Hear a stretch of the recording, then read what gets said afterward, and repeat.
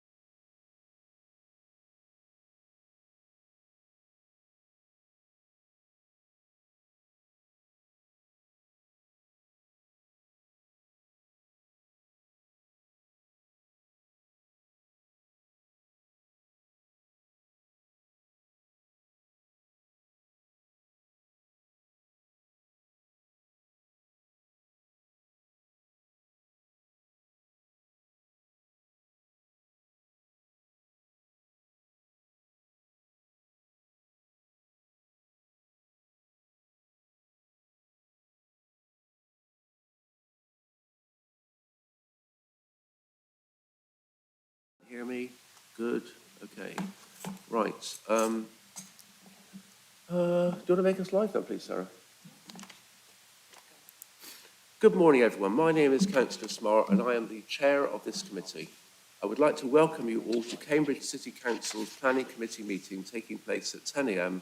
on Wednesday, the 4th of February. So, councillors, if you'd like to introduce themselves, maybe starting with Tim at the back there, please say who you are. Yeah. Councillor Tim Griffin, Coleridge Ward.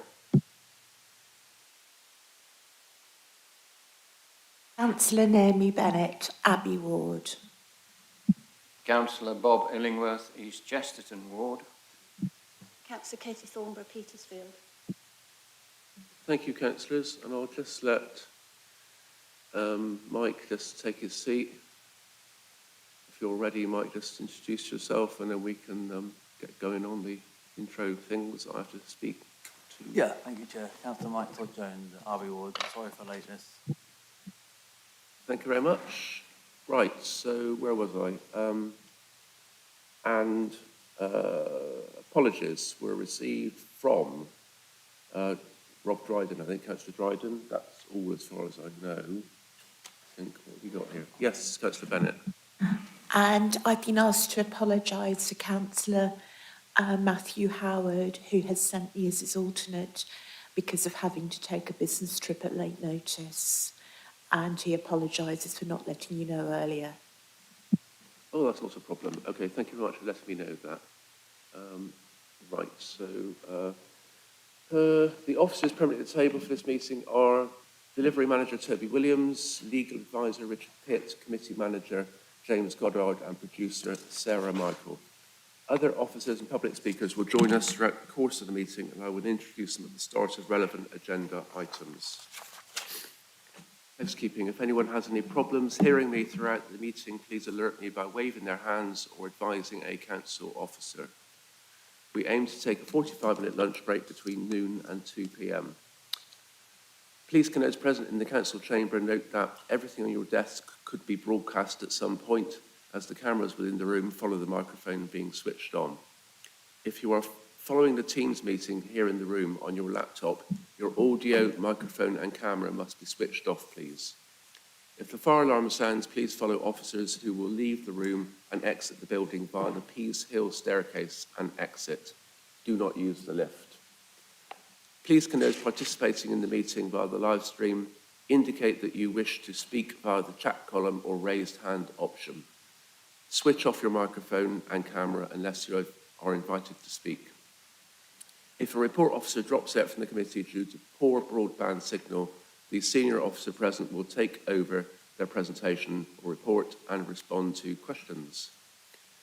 The process for each planning application will be: the case officer will give a brief introduction to his or her report, questions of clarification from members to officers. Registered public speakers will be invited to have their say. There will be 3 minutes for those speaking in support and 3 minutes for those speaking against, unless I've advised otherwise. The committee manager will ring a bell when you have 30 seconds remaining. Once public speakers have addressed the committee, their speaking time is over.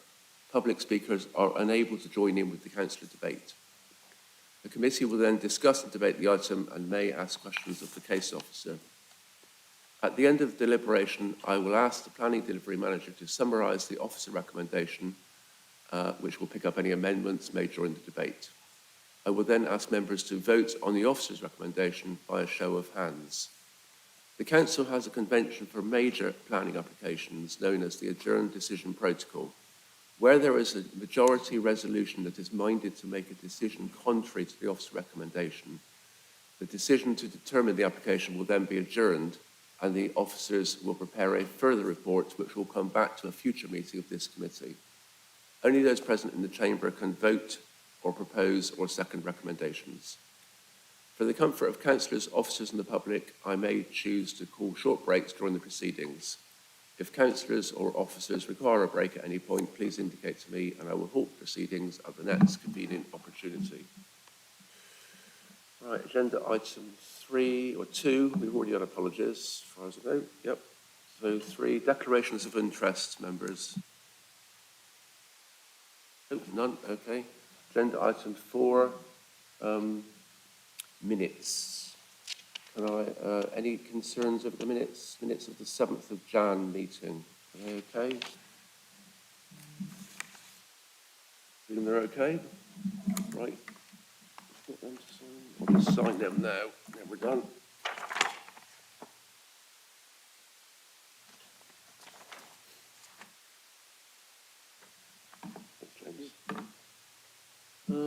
So item 5 is a briefing, Cambridge Investment Partnership Schemes, overview of the CIP, that's Cambridge Investment Partnerships, development sites and progress and future developments.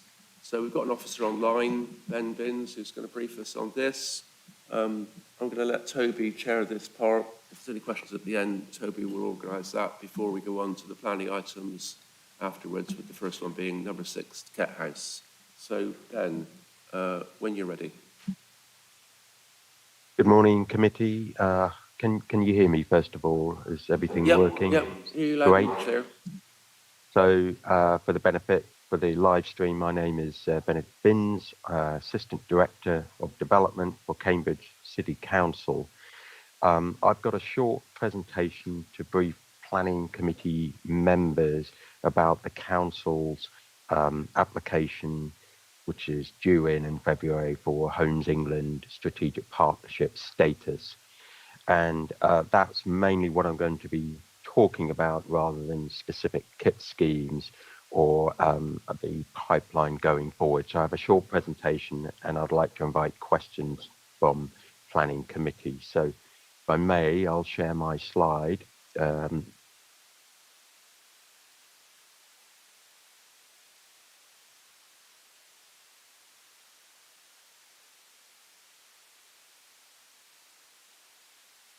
So hopefully that's come up.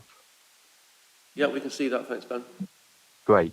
So it's a short series of slides, but it's just to recap. Some of you will already know this, but the government has launched the Social and Affordable Housing Programme, which lasts for 10 years. And for local authorities such as ourselves, we can bid for a strategic partnership status, which means we've got to deliver a minimum of 800 council homes, that's net gain, by March 2036. Now, 60% of those 800 homes must be at social rent.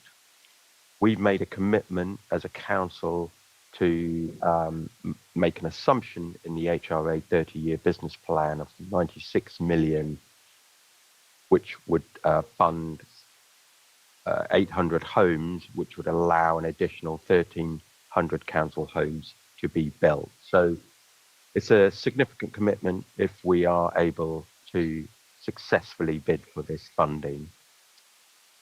Now, despite this, the flexibility in the funding is not as completely flexible as we would like. So what this does mean, to maximize the amount of council housing, we are recommending consideration will be needed to give towards viability assessments on some schemes and to consider build to rent.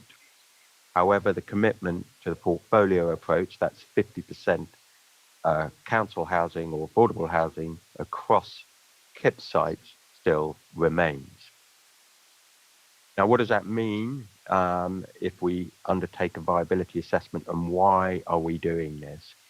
Well, the reason we're doing this is that we have significant decant costs on some of our schemes, ranging from 5 million up to 18 million pounds, and they are significant in terms of the viability of the development site. If they are included in a viability assessment, what that will mean is the commitment to affordable homes on a Section 106 maybe, if the planning committee accepts, come right down. Now, what that means is then Homes England will fund anything above from the 106 commitment, and our applications will be to commit to over 40% council housing, as well as a higher sustainability standard if that funding is successful. And then on build to rent, one of the reasons we're looking at build to rent is that market sales are slowing down and values are challenging in parts of Cambridge, and policy compliance at the moment is 20% for affordable housing. So again, if a planning submission is made and 106 assumes 20% affordable, then Homes England funding will fund anything above the 20%. And if our commitment is 50%, then we will get funding for the gap in between. The social rent is really important to this program, and what this means is there is a challenge to the HRA business plan. So the social rents means less rent in for the council.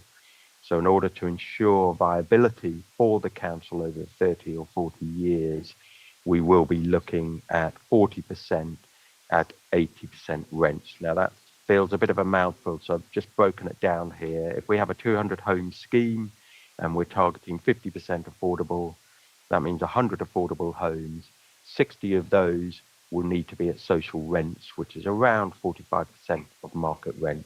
And we're proposing that our target will have to be the other 40 to be at 80% market rent. And that helps the viability of the business plan for the HRA.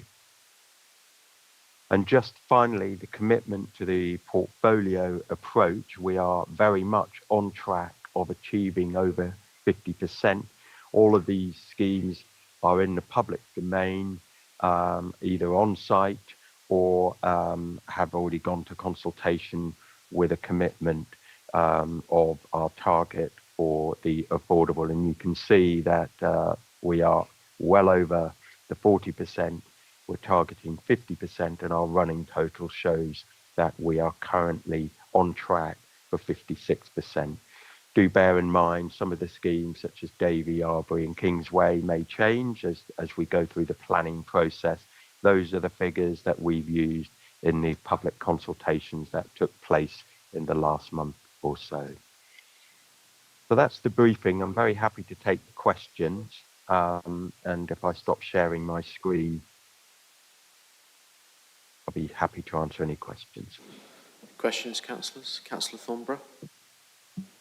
Ben, thank you very much.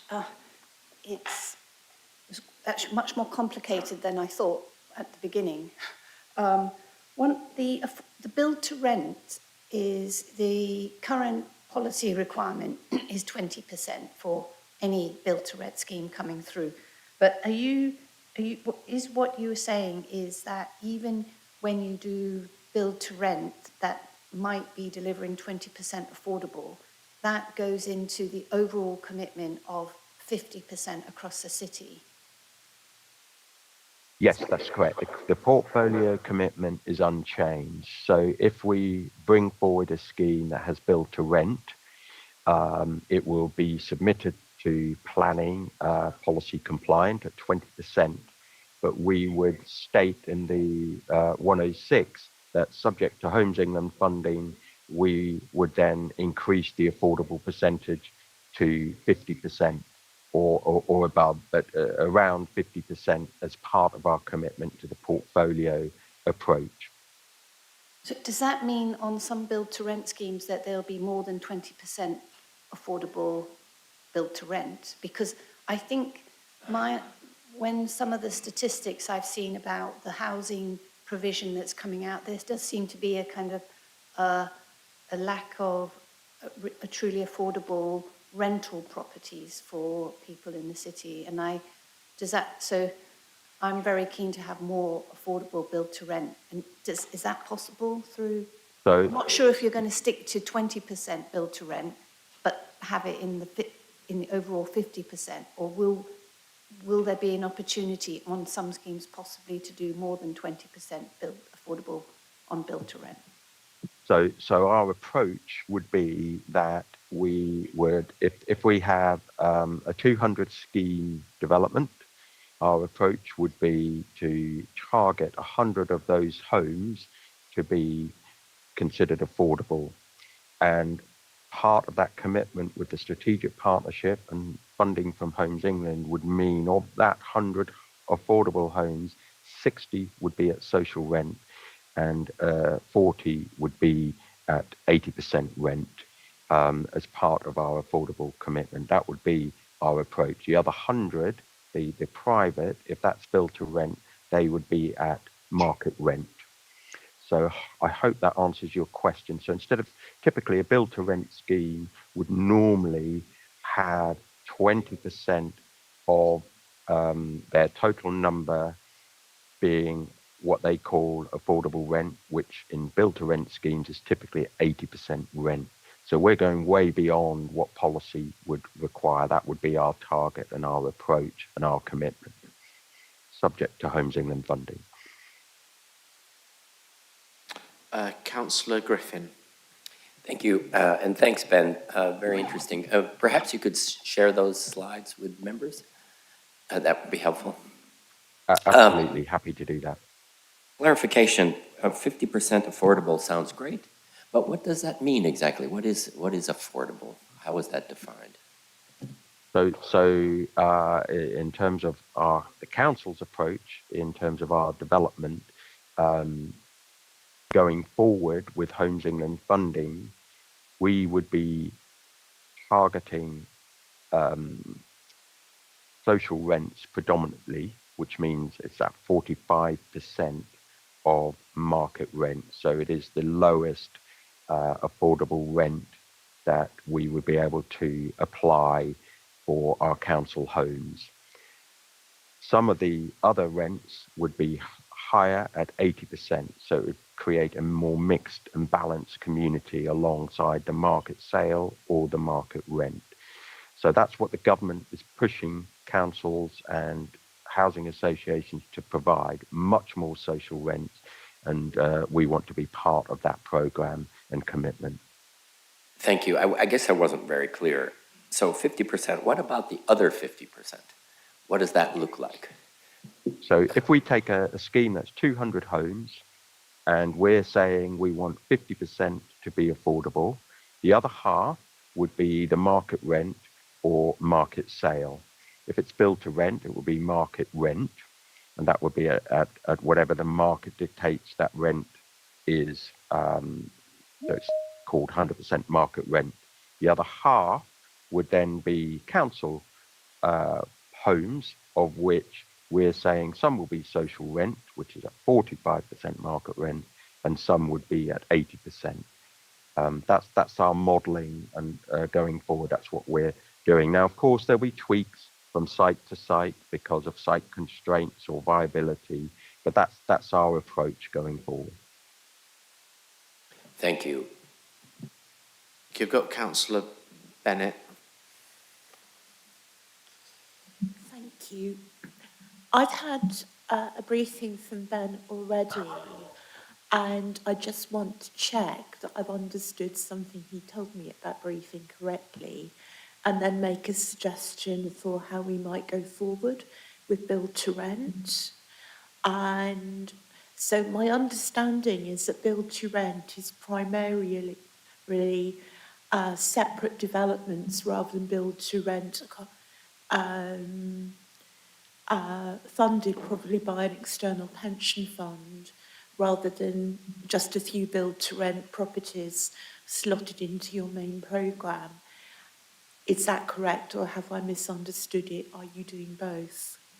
So typically build to rent, there's lots of different models for build to rent, but typically it would be a pension investor or other financial institution, but usually a pension investor would want to invest in the long term to purchase blocks or an estate of homes for the long term, and they would generate a return on that investment over 30, 40 years. That's how they structure the model in order to do that. So there are different pension funds that are in the market. Some are from overseas, some are from the UK, and in some cases there are pension funds such as in Greater Manchester, where the local authority pension fund has also invested. So there are a number of different approaches that can be taken, and of course we'll work with our partners to look at what's the most appropriate for Cambridge. Thank you, Ben. I'm aware of the Greater Manchester Pension Scheme, Build to Rent, and I'm looking at it in some detail. My suggestion for how we might move forward is that as ward councillors, we're increasingly seeing quite a lot of private sector casework, and I think we'd like to learn from that experience and maybe come up with some suggestions of what good might look like for build to rent, and go into a bit more detail than the local plan policy, which covers the planning aspects and look at some of the operational aspects. I think that we haven't got much local experience of build to rent in Cambridge at the moment, and I think early council involvement would be very valuable. Great, thank I'm you. happy. Sorry. Sorry, Ben, if you want to come back shortly, then I've got two other councillors waiting. Thank you. Yeah, happy to meet ward councillors as appropriate and take their soundings and their feedback. Thank you. Okay, I've got Councillor Smart next, please. Thanks, Toby. So thanks for the briefing, Ben. So this is a briefing to planning committee members, and that's what we're interested in today. So I don't know if you or Toby might like to just lay out to us what the implications of this briefing are for what the work we do on planning committee. I'm happy to, Toby, if that's okay. You Fine, start Ben. off, Ben, Yeah. I think, and Toby can always pick up anything. Yeah. So this is a really to brief planning committee members to demonstrate what changes may be coming as a result of our application for Homes England as part of the strategic partnership. So I've highlighted two key changes which may mean schemes that come to planning committee that you will look at and make decisions on, which may mean are different to what we've done in the past. So it's really to provide that briefing to ensure you've got those high-level questions you may wish to ask now. And I've mentioned the viability assessments, and I mentioned the build to rent. They're the two key changes, along with the increase in social rent that you will see as part of our applications coming through as KIP or outside KIP through this planning committee. I don't have anything to add on that point, but what I would say, Councillor Bennett, on the build to rent question that you asked is the formerly known as Devonshire Gardens, but the Mill Yard site on Devonshire Road is probably the kind of largest build to rent scheme that I'm aware of that's presently kind of under construction, and the developer Socius has agreed to a member site visit at some point to that site. If members would be interested, happy to take them around to understand how the build to rent is going to operate and how it's being marketed, and that includes an affordable build to rent element. So there can be more to come, certainly on build to rent if there's a knowledge gap there. Right, Councillor Illingworth. Sorry, Martin. Can I just come back? Is Yeah. that right? So thanks for that. I think that's useful for us all, Ben. I just had one to come back on really, is so the build to rent part of the mix. So there's lots of percentages floating around. You could argue it's more to do with money than houses, because there's a lot of money calculations to make it all work. And I understand that. And, you know, to get funding from other places, we need to make that all work financially. But in the build to rent, I mean, I think as far as I remember, we get 40% affordable. Generally, in our portfolio approach, we get 50+% affordable, those sorts of numbers. But the build to rent is 20% normally. So it's much lower, more, you know, half at least, if not lower than half of that. And that's, you know, that's doesn't feel as good. But I guess the playoff is, and correct me if I'm wrong, that we get more money in the pot to make the financial calculations work. Is that it? Yeah, absolutely. So if we are above policy compliance, then Homes England will fund those additional affordable units, and that's an advantage of build to rent. There are also other advantages in that if you undertake a mixed tenure scheme and you do market sale, the current climate is quite challenging at the moment. And so build to rent offers an alternative to market sale as well. That's great. Thanks, Ben. Thanks, Toby. Okay, Councillor Illingworth. Yes, I'd just like some clarification on nomenclature. So 45% is called social rent. What do you call 80%? And do the two together are called affordable rent? Is that correct? And then is build to rent only for market rents, or is it an umbrella term for everything that's rented? Thank you. So in what I've presented, build to rent, as we see it, as the council, is an alternative to market sale as part of our approach in terms of rolling out council houses. So the other half, which is our portfolio commitment, then is what we call council homes. The question is what rent is that set at? So typically we've used a range of rents, one of them being social rents, which is around 45%, one of them being what we call LHA rents, which is around 60%, and then there is an affordable rent, which is at 80%. What we're proposing as we go forward is that we continue with 50%. Of that portion of affordable rents, we're saying 60% of those will need to be at the lowest rent that we can set, which is social rent. And then the other 40% to help the HRA business plan, this is the council's business plan, will have to be at the higher rent at 80%. So whilst there's a commitment to more social rents, that's the lowest rent, it does have to be offset by providing a bit more 80% rents. Both rents are council properties owned by the council.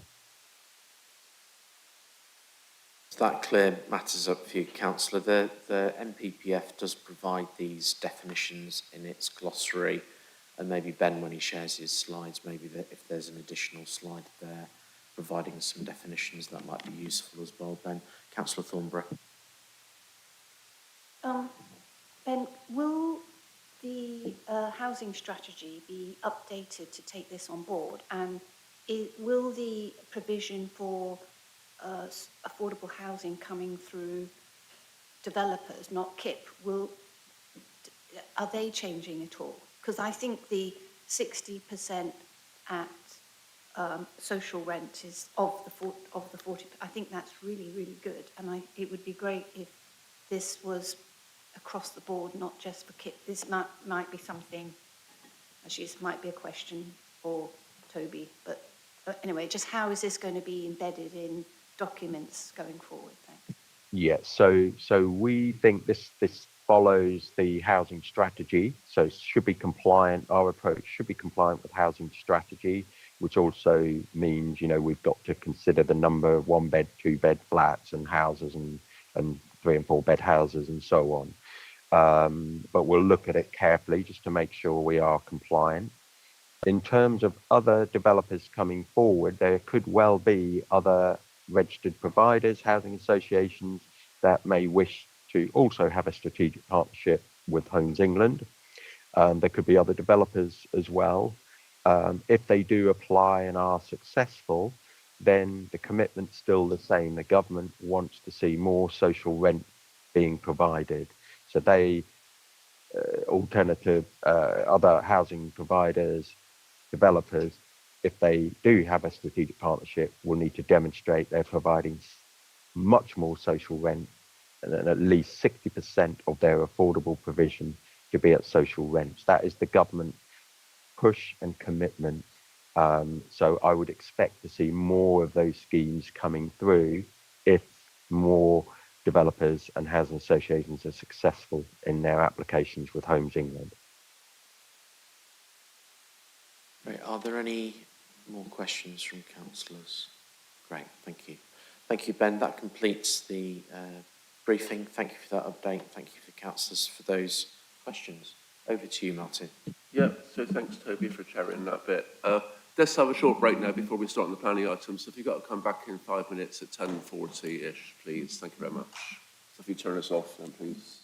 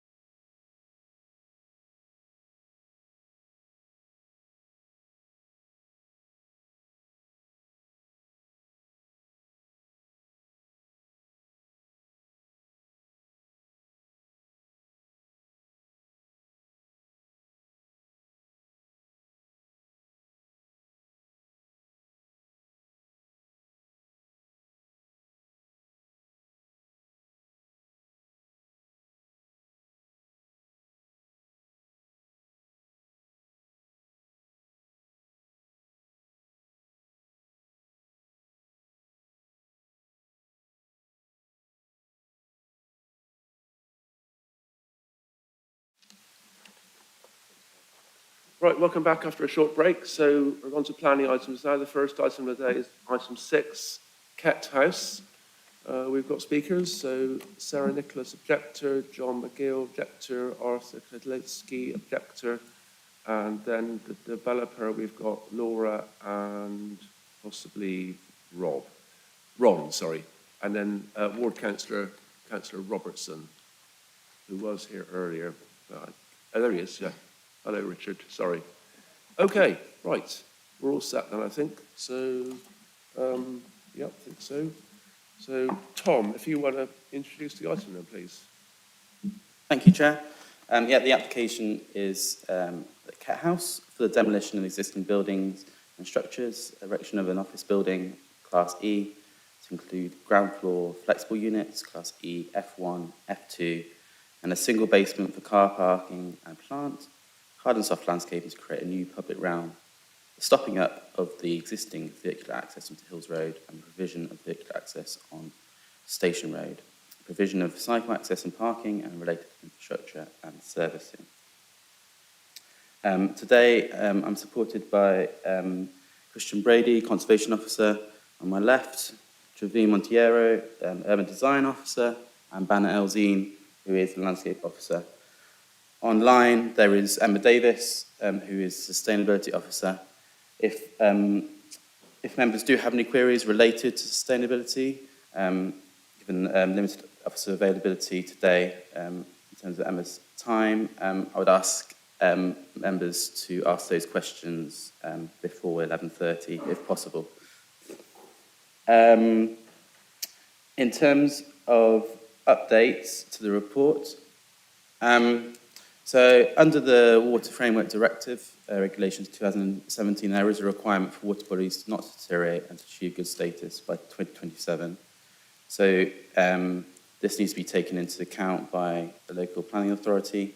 However, officers feel that given the lower scale the sites that have attracted the Grampian condition in the past, given especially sort of JDMC sites, and given that this site is not an EIA development, officers consider that it's not necessary to attach a Grampian condition in this instance. A typo on paragraph 23.31, it should say a Grampian condition is not necessary, and therefore the environmental impacts arising would be negligible. Tom, what's the EIA? Environmental impacts assessment. Yeah. It wasn't a test, but I just saw one of those. So acronyms are a bit of a problem, aren't they? The application is supported by visualizations, which are part of the plans pack. There is also some kinetic views that I will be able to show members, and this will inform decision making. These kinetic views have been prepared to provide a representative, accurate, and proportionate illustration of how the proposed development will be experienced by pedestrians within the surrounding context. The tree locations are accurate, but the tree information isn't, so that they should be taken into account as illustrative rather than definitive. And all kinetic views are generated from eye-level pedestrian viewpoints and intended to assist in the understanding of the proposal's relationship to the surroundings. And these should be read in the context of the other drawings, verified views, and other application material. So I'll show those as we go on in the presentation. So the site, I'll just change it to my laser pointer. So the site is here where my laser pointer is, at the junction of Hills Road and Station Road.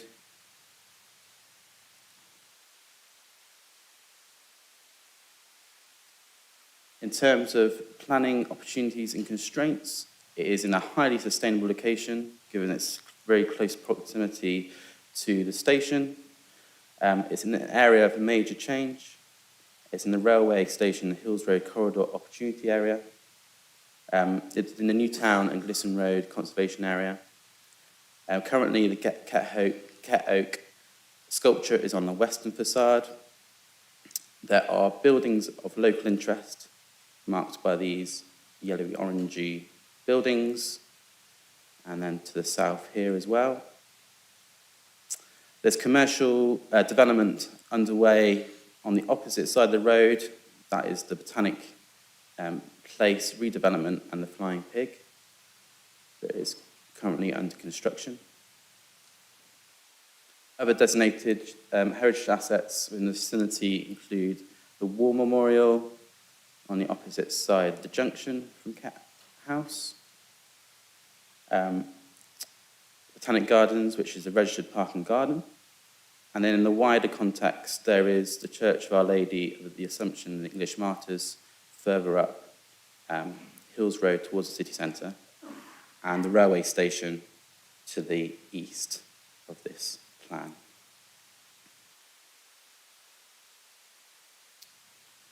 So this plan shows the heritage context.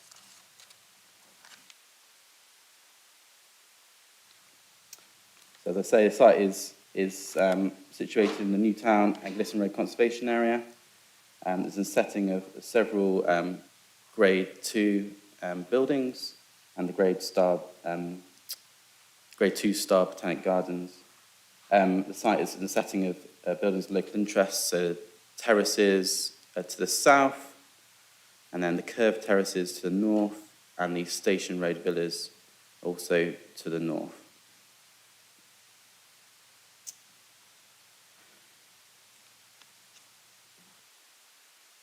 In terms of the site context, it is very varied in terms of the styles, ages, and scales of development around the area. As you can see from this picture, there are the modest sort of historic sort of residential forms of development, but also there is also substantial commercial developments along Station Road. The Botanic House building here, number 2, and then also the Botanic Place redevelopment here on the opposite side of Hills Road. So the site, the application site, represents the final piece of the southern section of Station Road, and it seeks to bring about high-density development, which is encouraged in local national planning policies around key infrastructure hubs, including the station, and brings together disparate elements of the area through the creation of a civic building and an enhanced public realm offer.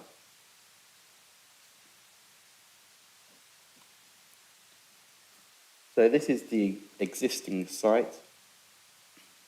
As I say, the existing site sits on the junction of Hills Road and Station Road. The current building fails to make the most of the site due to its orientation and its scale when taking into account the evolving character of the area. So there is potential redevelopment here that releases a high-density form of development on the site and creates a high-density development that is part of CB1, the area, and brings about good qualities to the area. The existing site is has several negative elements to it. So the surface level car parking here dominates the site. There is a poor public realm and a narrow footway that goes round the site. The landscaping to the north of the building is poor quality. There's street clutter in terms of the substation and the boundary wall limiting movement and is a negative contributor to the area.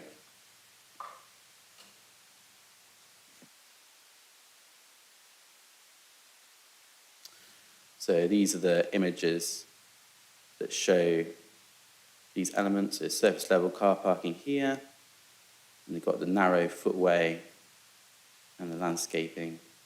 There's the boundary wall here.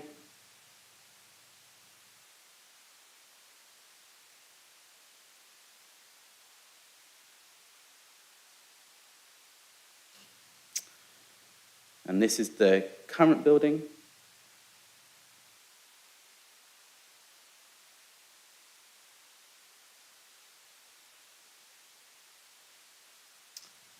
So the proposal comprises the demolition of the current building, including the structures that surround it, including the boundary wall, the substation, and other ancillary structures.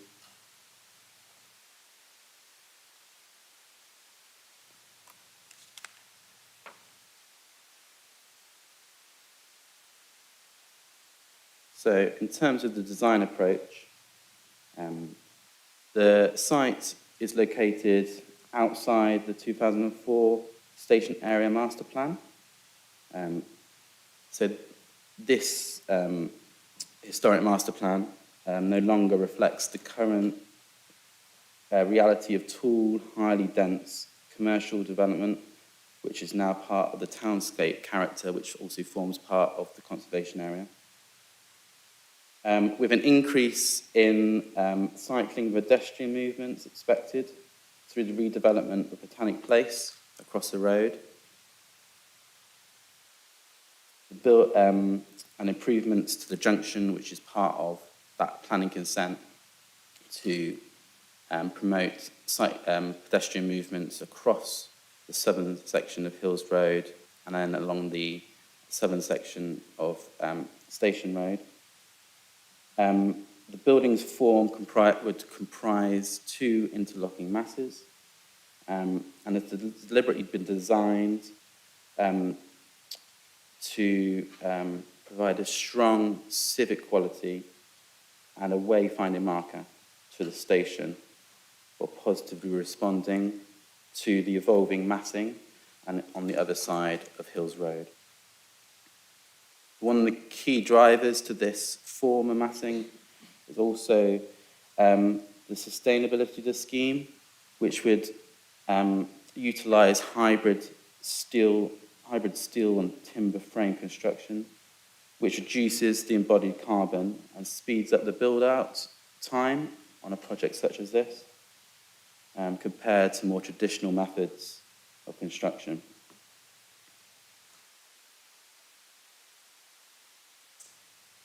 So the design has evolved through a series of pre-application meetings and 2 design review panels. And changes include the removal of level 8 office accommodation and the reduction in height, the setback of the 7th floor, and the reduction in the grid height of the lower block, the better articulation of the facades, a colonnade added to the southeastern elevation, and the integration of the Ket Oak artwork.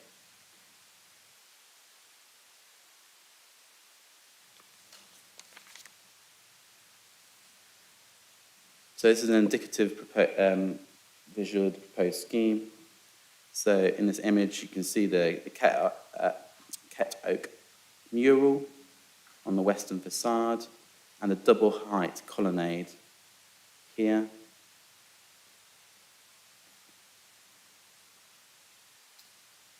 This is the proposed site plan showing the larger block here and the smaller block here with external amenity space on the top floor of that smaller block.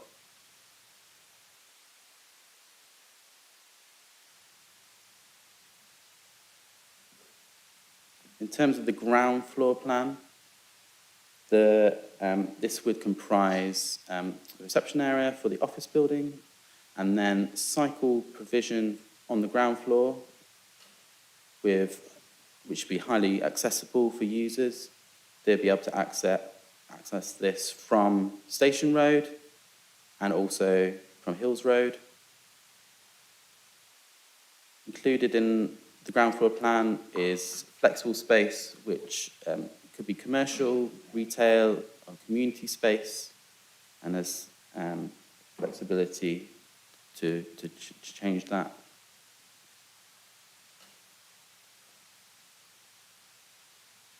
In terms of the basement floor, this would comprise car parking, but a significant reduction in the car parking from the existing site. And it will also include plant and other end-of-trip facilities for the users.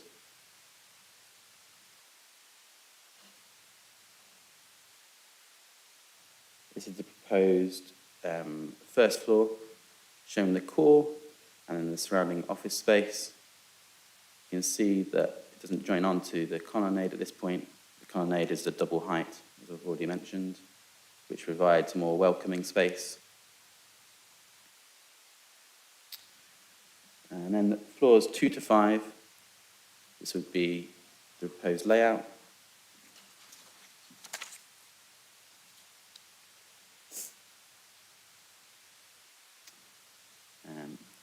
Floor level 6, showing the external amenity space.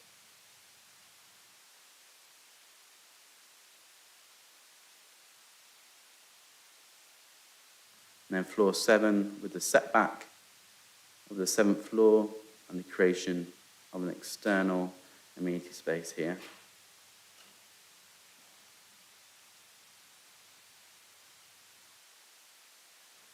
And then that's the roof level. Again, showing the setback of this floor.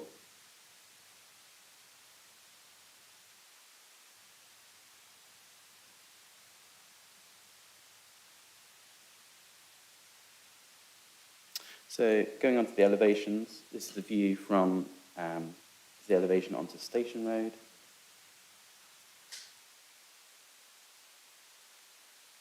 So this would be the main visitor access. The main access would be onto Station Road, and cycle access would also be there.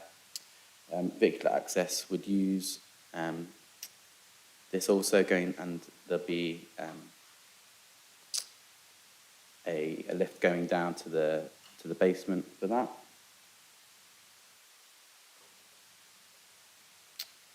An indicative northern elevation, showing what the facade would look like.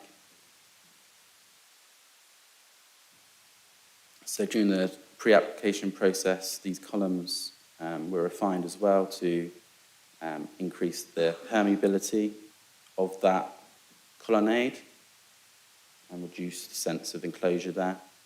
And it's actually would be a really welcoming space and would offer another option for people as part of the landscape offer.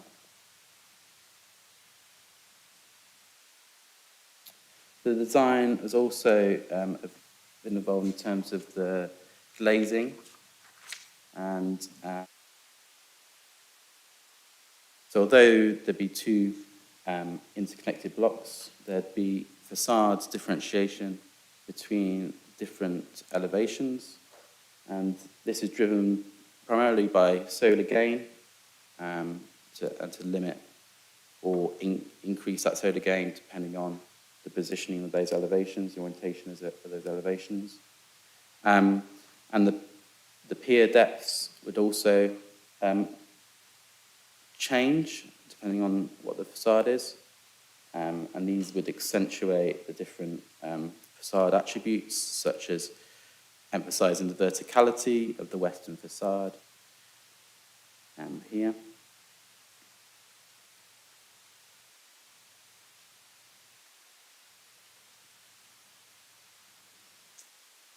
In terms of the eastern elevation, this would be the lower block here, and it would have a balustrade at the top here, glass balustrade.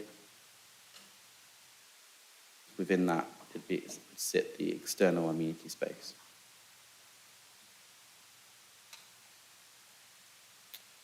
Going round to the south-eastern elevation now.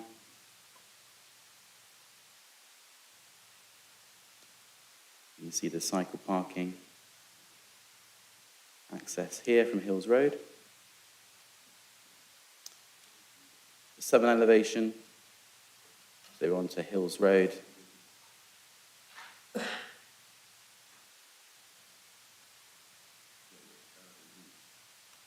then the southwestern elevation.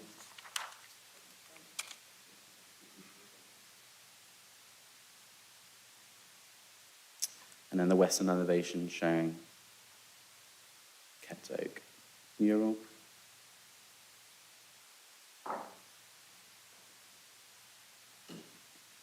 And then moving on to the sections. So it would be an 8-storey building plus plants. And you can see the setbacks in terms of the plant deck on this east section.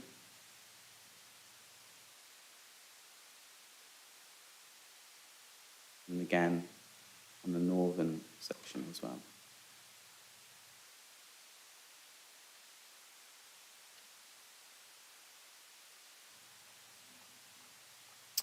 In terms of the section onto Station Road,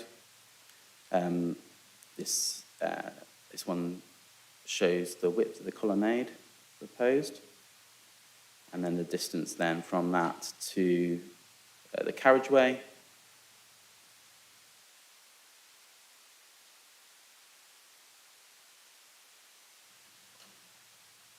And then this is the colonnade itself.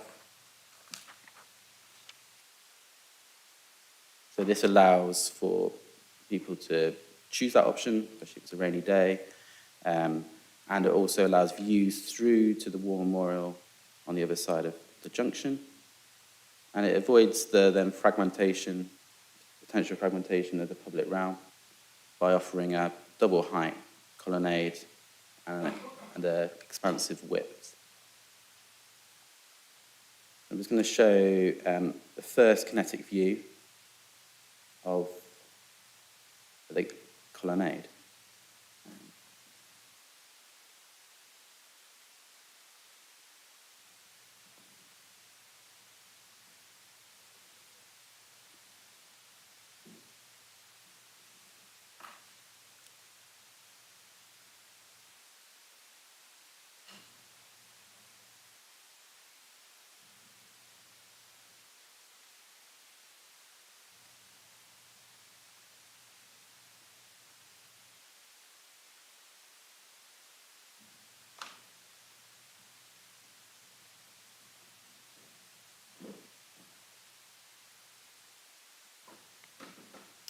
So in terms of the public realm on the junction itself, this would be substantially enhanced from its current offer. And there would be raised seating and substantial planting, including a plane tree here.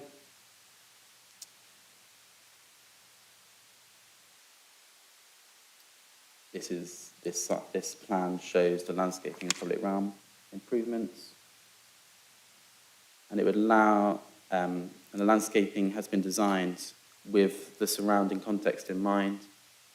This bit here relates then to Botanic Gardens on the opposite side of the junction.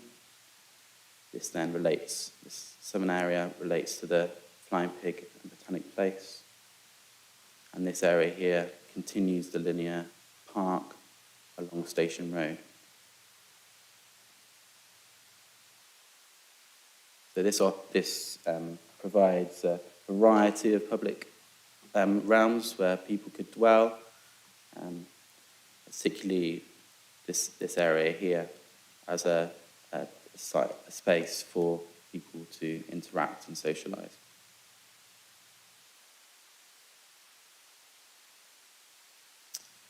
So in terms of the heights, so this this plan shows the spot heights along the southern section of Station Road. So the red outline of the building shows the total height of 48.289 metres to the top of the plant roof. And it's not the tallest, wouldn't be the tallest building along Station Road. The current tallest building is at 49.1 metres at 50 to 60 Station Road. It'll be slightly higher than Botanic Place at 47 metres. But in terms of the current context and evolving character of the commercial central business district along Station Road and Hills Road, it's considered that the height is appropriate for the area.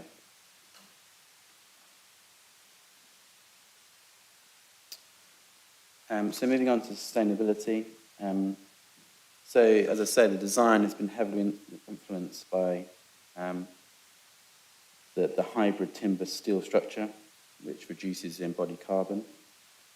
Operational carbon emissions would also be reduced through the careful choice of window openings and an all-electric approach. There'll be substantial water savings, through water harvesting, and also reducing construction waste and reusing as much materials as possible from the existing cat house site. In terms of the materials, the scheme would comprise 2 different facade materials, and for those members, they're on a table in front of me. One is the sandstone facade, which would be the smaller block. The other one would be a limestone. So these have substantial embodied carbon savings over clay bricks, and they can stand. They don't need any supporting structures to support it, so they reduce the amount of other supporting structures internally to help support it. In heritage terms, the tonal qualities of these respond to the history of the original Ratty and Cat stonemasons building that was originally on the site before the current cat house building was built, and also the historic character of the conservation area. So yeah, members can look at the samples if you're interested in that. In terms of the Ket Oak sculpture, so this would be positioned on the ground floor on the western facade. And so this would provide better pedestrian interaction, and its placement in this location was praised by design review panel.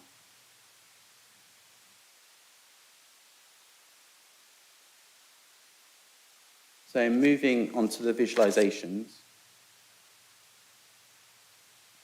So the application is accompanied by a townscape visual impact assessment, and several visualizations can support this. So viewpoint 3 shows the proposed building here in the context. And officers considered this as a positive integration of architecture into the varied townscape character. I'm going to move on to a kinetic view now. So that's looking along Hills Road, yeah? Yeah, so from Hills Road, from the north.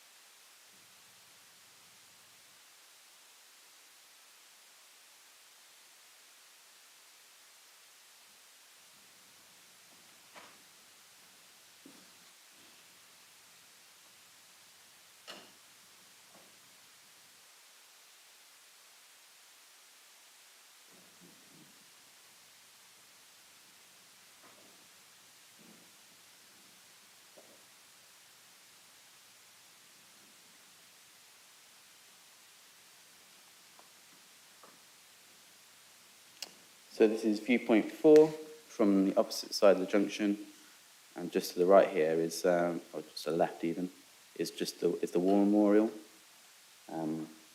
This shows the verticality of this western facade has been emphasised, and the careful balance of the massing and scale, which has evolved over the series of workshops and design review panel.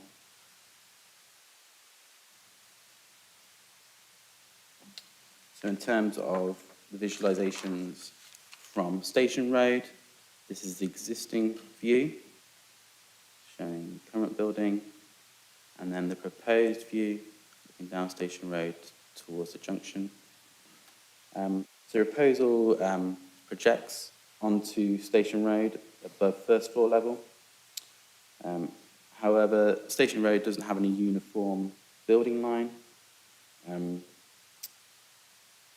And I will show in a moment these images of 50 to 60 Station Road. So in the top image here, it shows the projection onto Station Road here.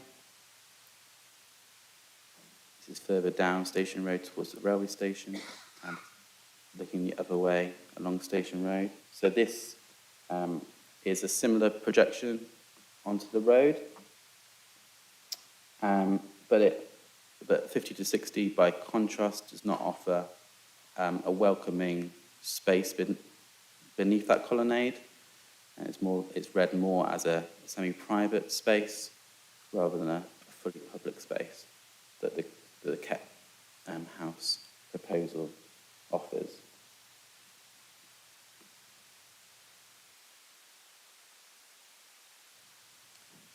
So officers considered that the proposed development appropriately balances and bookends Station Road by having projection from 50 to 60 Station Road on the eastern side, the eastern end of Station Road, and then the Kett House proposal projecting and bookending onto the eastern side of western side of Station Road, rather. And I will show the view.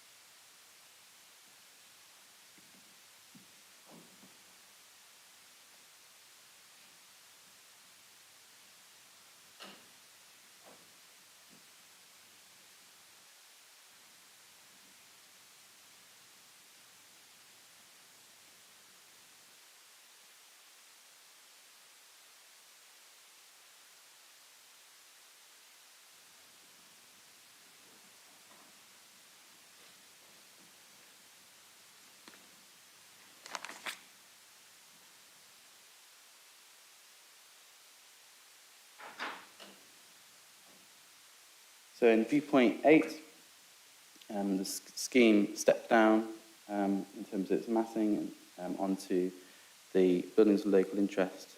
It's Eastbourne Terrace along here. And the angled facade and creation of a public realm here creates some breathing space between the proposed development and the terraces. So the transition from the fine grain residential developments to larger commercial buildings is already an established feature in the area. And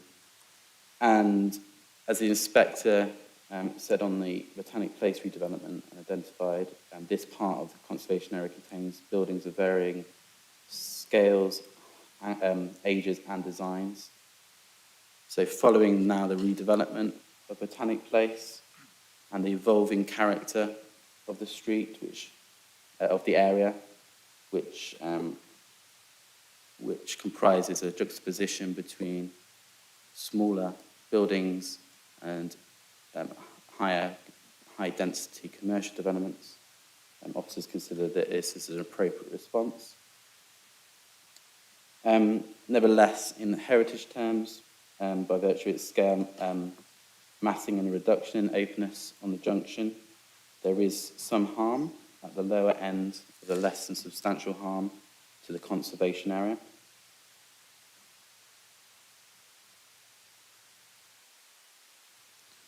In terms of viewpoint 10,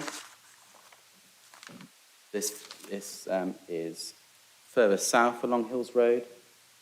The proposed office building is read in the context of buildings in the area, and is considered appropriate. Viewpoint 12, so like viewpoint 8, so you can see the juxtaposition between the commercial building and the more modest heritage assets. Again, that should be read in the evolving context of the townscape. And just about see Botanic Place here, just beyond the tree there. So the massing and height strategy were welcomed by design review panel, and the panel's conservation specialist referred to the building as sitting well within its context.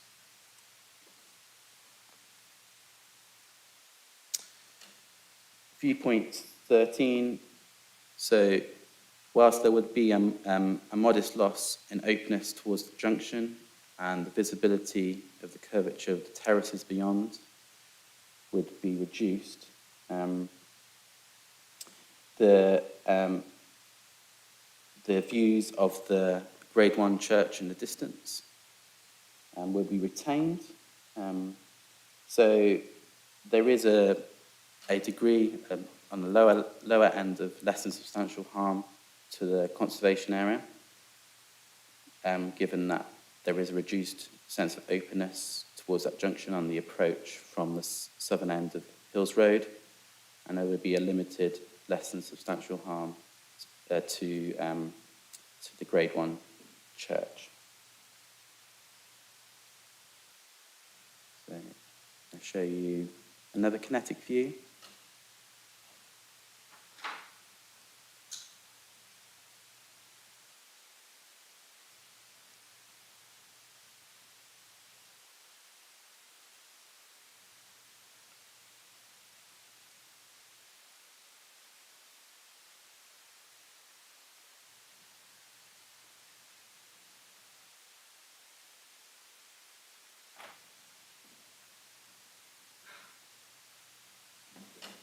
They all worked up until this point, until the last one, but they take a lot of data, these views, members, so please bear with us. But we thought these were important because the site is very awkwardly shaped, and the views that you're seeing, as the officer has explained, are really accurate within, I think, 25 to 50 centimetres.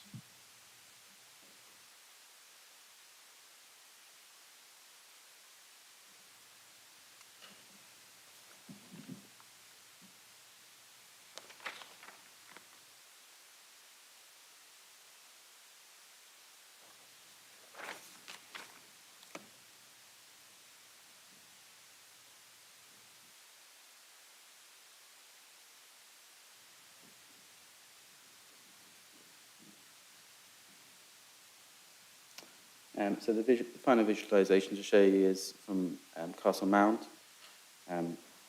So this would be hardly visible, and if it just about see it just beyond the tree here, but given the significant distance and given that the rest of CB1 has, as I say, highly dense buildings, this would be read in the context of that evolving character of the area, and its height would be suitable.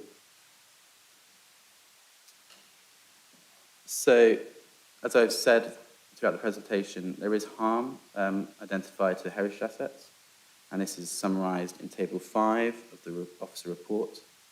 So there'd be lower end of less than substantial harm to the conservation area, a limited less than substantial harm to the war memorial, grade 2. Limited less than substantial harm to the Church of Our Lady of Assumption and the English Martyrs, which is grade 1. And then moving on to the buildings of local interest, there will be limited harm to Eastbourne Terrace and limited harm to the curved terrace to the north. In terms of public benefits, there's economic benefits in terms of supporting Cambridge's knowledge-based economy. There'll be substantial employment, and the employment would also support local services and facilities. The applicant has agreed to enter into a planning obligation and secure the employment and skills strategy. There'll be enhanced public realm and landscaping, and the activation of ground floor uses. In terms of environmental, the sustainability benefits including a hybrid structural system which reduces the embodied carbon substantially, rainwater storage and grey water recycling.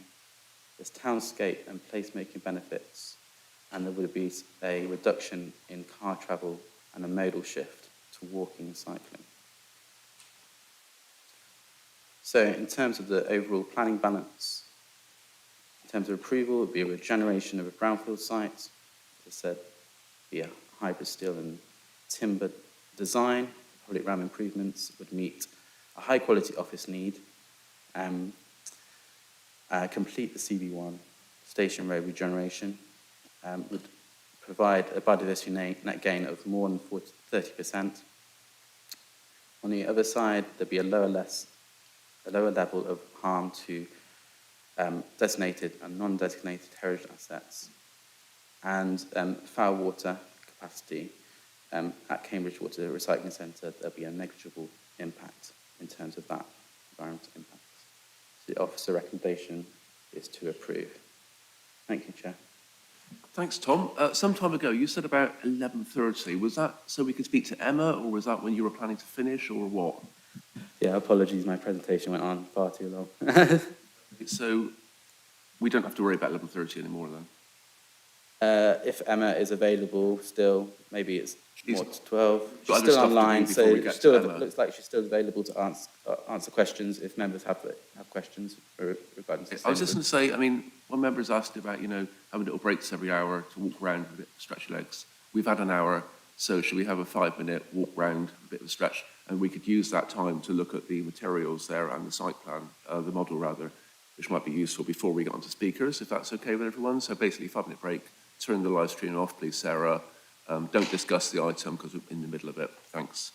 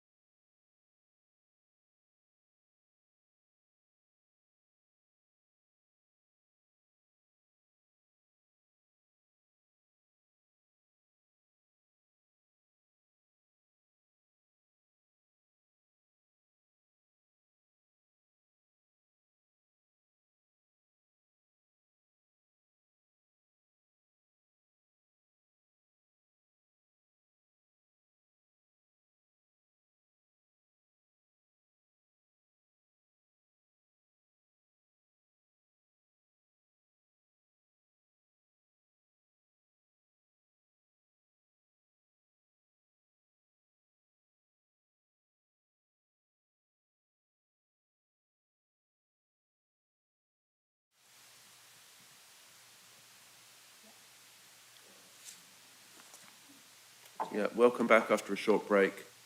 So Councillor Robertson has shared a document on your desks, which is about Cat House, and he'll refer to that when he speaks. It's already in the public domain. So speakers, the first ones are the three objectors. I've allowed 6 minutes for that. We've not got James yet, so he's on his way.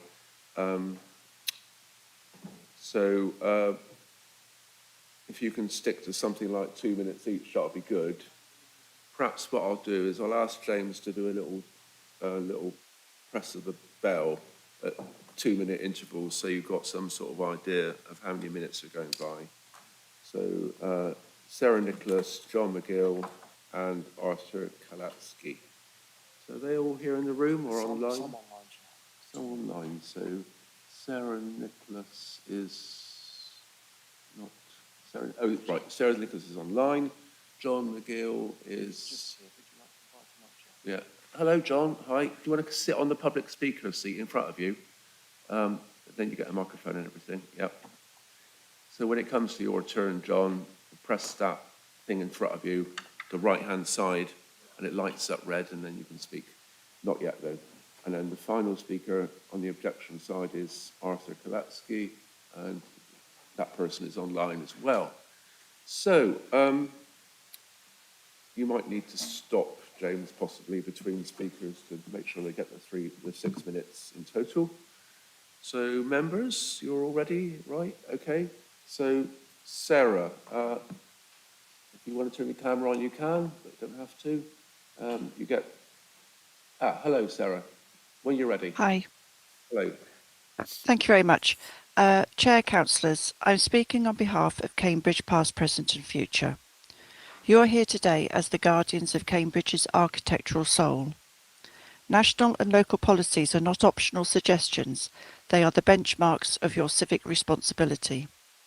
This proposal represents a fundamental failure to meet those standards. It is an example of harmful overdevelopment that prioritises floor space and profit over the dignity of our historic streetscape.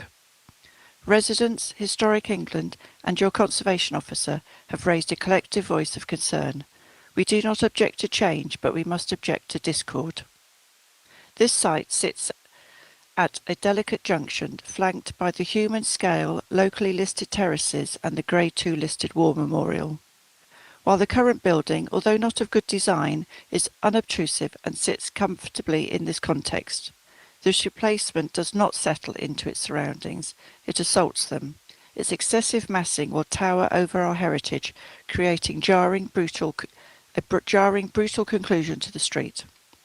Furthermore, the design is uninspired, a repetitive, rectilinear grid that ignores the innovative spirit of its neighbours.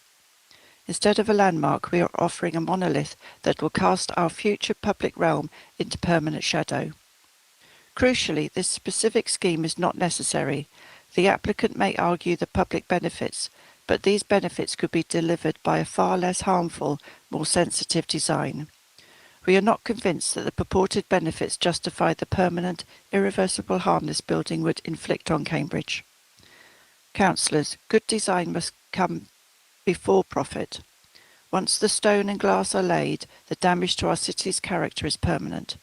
We ask that you exercise your power as stewards of our environment.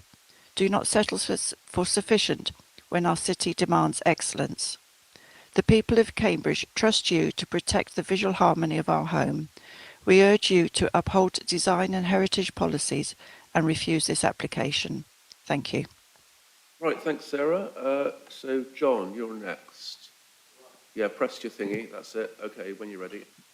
I speak as a concerned resident and also as a qualified town planner.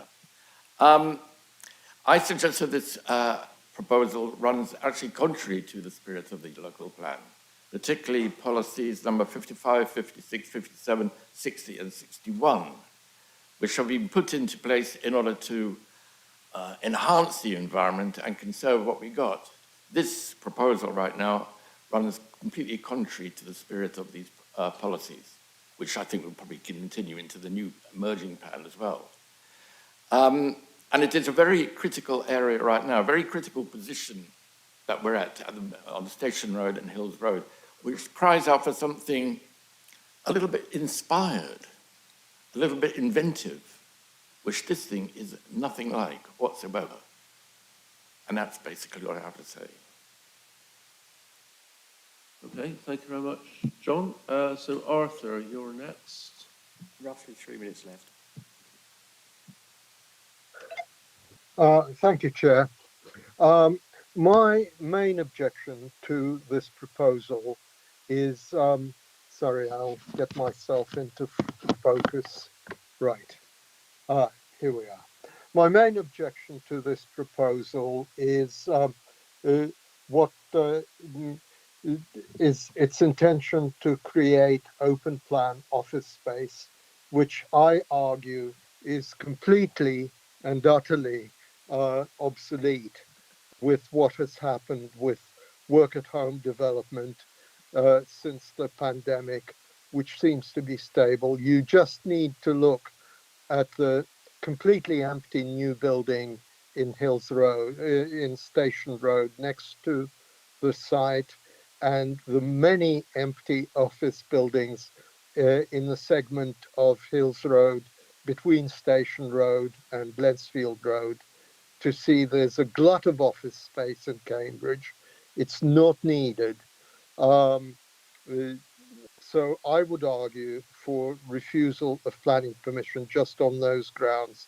And I realize that it's a little too late to participate in the new joint local plan for Greater Cambridge that the consultation expired last week.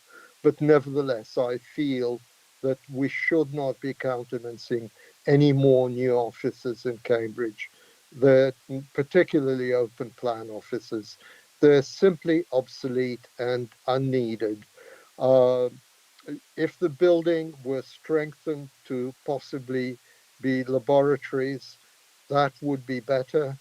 That would make the building more acceptable. But what we really need in Cambridge is more housing, not offices. So that's my main objection. Subsidiary ones are, first of all, our experience with other new building developments in Station Road, and I'm a close neighbour. I live in Vinter Terrace, is the usual dust and so on and noise.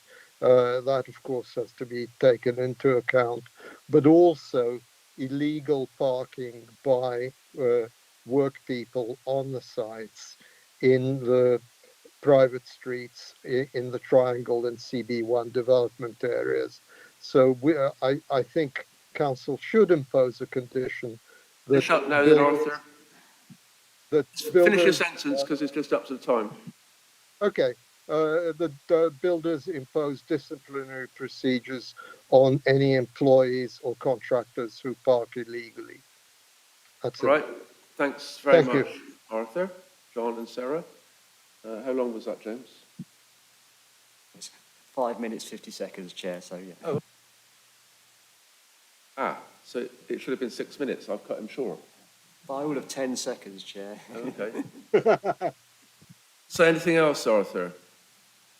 No, I think you're okay. All right. Well done. That's fine. Good timing. Okay. In that case, Laura, you've got 6 minutes to speak. Thank you, Chair, and good morning. My name is Laura Collins, and I am the project lead at Stanhope. We are the developers behind some of the UK's most dynamic landmarks, including Tate Modern and BBC Television Centre. As one of the few B Corp certified companies in our industry, we are overseeing the planning and delivery of Kett House, ensuring it works for both people and the planet. This scheme is the result of over 2 years of close collaboration with council officers and stakeholders, delivering a considered design-led approach. It will transform a brownfield site, complete the regeneration of the southern side of the Station Road, encourage active travel and provide significant public realm and biodiversity enhancements. Given the triangular sites and the contrasting settings of Station Road and Hills Road, We worked closely with officers and the design review panel, testing over 20 massing options together. The result is a carefully moderated building, not a landmark, but one that sits comfortably between the two streetscapes and makes best use of a site less than 5 minutes walk from the station. The design is underpinned by a robust daylight and sunlight assessment, showing good results for neighbouring buildings. Potential overlooking has been addressed through tailored window treatments following the approach agreed with 10 Station Road.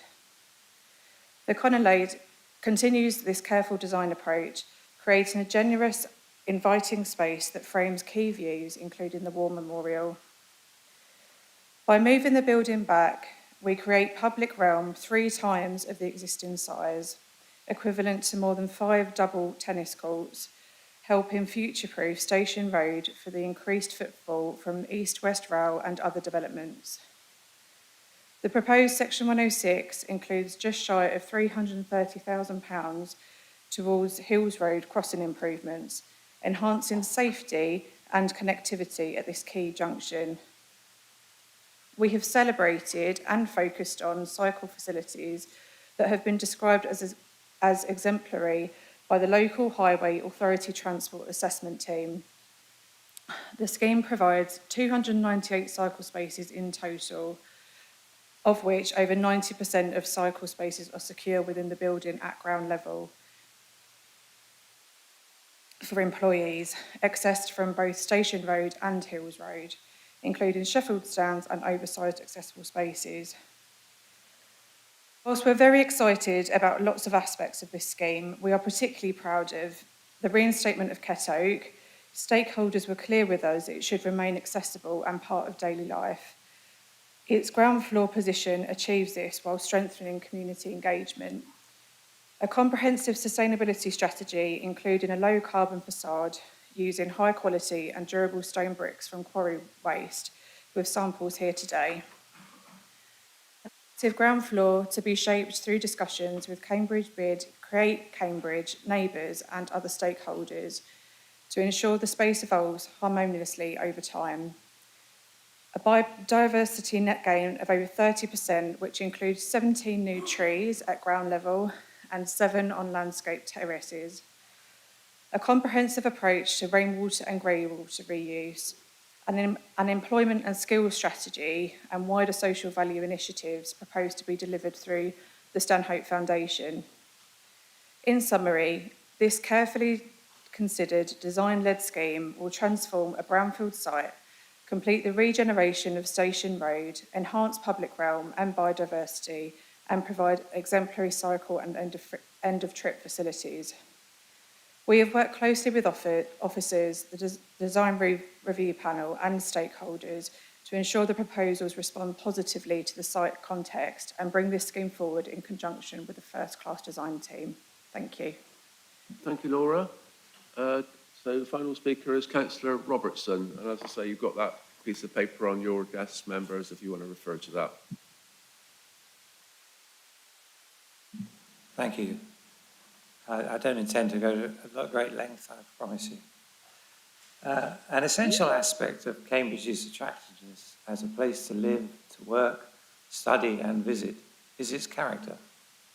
This character stems from the interplay between its rich architecture and the spaces between buildings. Trees and high-quality public realm also play a significant role.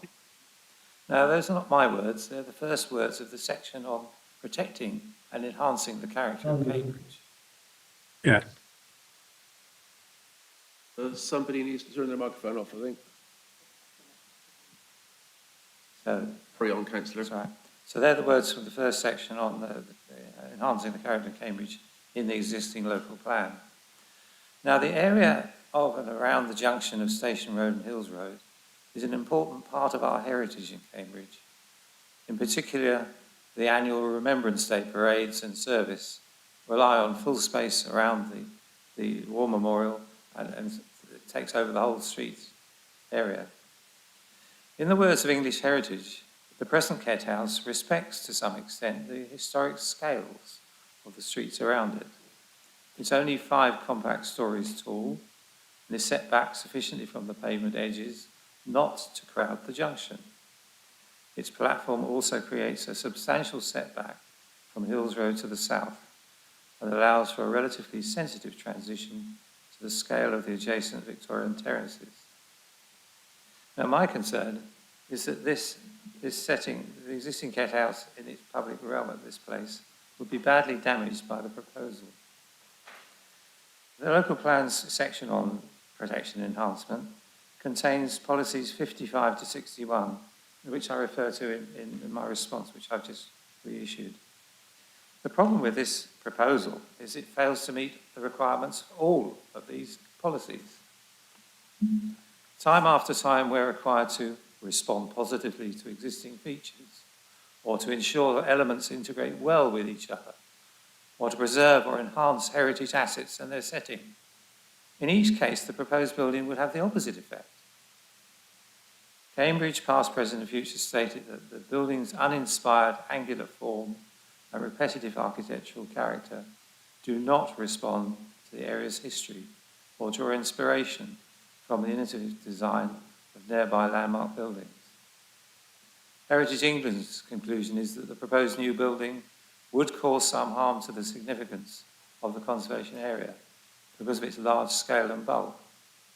The Conservation Officer states the radical increase in the scale and bulk of the built form at this key node in Cambridge's cityscape could have a disproportionate impact on the character and appearance of the surrounding conservation area and would cause harm to its significance. The responses from each of these three bodies express at some length their concerns about the proposed new building.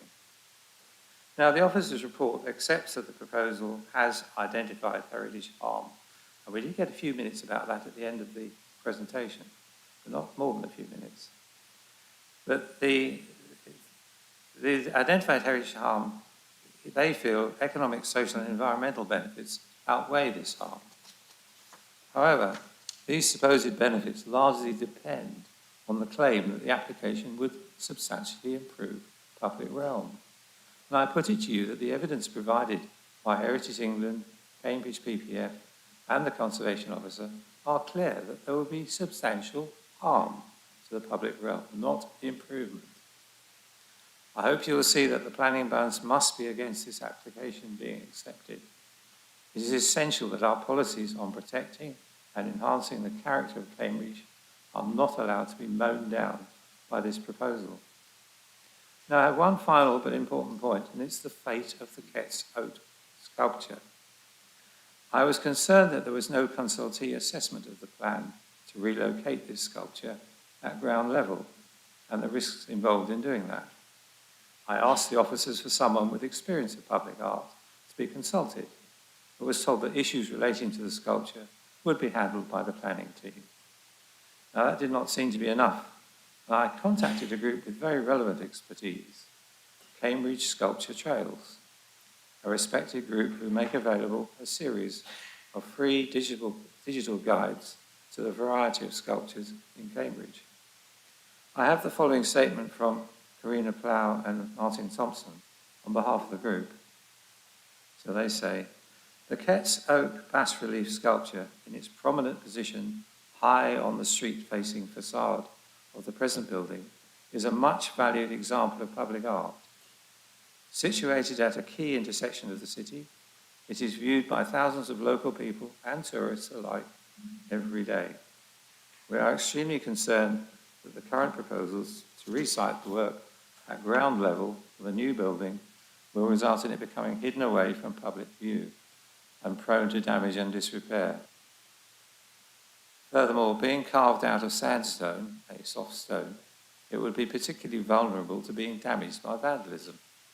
It would collect litter and could easily be misused by people climbing on it.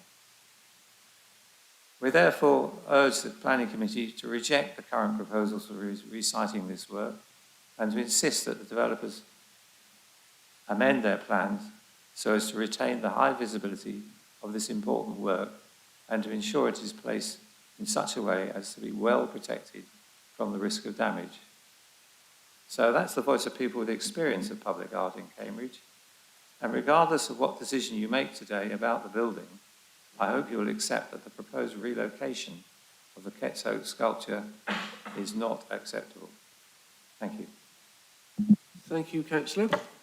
Okay, so it's 4 minutes to 12. Emma, who's the sustainability officer, is here till 12 approx. So any questions for Emma before we get going? Yes, councillor Bennett. That's a very quick question for Emma, and it's about the comments about water on slide, and also page 68 of the pack, section 16.2, where we see figures for existing and proposed foul water use. Do we have any comparable figures for fresh water, or should we just assume that the ratio is in line with the foul water use? Thank you. Right, anyone? Thanks, Emma, for staying with us. You're okay for a few minutes, are you? I am, yes. Can you hear me okay? Yes, yes, yes. Cool. So I'll add 2 more questions, or 1.5 more. So it's often said with existing buildings that you could sort of refurb them and use them. So can you comment on Kett House and the ability to do that, and also on the sustainability credentials of the proposed development that's on the table today, please? Okay. If I start off with the foul water, I'm afraid I don't actually deal with foul water myself. But with regards to fresh water and water efficiency, as already referenced, the scheme is going to be meeting the 5 WATO 1 credits from BREEAM for water efficiency. So that will represent a 55% reduction on water use, which they'll be delivering through water efficiency and the use of grey water. I haven't seen specific figures setting out the actual water use of the building as a whole, but to rest assured they are going to be implementing the policy compliant measures to reduce that water use as much as possible. With regards to the reuse of the existing building, that is something that we actually discussed in some detail. I believe it was part of the first pre-application meeting, and it is something that the applicant had looked at, but unfortunately there were a number of reasons why they decided not to go ahead with that refurb. There have been some alterations to the building structure back in the late 90s, although those have done very little to kind of enhance the floor to ceiling heights or add any additional loading capacity or resilience to the building. And it also looks as if the original structure and foundations are now getting to the end of their design life. So in order to retrofit the building, they would have had to make significant works to the building in terms of things like structural strengthening, and works to the superstructure to bring it up to modern standards for office buildings. So for a number of reasons that was ruled out, and we decided to pursue the kind of the demolition and new build option. Now, in terms of the standards that are being delivered as part of that new build, so it will be achieving BREEAM Excellent. The current score is at around 77%, so that's quite a decent buffer for them to achieve excellent. They have also integrated some circular economy measures into the building. So one of the things that they will be looking to do is to prioritise mechanical fixings in the building. So that means that the building is much more adaptable. It also means that when it comes to the end of the building's life, because they've used mechanical fixings, you can actually reuse the materials in the building a lot more easily because they are mechanically fixed rather than using chemical fixings. It's going to be WELL Gold enabled, so WELL is a health and well-being standard. They are also looking at NEIGHBOURS, which is an Australian scheme for energy performance in buildings. So that's going to be achieving a 4.5-star NEIGHBOURS rating, which is a very good rating. They've also carried out things like climate risk assessments, which have been used to inform facade performance as well. So it is meeting and in some cases exceeding some of our policy requirements. I think that answers everything. Yeah, thanks, Emma. Thank you. Councillor Thornborough now has a further question. Emma, Thank you very much. What's your consideration about providing a basement? There's currently no basement on site, and a basement's now proposed. And there are some schemes where they've had a basement and they're coming back not to include a basement, to omit basements because of the energy and also the disruption during construction. So what's your opinion on that, please? I mean, they have taken account of that in part as part of the embodied carbon calculations that they have already carried out. So that has been factored in. And it is kind of part way through. There's some industry standards out there for embodied carbon, and it is performing quite well in terms of embodied carbon. I think that's partly due to the kind of timber hybrid structure. So, you know, basements can be quite carbon intensive, but I think because they have factored into their overall calculations the fact that they will have a basement, obviously as well, the basement is going to be giving us a bit of space for certain bits of plant as well. So the grey water harvesting system is going to be located at that level as well. So yes, there are some kind of carbon impacts. There will be measures that they can implement as they get further into the detailed design stages to look to how they can possibly reduce the carbon associated with that element as well. So I think still work to do to refine their approach and potentially reduce that carbon even further. Okay, no more hands up. Thank you very much, Emma, for staying just after 12. Appreciate Lovely. Thank you very much. Thank you. So, Tom, I hope you didn't mind me going straight to Emma there. I just want to get that done so Emma can get away. We'll normally go through you, obviously, as case officer. So, members, we'll get into debate proper now then. Now we've done the questions for Emma. I'm just going to suggest, I normally like to be led by you in terms of questioning, but maybe as we've got the three officers here today for urban design, conservation and landscaping, that we do those three subjects first, and it might be useful to set a structure to the thing, at least at the start anyway, I think. So I'd quite like to start with urban design, I think. So obviously we'll go to the case officer, and the case officer can defer to Praveen if there's any questions that he wants further answers to. So urban design. Councillor Thornborough.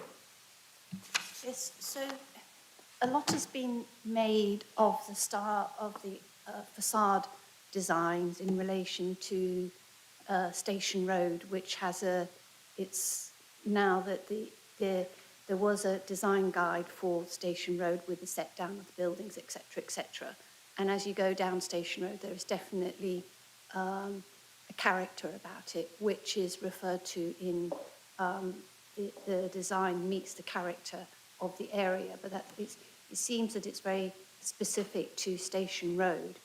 And the other thing that is happening is the opposite. We having Botanic House is coming along and it's under construction. It is very, very, very different to Station Road. And what it seems to do is the character of Station Road is wrapped around the building and is now being introduced onto Hills Road. And it was explained that the south and southwest and west elevation relate to the spatial design of what's happening on the other side and referred to the flying pig. But I can't see any relation to the character of what is forming on Hills Road to that part of the proposal for this building. So I just wondered if you could comment on that. Thank you. Thanks, Councillor. I think it's useful to get an answer to that now rather than collect up questions. We've got a detailed question. So, Tom, do you want to say anything or refer to Praveen? Thank you, Councillor. I'll pick up the first point in terms of the step down towards Hills, or lack of step down towards Hills Road.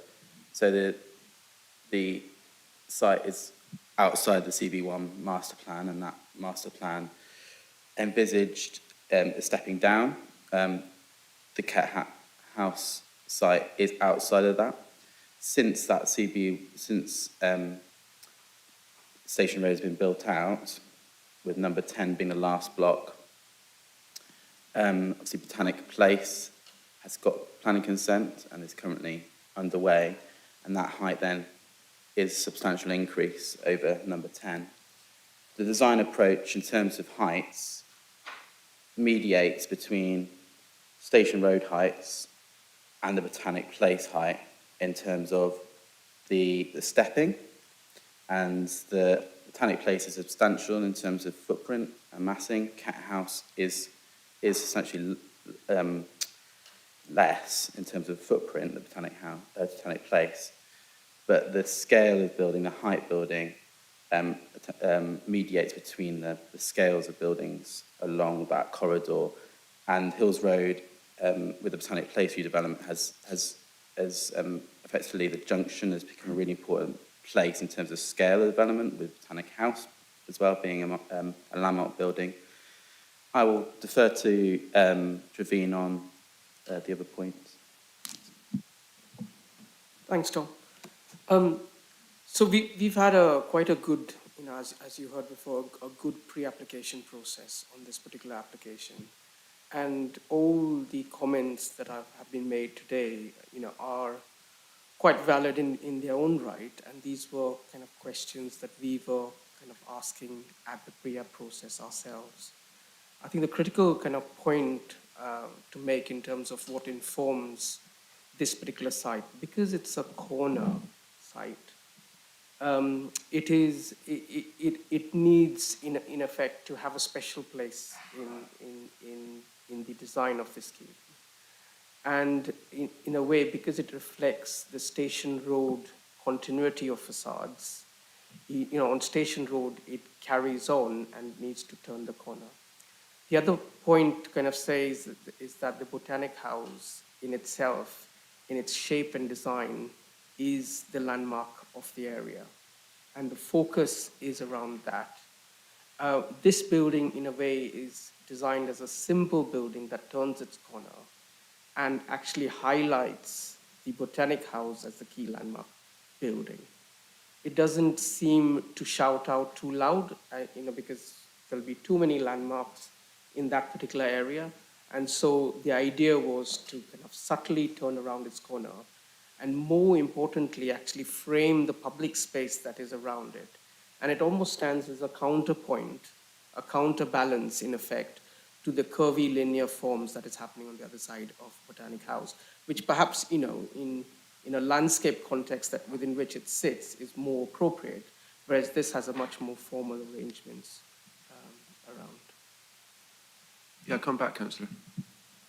It seems like the attention has been solely on Station Road and the junction, but I'm more concerned about as you approach Up Hills Road, the architecture of the new Botanic House, which is behind the Flying Pig.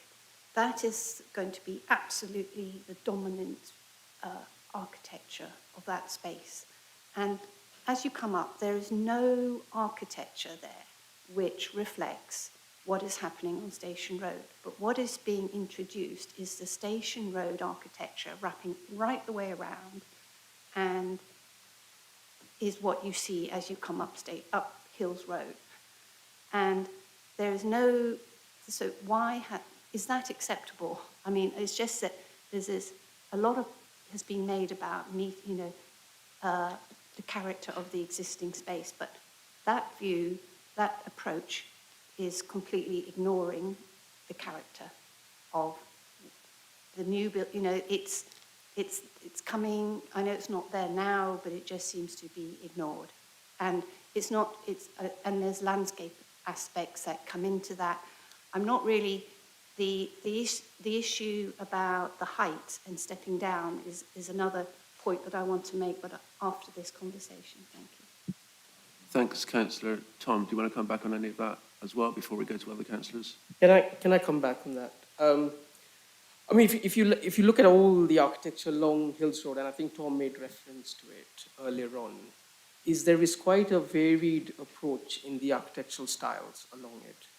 Some have very simple architectural language. Some are more ornate. some are historic.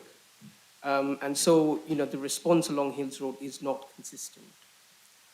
The terraces along Hills Road, by the nature of their history itself, I think has a strong character and identity by themselves. And they stand as a counterpoint to the language that is happening on the other side of Hills Road, which is of this curvilinear form. Now, what you don't want to do is to add more complications further on in this corner site to those existing architectural styles that already exist. So in a way, the simplicity of the form, and I think the earlier slides that were shared by Tom in the presentation, that breaks down the massing into two component forms. One that is actually giving primacy to the corner element, and the other one that actually directs people from a legibility point of view to the station, which is, I think, the key point where people want to travel to, is the dominant kind of face in which the elevation has been structured. Hills Road then becomes almost a secondary kind of element to the architectural facade. And the language that they have used, I think, is using a much more functional point to the design of the facade, which is based on the amount of sun that is coming into the buildings, but keeping the language quite similar all across kind of gives the building some unity and integrity in its overall composition, rather than break it into different facade treatments for such a small site. That would be too much. Thank you. Any more councillors? Yes, Councillor Todd Jones. Thank you, Chair. Yes, I broadly agree with a lot of Councillor Thornborough's comments. I do feel it's a little bit of an opportunity missed, and I take the point about the juxtaposition of variety of styles on the corner, this junction, but this junction actually is quite curved in nature, and I refer to the conservation officer's points, which I think are also quite relevant, that the stark relationship of this building with the curvilinear nature of Botanic House and proposed Botanic Place, the curved terraces opposite to the north of the site. I think that there was an opportunity to have a transition here from the buildings that basically typify Station Road with the buildings at the junction and opposite the junction. So I think it's a bit of an opportunity missed from my point of view. These all things are subjective, aren't they? Architecture and urban design, but I think there's a general reflection of the nature of that junction and the buildings around it that is not really reflected in this particular proposal. Thank you, Councillor. Let's collect up a few questions. So, Councillor Griffin. Thank you. I'm not sure this fits into the classification of urban design, but I think Councillor Robinson brought up some interesting points concerning the Ket oak sculpture, and I would like to hear those addressed by the planning officer. Yes. Okay, yep. Councillor Thornborough. Can I just make a point about the Ket? So at the moment, the Ket sculpture, it is, Councillor Robertson referred to it as a kind of high up, and you have a view from a distance. And there's comment about the design panel like the location, and I don't have a problem with the location, but what would have been really good is to have the elevation of the existing with the sculpture compared to where it is proposed, because I have a feeling it's not just the concerns raised by Councillor Robertson is to do with the possible damage in recreating it and the vulnerability, but I'm also concerned that the lack of space around it and that it's constrained compared to its current location. And it seems that it might be a bit cropped almost. I don't know whether all the detail is recreated, rebuilt, because I haven't seen a drawing of that elevation with the detail of that. So, yeah. Yep, thanks. And I'll just add one as well. So the 2004 master plan envisaged a sort of wave of buildings going down Station Road, getting smaller and smaller, or lower and lower, I should say. All a bit different, but getting lower as they go towards Hills Road this one is a big building, much bigger than somebody else. Well, it's the same height as the two tallest buildings, the one at the other end and the one across the road on Hills Road, the new one that's not built yet. So it's a big building. Can you give me any reason why that works in terms of urban design, aside from the fact, obviously, which is not urban design, that it gives more floor space to the applicant?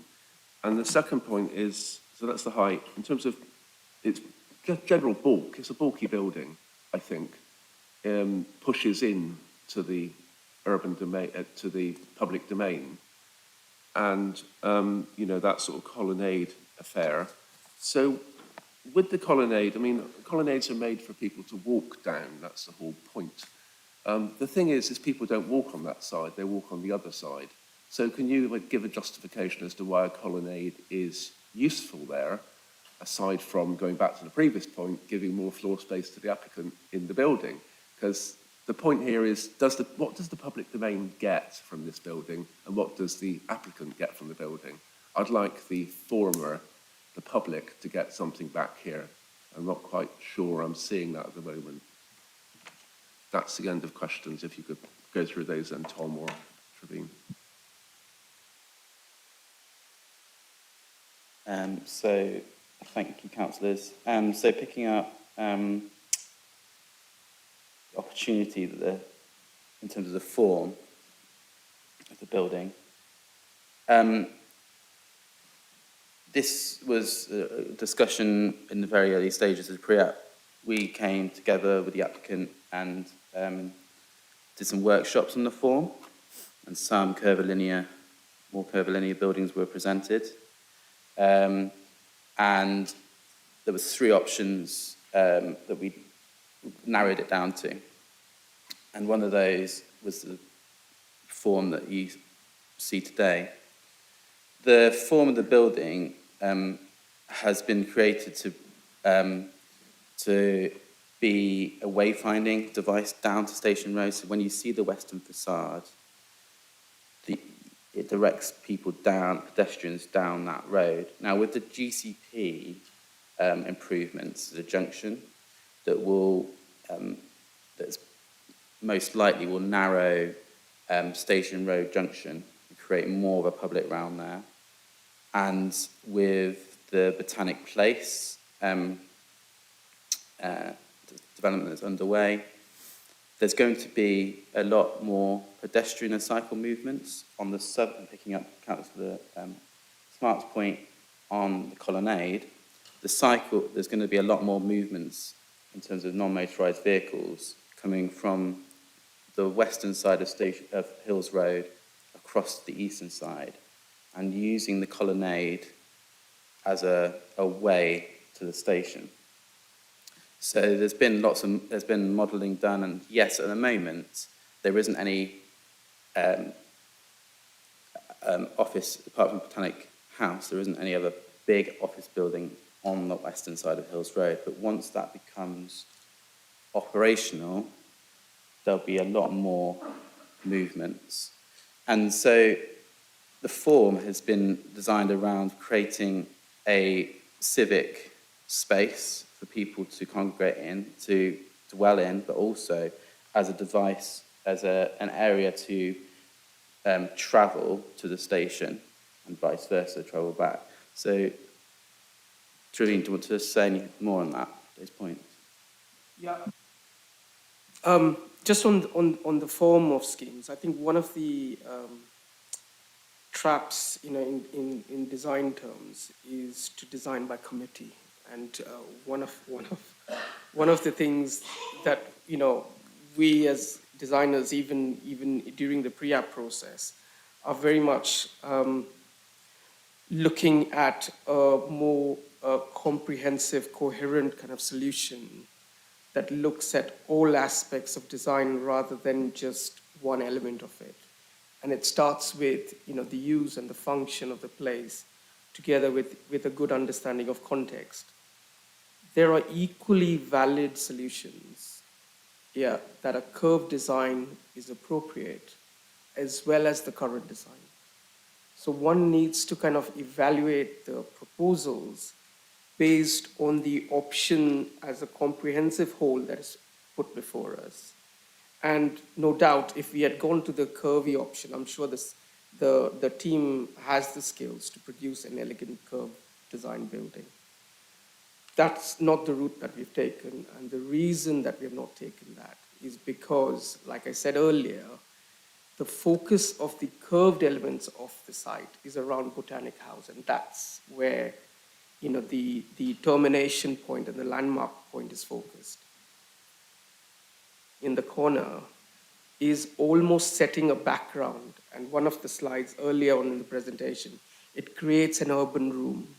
And so that very planar orthogonal edge forms almost a backdrop to all the public activities that are happening or going to happen, and the improvements that are going to happen at that junction for Botanic House and you know, the heritage elements in front of that to take place in an orderly fashion. So in that scenario, if you take that argument across, then the logic of why that building wraps around and then steps down in a very orderly, simplistic kind of fashion kind of makes sense. And that's the kind of approach that we had gone through the pre-app process. And also just picking up on the disadvantages of a curvilinear building, go back to sort of one of the drivers being sustainability, embodied carbon. Curvilinear building wouldn't be able to have a grid. This is set within grids to provide a hybrid timber steel structure to the scheme. A curvilinear building wouldn't be able to achieve that. So that's one of the other things, that how the form has been developed. And the form was also, after the workshops, it was also taken to a design review panel for an independent view of this, and the form of the building was agreed in May of last year, and then amended, the design sort of adapted after that. So the form has been through in-house design workshops, as well as having an independent view from design review panel. Yeah, Toby? Yeah, so I just want to try not to labour the point too much, but in the design and access statement, you can visually see the process that officers have just described to you. I think there are at least 24 different kind of options that the architects have explored, from single block mass options to block mass options.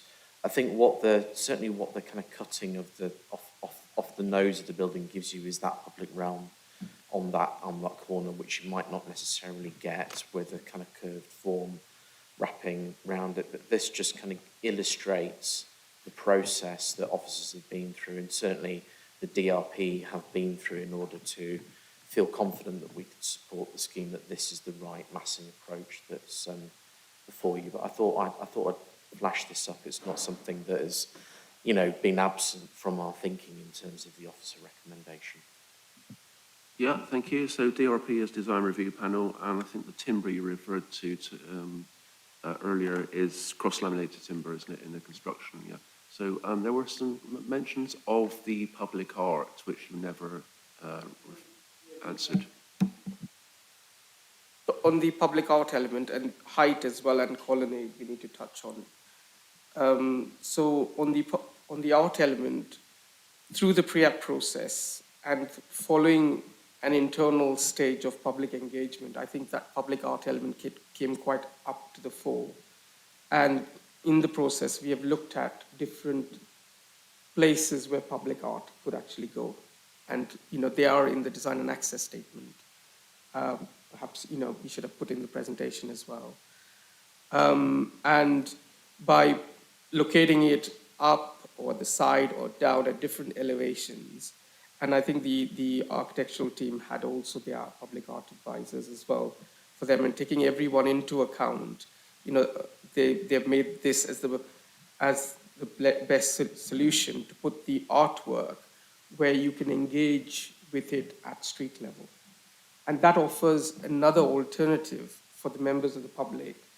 At the moment, it sits quite up, and many times until this application, I've not even noticed that that meaning of the art. And suddenly, when you bring it to eye level, and as part of this application, there is a lot of history to that, which when it's seen at an eye level, will give a different experiential way in which art can be perceived.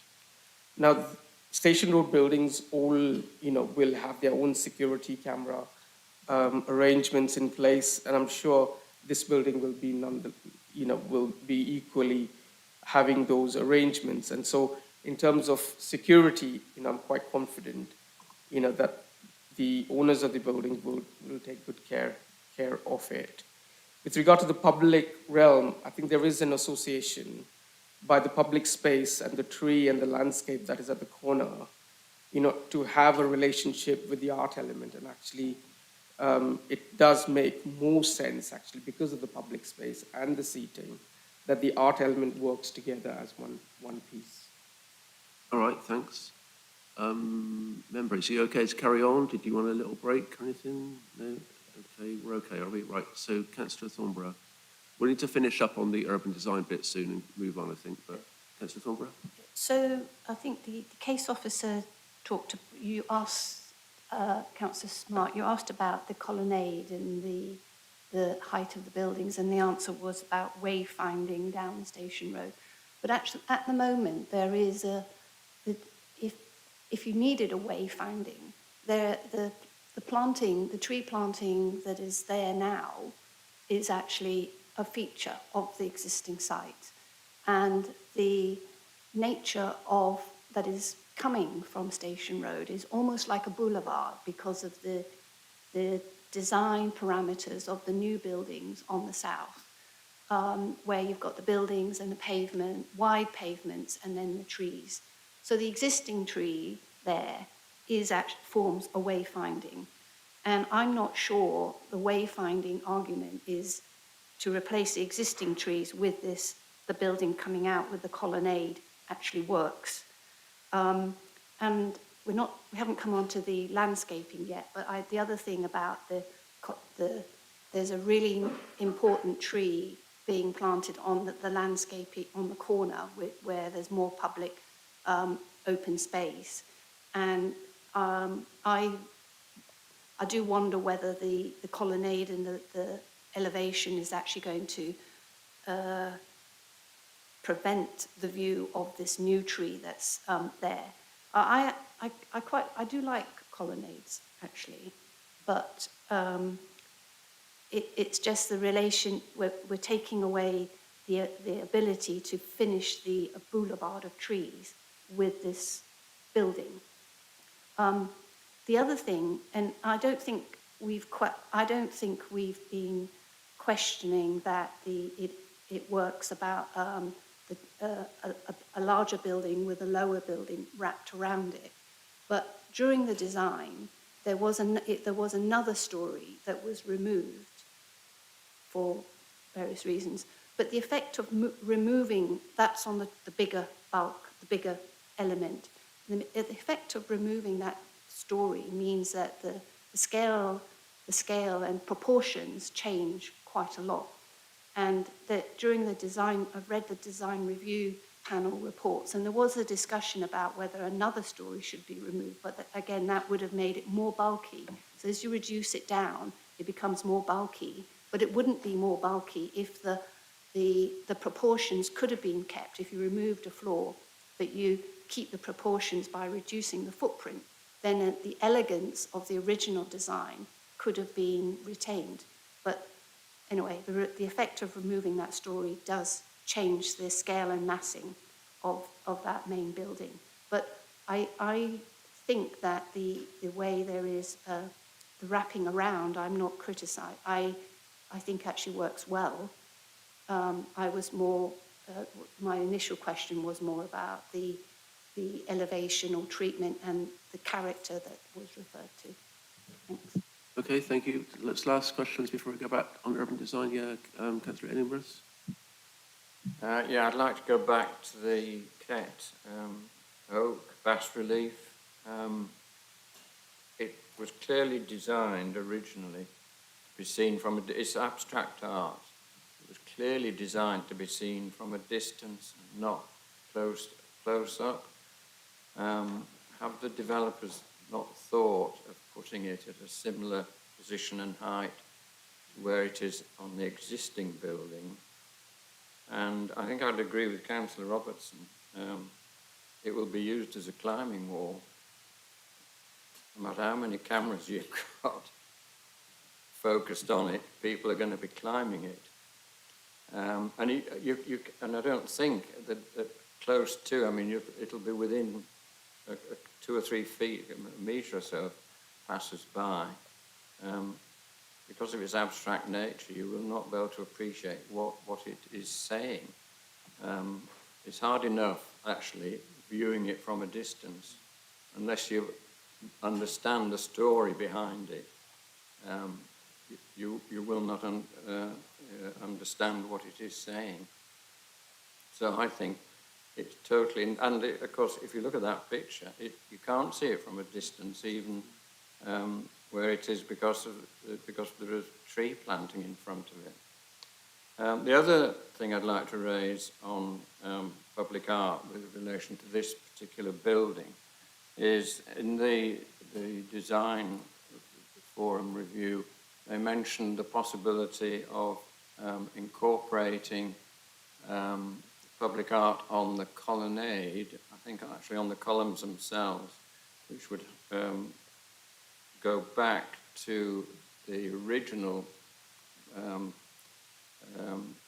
Ratti and Kett stonemasons yard and refer to those to that company's business as stonemasons, given that we are using at least some stone in the construction of this building. So there is room for public art on that side of the building. And finally, can I just ask about the GCP and changes to this junction we mentioned? One of the objectors did ask for buses to be given prioritisation at the junction.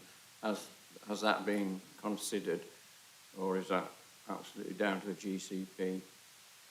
Thank you. All right, thank you. We're slipping away from urban design a bit, but Councillor Todd Jones, you want to ask as well something? Yes, I mean, well, we were having a bit of a discussion about the Kett oak as well, were we not, Chair? So, just following up Councillor Illingworth's comments there, and indeed looking at the picture that's being shown now, I mean, you can't see the sculpture. I think there is a real issue about understanding how you appreciate that sculpture, which, as is mentioned in terms of its abstract nature, requires that distance in order to appreciate it without being obscured as well.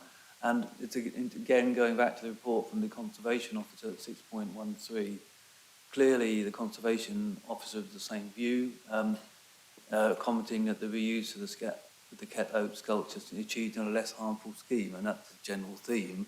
But this in terms of the urban design overall, what is interesting about this junction is it's not simply has a number of tall complementary buildings around it, but it's the context of the low terracing to the north and the Centennial Hotel and that terracing area as well. So I think that's why it needs more of a transition for me to make this work, because I don't think it respects those other aspects of the junction, which are quite low level and of course older style buildings. And I think that's part of the problem for me with the urban design in terms of the concept of the area.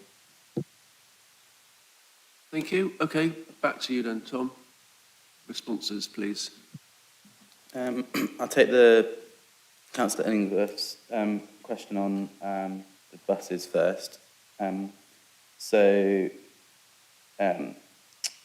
GCP improvements are due to be going out to consultation, and so it's for GCP to deliver that if that is to materialise in terms of priority to buses along on that junction. So it sits outside of this planning assessment. I think picking up on the public art, on the Cat Oak, as has been mentioned, concerns are raised in terms of the use of the climbing wall and the appreciation of that of the artwork. At the moment, the artwork sits higher up, but the proposed scheme increases the public realm. So it's a change. At the moment, you just have a footway, and so actually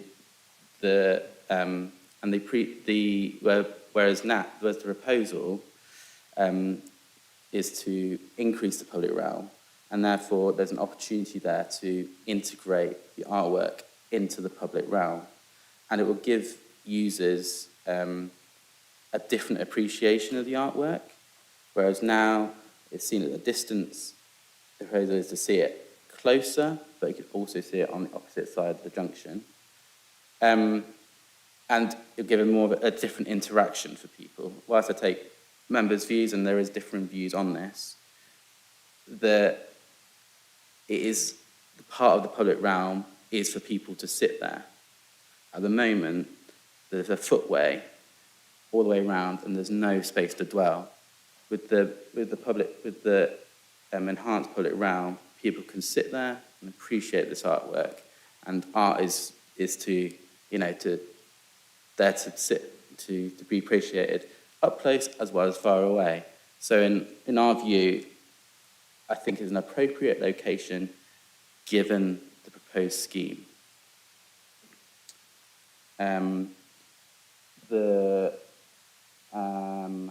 In terms of the artwork itself, the handling of that from the existing building, this would be done by hand and carefully removed and reinstated, and as a condition to require that, so pre-demolition, and then also to the reinstatement of that on that western facade.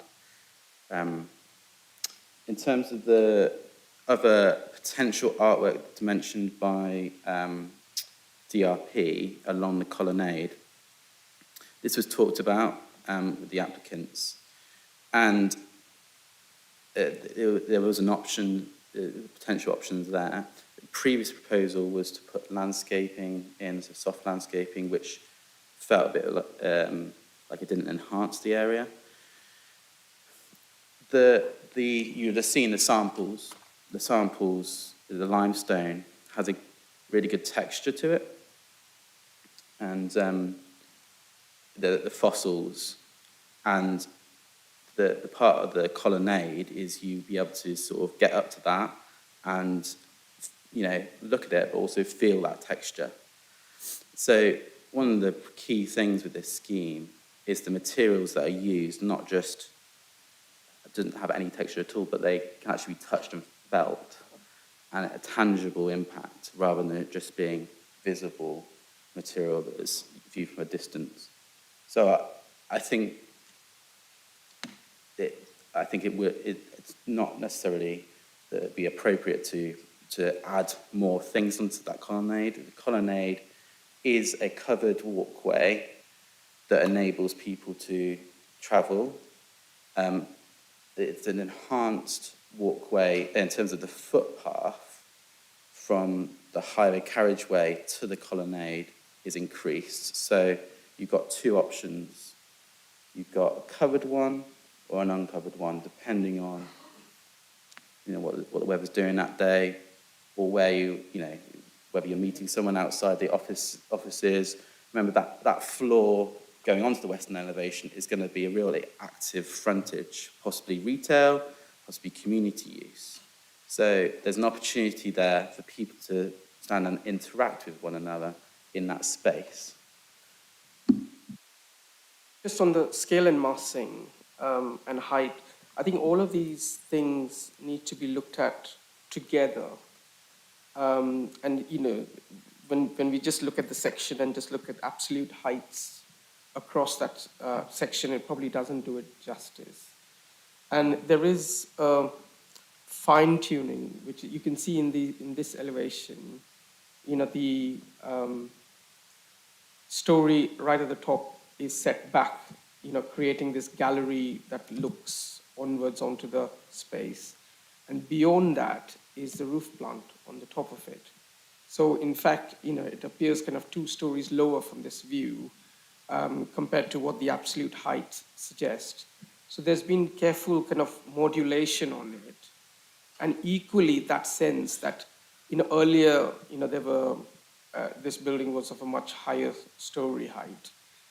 And this point, you know, that the building might be squat, you know, we had to address it, and it's addressed through the vertical colonnades, those vertical fins that you can see along it. You know, it has a much greater depth in that facade as compared to the other facades. And that creates that elegance of that backdrop that we were kind of talking about.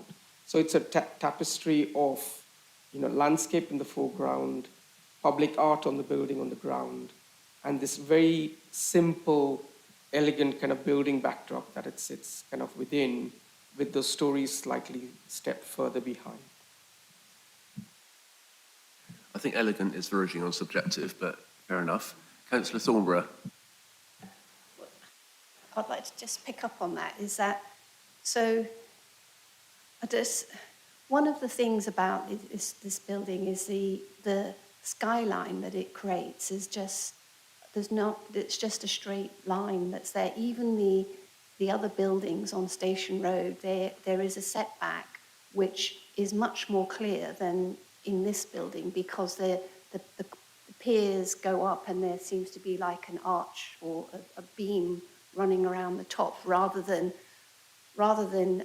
sort of celebrating the setback, which the other buildings have. This brings in another element that is not part of the Station Road buildings, and it makes it, the effect, it makes it like a bigger, taller, sheerer facade than it might have been. So I can understand why you can talk about the piers create an elegance, but there's this, I find it really difficult looking up at that straight line, and I think it's really bulky. And yeah. Yeah, Toby? So I just want to kind of come in just to provide a bit of kind of reality to the discussion. So this has been a 2-year process. The applicants have said they've been through DRP twice. The scheme's got the support of DRP, got the support of the case officer, urban design, landscape as well.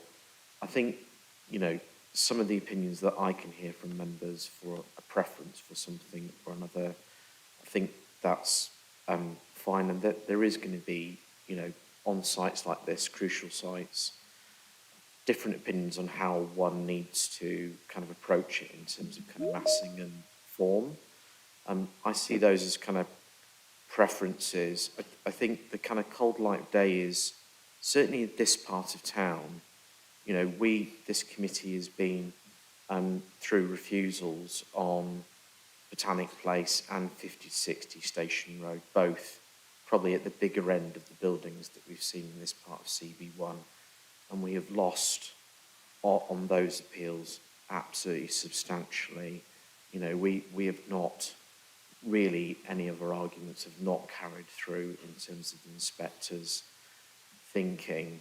I just want to emphasise where the NPPF takes you in this kind of space and the weight that members are expected to afford things like the economic cluster in this part of Cambridge.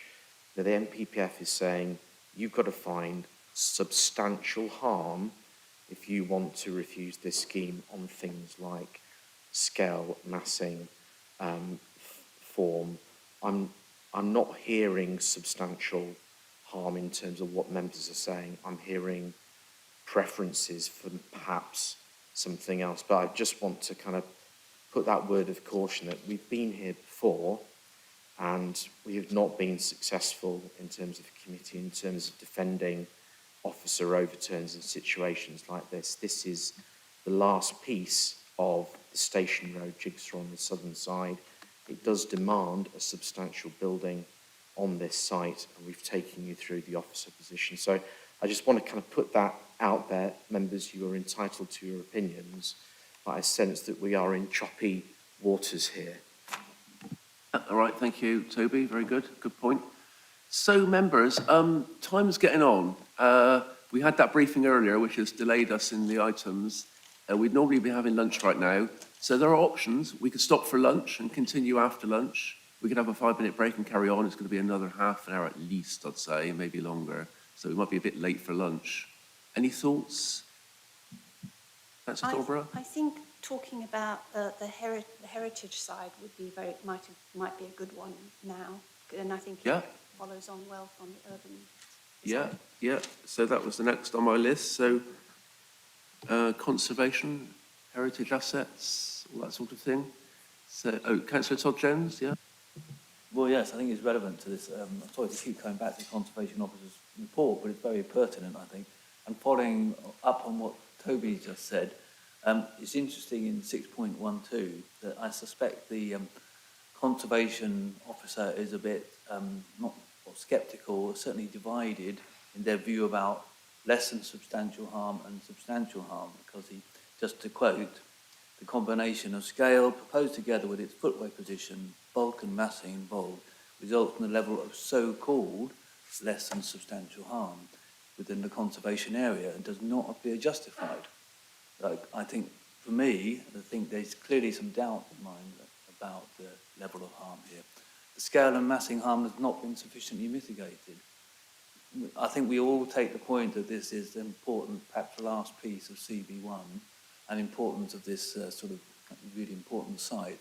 But I think we're after something that, for me, is following a little bit more of the Conservation Officer's advice in that conservation area context, which is that scale and massing as currently proposed is not sufficiently mitigated in terms of the overall design and context of the building.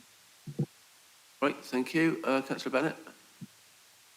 Chair, you asked a question and I don't think we've answered it. We've just carried on. Is that what the rest of councillors want to do? I was waiting to see if anybody shouted out, I need my lunch or something, but nobody did. So what do you think, Councillor Bennett? I'm quite happy to carry on. Yeah, but if we'll do anybody that. wishes to stop, I'm happy to stop. But I wouldn't mind just 1 minute of stretching time before we carry on. Yeah, well, I'm duty bound to do that. I'm at your service. So let's have a break, a couple of minutes, have a walk around and then come back and then we'll carry on with conservation. We're in the middle of the item, so don't discuss the item, please. Can you turn us offline then, please, Sarah?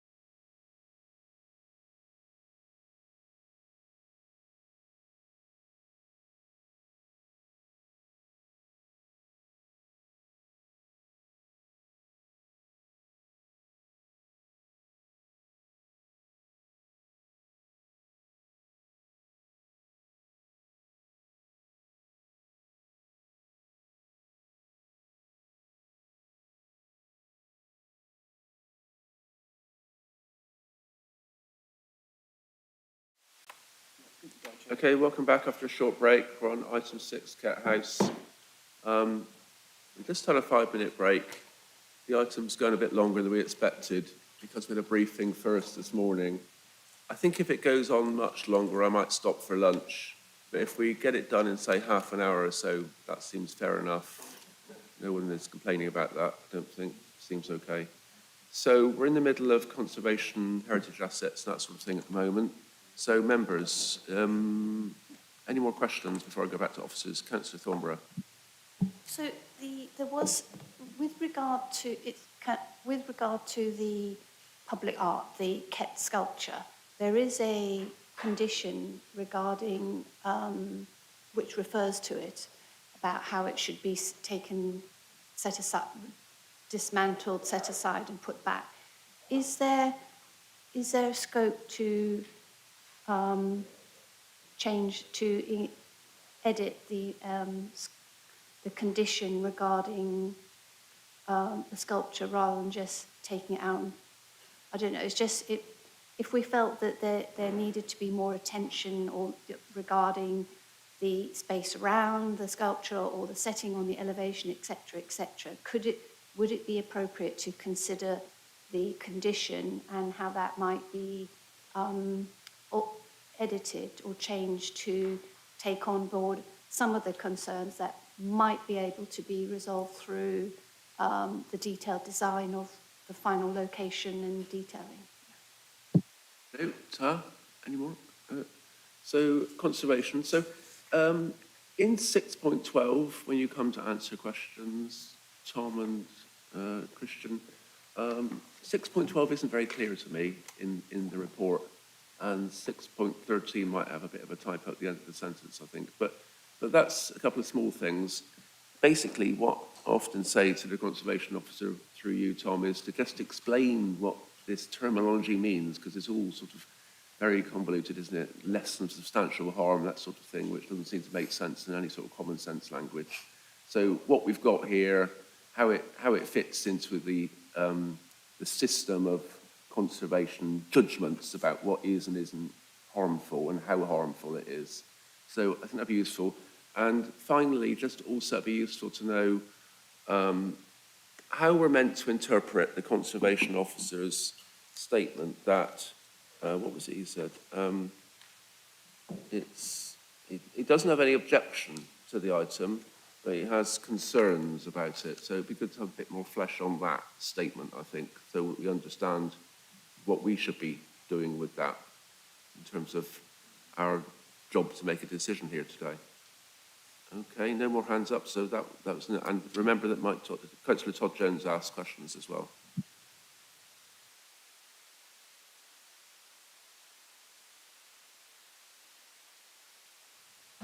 Thank you, Chair.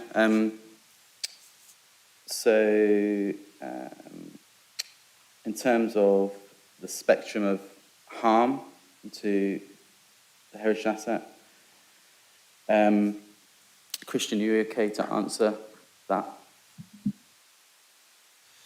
So the spectrum of harm that Tom's referred to and that I think we've talked about in this committee on previous occasions, if you imagine that coloured spectrum ranging from green through amber to red, representing enhancement or preservation, to a neutral impact, to an unacceptable or red or harmful impact of a development proposal on heritage assets, that's a useful starting point. And then there's a requirement on decision makers under the 1990 Act such that special attention shall be paid to the desirability of preserving or enhancing the character or appearance of the conservation area. And our own local plan takes that on board in terms of Policy 61, where at A, it requires proposals to preserve or enhance the significance of the heritage assets of the city, their setting and wider townscape, including views into, within and out of conservation areas. So the accent in both of those cases, the Act and the local plan policy, is to preserve or enhance. And if it ain't doing that, we're into the realms of harm. The NPPF categorises harm into two broad categories: substantial or less than substantial harm. Substantial harm arises, or is intended to arise, only very rarely, and it might be represented in a conservation area, for instance, by the loss of a building that contributes significantly to that conservation area, or a listed building. So that would be substantial harm as far as conservation areas are concerned. And that's not where we are on this application, because the Conservation and Heritage consultees have identified that existing Kett House is neutral in terms of its contribution to the conservation area. So we're into this realm of so-called less than substantial harm, and I use that term because it's not really a common sense term, is it? Less than substantial, and it has to cover a very broad set of points, if you like, on the scale. And in fact, the consultation version of the NPPF does away with this terminology, this less than substantial harm, and just reverts to harm or substantial harm. So, yeah, I've given an example of what would be substantial. It's not that. It's somewhere on the scale of less than substantial harm. The report suggests that it's at the lower end of this. I haven't stated that in my comments. Historic England hasn't stated that in their comments. It's probably somewhere approaching the lower end of less than substantial harm, in that it doesn't involve the removal of the building. But the National Planning Policy Guidance, which sits behind the NPPF, when it tries to provide guidance to us on assessing harm in a conservation area, it talks about that loss of buildings very clearly. What it doesn't address is the impact of new buildings in a conservation area. And so that it gives us a bit of a job there, a task in this application. But clearly, and I have raised, as have others, the impact of the scale and massing of the building on the space represented by the junction of this road and the setting outside of the War Memorial and the BLIs, the Buildings of Local Interest. I was referred to specific views in the submission and as being examples of where it appears that the massing and scale would impose significantly on this space at the end of Station Road. Thank you, Chair. You finished as well, Tom? Anything else? I don't think so. Just a point in terms of, I think it was your question, Councillor Smart. So concerns have been raised by both heritage consultees, Historic England and our own conservation officer. There's no formal objection, and Historic England have said they do raise concerns, but they don't offer any objection.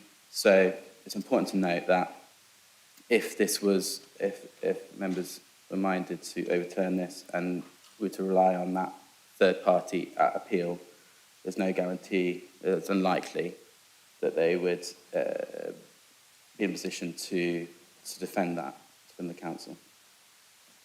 Okay, thanks for that, and thanks, Christian. And Can't see any more hands up on that, but just to say, one of the speakers, the ward councillor, Councillor Robertson, said there was substantial harm. So I'm presuming that on the basis of the expert advice we're getting here today, that that would be a colloquial use of the term rather than a technical use. See, you're nodding, Christian. So, Yeah, thank you. yeah, I agree. Yeah, it's less than substantial, and officers consider it in the range of a lower end of less than substantial. Okay, right, members, we can finish up on this one if you want to move on to landscape. I think there was just one thing on Oh, sorry, the public art condition. I don't know if Toby has got has a view on this, but I mean, it's part of the proposed scheme, the placement of this public art on the elevations as shown on the plans, in the plans. So I don't think it would be within necessarily in the realms of that because it's an approved, potentially improved plan where we require a different placement, but Toby might disagree on that. Toby? Yeah, disagree. I think it probably goes down to the wording of the condition. The condition would have to say, notwithstanding the approved plans, the scheme for the location of the Ket sculpture shall come before the council, including location, retention, security arrangements, etc. I think it's something that we can look at. I'm not sure whether structurally it would be able to be supported at a higher level because of how the building's put together, but it's something that we could certainly look at. I know the applicants in their design and access statement show an indicative image of it kind of embedded underneath a glass or perspex floor in the ground, that you could kind of look at it. So there are options here that are worth exploring if members wanted officers to do so. I think it's sufficiently discrete enough in terms of its size that we could certainly have a condition that allowed a future exploration of the sculpture in particular. All right, thanks, Toby. Councillor Thornbury, you want to come back? Yeah, I noticed in the presentation the elevations are termed indicative, north elevation, southwest elevation. So I don't know why is it indicative? Why are they presented as indicative? Yeah, I saw that as well. Indicative proposed scheme. Seemed to be odd. Excuse me. So in terms of that visual that was shown, that was an indicative image. The visualizations that I'll share now are verified. So that's a difference in terms of it was illustrative, that image that was shown earlier with the Trevine commented on. But these are the verified views, so these are in accordance with the methodology, and they're from an eye-level view. So these are the ones that are representative of views, rather than the image that was shown earlier on. So this is an indicative image, rather than a true representation of what it would look like. They won't form part of the approved plans. You can't scale something like that, but certainly you can rely on these images as being an accurate representation of what you would see from that viewpoint, Councillor. Yes, Councillor It's Thornbury. just that if it was indicative, then if we were to amend the condition regarding the Ket oak, it would be easier to justify amending the condition, because if it's indicative, then there's the final details could be brought out and might alter the elevations a little bit, you know. But if you're saying that they're not indicative, they're fixed. Yeah. Yes, so what you have to do in planning terms is effectively exclude a part of an approved drawing in terms of the wording of the condition, and the way that you do that, an inspector would normally do it by stating notwithstanding approved drawing, reference this drawing, the location of the the Kett oak sculpture shall come forward as part of the scheme to be approved in writing with the LPA. So it is possible to do, you've just got to exclude it from the approved provision and on that specific drawing. Moving on then, landscaping. There's a nice link here actually, because in the indicative proposed scheme, there's a huge tree in front of the building, slightly hiding the building, which always looks a bit suspicious. But then in the actual picture of the actual scheme, there's a small tree. So that's my question. What is the tree? Is it a big tree? Is it a small tree? Or is the tree that's a big tree meant to be 50 years' time or something? So any more questions on landscaping, people? Yes, Councillor Bennett.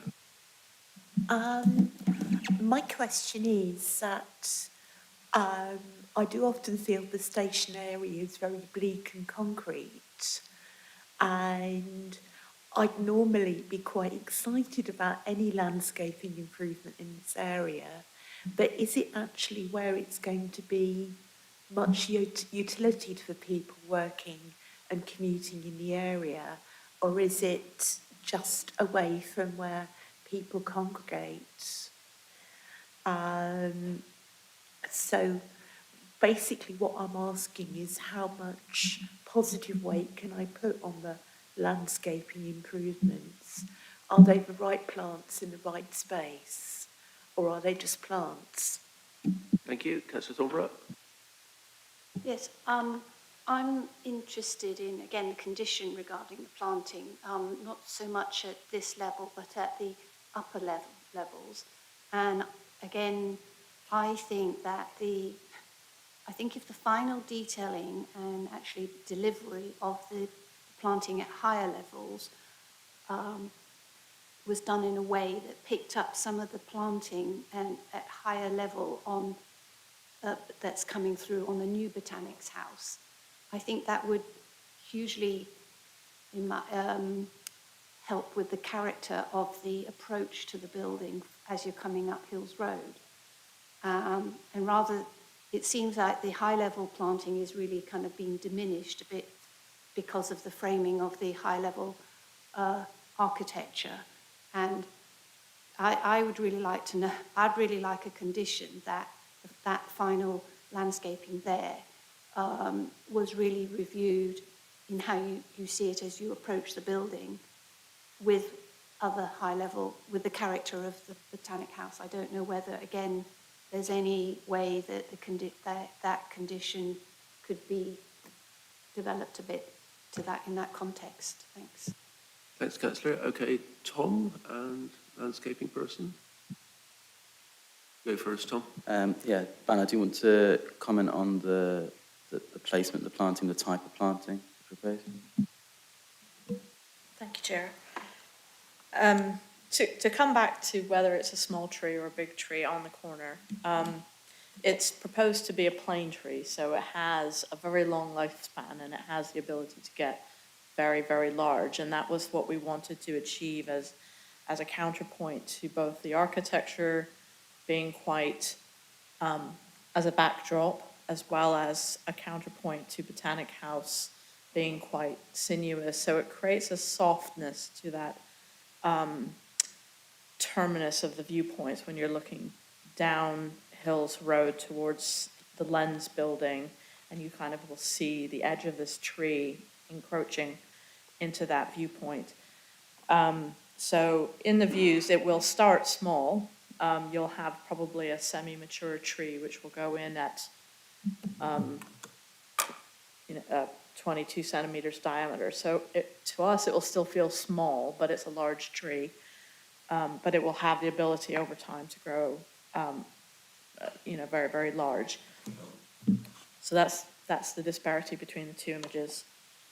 In terms of the location of seating and gathering, I think it will be used because it will be a sunny spot, whereas the Station Road side of the building is quite shady, which is why we've eliminated, or the DRP commented on the misplacement of planting on the columns because it would probably fail.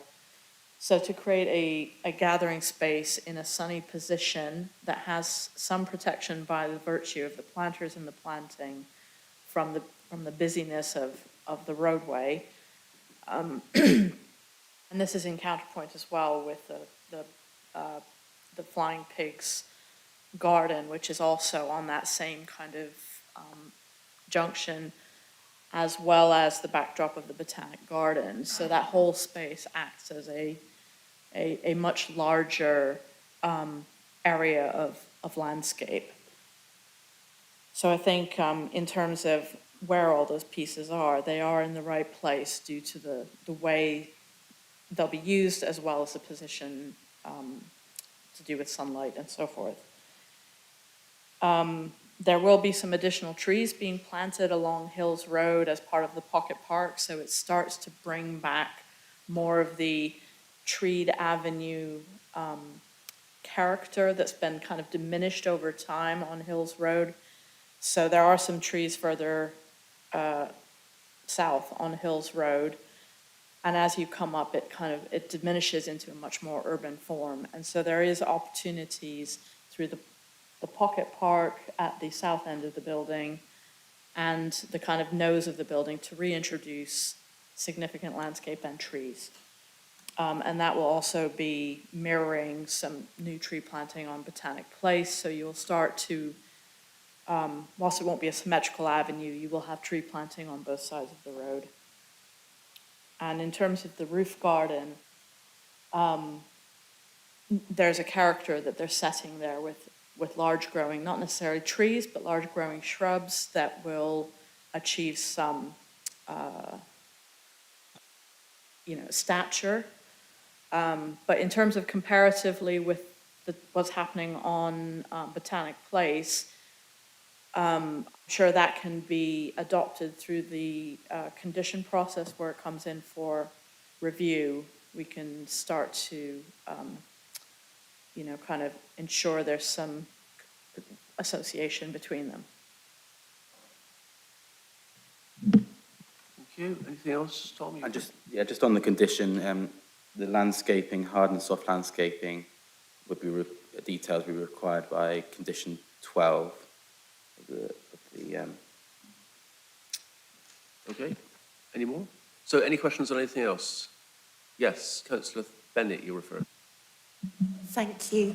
I just wanted to pick up on some of the comments made by the objectors, and particularly Arthur, sorry, I don't know your surname, who mentioned that there are quite a lot of empty neighbourhood office spaces, and that to me is quite important in reaching my personal planning balance, because we're saying that on the planning balance side that we're meeting high quality office need. So I just wondered, do we have any information on whether there are vacant offices locally because there is a general over-provision, or is it simply the same problem as Cat House, which is pretty unattractive inside and not really sort of, appealing to modern office users? So just to sum up, are there empty buildings in the area because they're the wrong type of buildings, or are we overestimating the demand for office space in this area? Thank you. Thank you. Any more? Yeah, Councillor Thornborough. Yeah, so I know condition 14 is regarding materials, and I think I would really like the materials on the south and southwest side again to consider what is happening across the road, because I think the colouring of, I think the uniform colours that's been wrapping all the way around needs, I think that works, and I think we need to review the materials and the colours on the southern side in the same way that we're reviewing the landscaping. And I think it would be just to pick up some of the existing colours, maybe, just to, so that there is a recognition of the change that is happening on that part of the building, at that end. Yeah, okay, you mean go to Chair, Vice Chair and spokes on that, yeah, okay. Any more? Yeah, oh yeah, sorry, Councillor Tom Jones. Yeah, we were talking about landscaping earlier, and looking at page 47 of the document pack, it's interesting, the concept of this 15-year period that kind of, I think, is accepted in the report to replace the canopy cover and the loss of existing trees along Station Road in particular. It's referenced in 12.46. And the short-term loss of mature planting, creating initial adverse visual effects. I mean, I don't know about you, I'm not sure 15 years is short-term, and I think it does actually, for me, enhance the point about the impact of this building. Obviously, it's a bigger footprint, and it's closer to the footways in both Hills Road and Station Road. And I think the very fact that we have a reduction in the initial softening of the impact, which is just not achievable because of the height and scale of the building, and the 15-year period in order to recover that kind of mitigation of the effect of the building, I think kind of really points out to me that this is an overdevelopment of the site. And I think landscaping, the attempt to mitigate in terms of the landscaping and that 15-year period, it just heightens my concerns in that respect. Yep, okay, so back to Officer Tom. Thank you, Chair.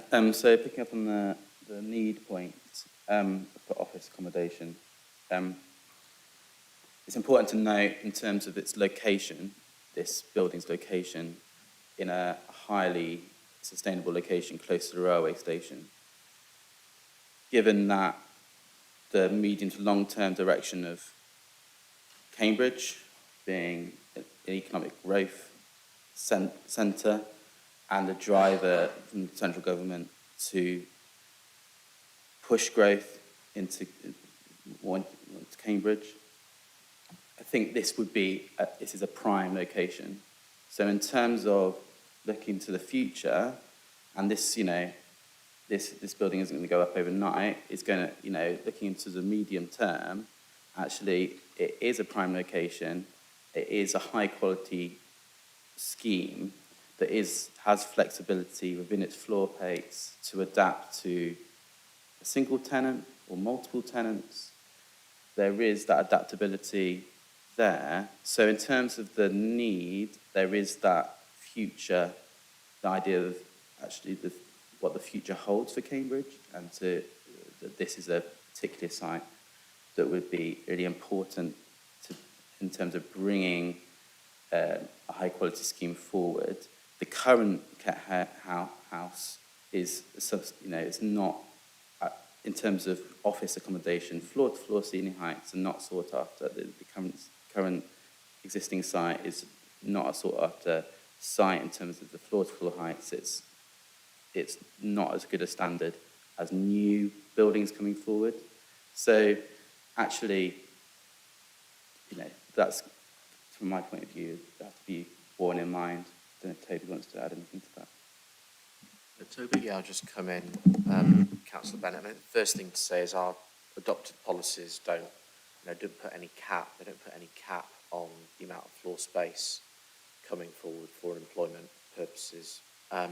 Secondly, I think the applicants wouldn't be putting this building forward if they didn't think that it was a viable proposition in terms of future tenants. Thirdly, this Station Road is almost fully occupied. Number 10, which is the recently completed building just to the north, has an occupied occupier lined up, and I think that will be shortly occupied at some point in the following year. So occupancy rates, certainly in this kind of AI, what has emerged as an AI cluster within CB1, are extremely high. There is some suggestion that I was reading a report the other day that there are kind of vacancy rates for other office accommodation across Cambridge that tends to be poorer quality office accommodation. So if you see this in the cycle of Cambridge regenerating itself, then those vacant office units elsewhere at some point will come forward either for employment regeneration or perhaps housing proposals if the market changes. Thank you. That was more the sort of information I was looking for. Sorry, near that, Councillor Bennett. What was that? I was just saying that is more the answer I was looking for. So thank you, Toby. Okay. Right.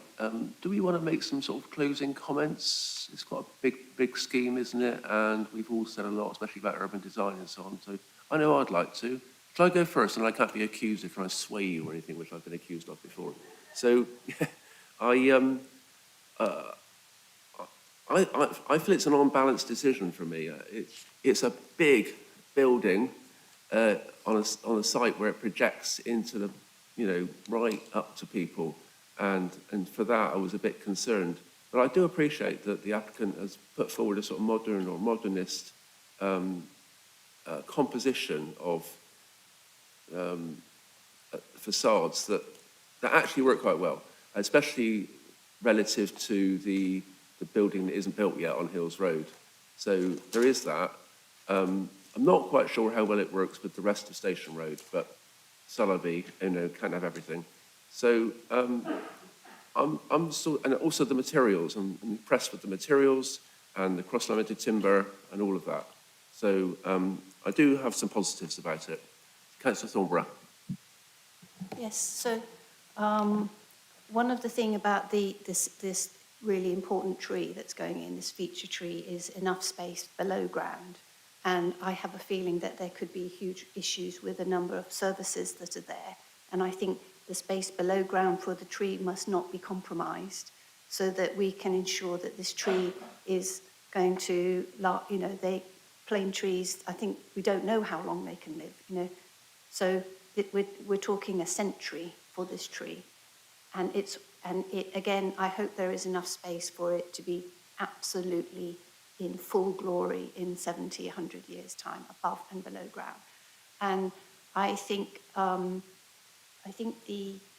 my real concern was the effect on the character and coming up Hills Road. And I think if the conditions regarding the landscaping, particularly high-level landscaping and materials, we can have another view on that. I think if they're the condition to pick up more of what's happening in that area, that would help. And I also feel that a condition regarding the Ket Oak is really important, about how eventually that comes in and is framed, and rather than looking as if it's squeezed in as an afterthought, I hope that the final elevation will very much be that this artwork is very much part of the whole detailed elevation. So I think those were my main concerns, and I think if the conditions are revised accordingly, then I have much more confidence in the scheme. Yeah. Thanks, Councillor. Any more? Councillor Bennett. I was going to agree with you, Martin, and say that for me too, this is an unbalanced decision. I agree with you on the materials. I think they're excellent. And I also applaud the amount of work that the design team has gone through and our officer team has gone through to try and bring something good to the table. But I absolutely agree that it is completely jarring against Hills Road. But I do think there are some positives that balance them, some of which came out in the previous presentation.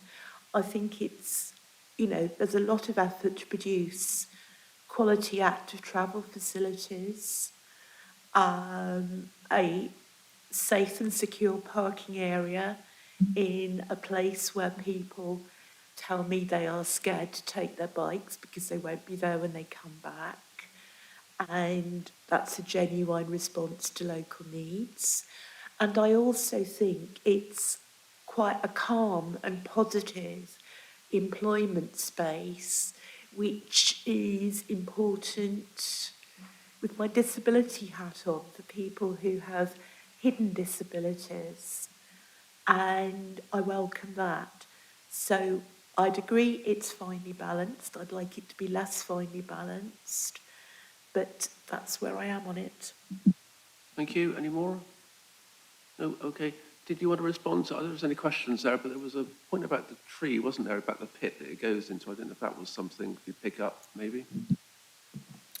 We can, through the condition, ensure that there's not only enough room under it, but also using sort of the underground cellular products which enable more land to be available for a tree. So those can be used to ensure some of that. And then just the choice of a plane tree, they're quite resilient and accommodating of urban conditions. So I feel reasonably confident that we can deliver a large growing tree. Okay, Tom, anything? No? Okay, that's it then. Right. Recommendation, please, Toby. Thanks, Chair. So it's on page 91 of the officer pack. It is to approve subject to the planning conditions and informatives I've set out in section 25 of this report, with delegated authority to officers to carry through amendments to those conditions and informatives, including additional/revised conditions as appropriate and necessary prior to the issuing of the planning permission. It is subject to a revision to be agreed through Chair, Vice Chair and spokes pertaining to condition 6, that is the kept oak, to allow for a wider exploration of its potential location plus security arrangements. A revision to conditions 12 and 14 also to require reference to botanic place and planting provisions at ground and upper levels across the road. So that's landscaping, condition 12 and condition 14 materials the same. It is also subject to the completion of a section 106 agreement, which includes the heads of terms as set out within the report, with minor amendments to those delegated officers. Thank you. Thank you, Toby. So the recommendation is one of approval. All those in favour of that recommendation? 5, Chair. Against? 1 against. So the item is approved. Okay, we'll have a break for lunch now. So thank you very much to members. There's very good, robust debate there, I thought. And obviously to officers and to actually the applicant who's worked with our officers over a couple of years. So thank you very much. And see you back here at 2:20, please.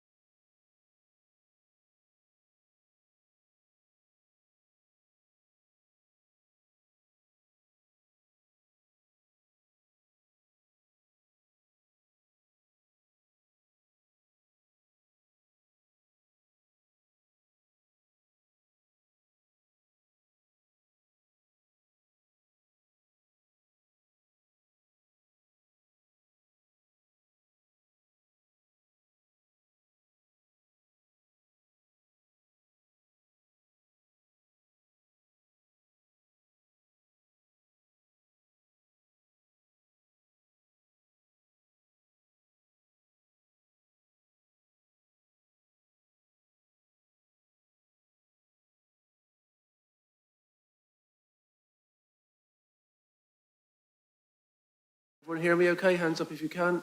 Yep, okay. So, do I make us live then, please, Sarah?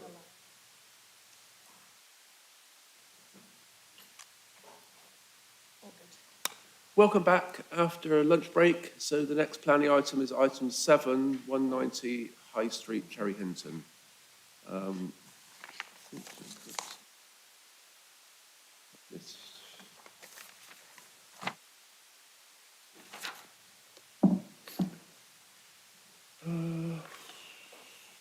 I've got Rob Howard, objector, Peter McEwen, agent, and then ward councillors, Councillor McPherson, Councillor Ashton to speak.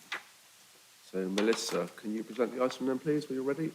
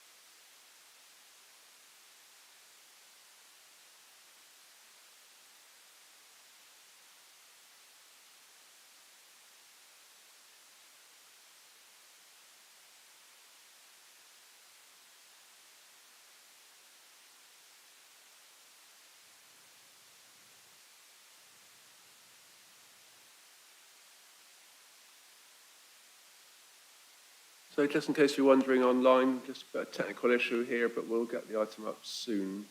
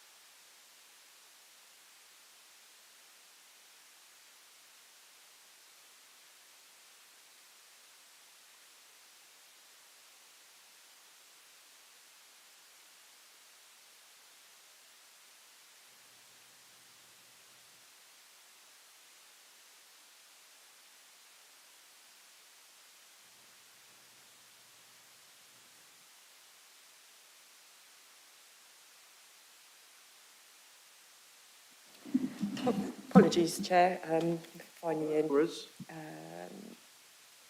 So before members today is an application to demolish the existing bungalow at 190 High Street, Cherry Hinton, and to replace it with a 9-bedroomed HMO, house of multiple occupation, and a separate 2-bedroom dwelling in the form of a bungalow. As mentioned, the site is on the High Street. Neighbouring it are residential properties, and then this here is the GP surgery. You've got residential properties opposite. There's a bus stop just next to the site. Melissa, it might be good to use your laser pointer if that was an option. Sometimes it isn't. And also speak up a bit. Okay. Move this a bit closer. Is that hear me better? I will try to project my voice better. There we go. So basically the site is surrounded by residential properties. The two neighbouring properties are 2 stories. This is a GP surgery just here, and you've got 2-storey dwellings opposite. To the rear of the site is a footpath that runs along the side and provides access to dwellings within Wenvo Close. So that's the site. There isn't really a planning history for the site. It was built in the 1960s and hasn't got any subsequent planning history. So in a bit more detail, as I've mentioned, the application seeks to demolish the house the bungalow that's there and erect 2.5-storey, 9-bedroom, 9-person HMO, which falls in the sui generis category, and a separate 2-bedroom dwelling, which would be in the C3 use class with associated works. So to help members, as I go through the presentation, the plans have been identified as Unit A being the HMO, which is to the front of the site, and Unit B, which is the 2-bedroom bungalow to the rear of the site. Other associated works include access revisions, bin and bike stalls and landscaping, and the application is a full application. This is the site layout plan. It has been amended to address officers' concerns and the concerns of the local highways authorities. I've included, for the benefit of members, an extract from the highways layout, which shows that pedestrian visibilities can be achieved, and it will utilise the existing crossover that's there. So this is the HMO to the front, with a car parking space for servicing and delivery vehicles and a turning space. This is the garden for the HMO with bin and bike stores here. And then there's a path down the side to a bungalow which has been moved during the course of the application. So it's alongside a dwelling on Wenvo Close, which has its side onto the site to move it away a little from the short back gardens of this property here, 22 Wenvo Close. And it's also been reduced slightly in height to decrease the impact on neighbouring dwellings. This is the elevation plans as amended for the HMO. So it has a front gable with a side wing. It's effectively an L-shaped building. This would be the elevation facing 188 High Street. So there is an entrance door, and as you'll see from the plans, there's a corridor that goes right through. And then just rooms in the roof, first floor accommodation. There's a couple of rooms up here in the roof. And that is the rear elevation. And that's the side onto the house at 202 High Street.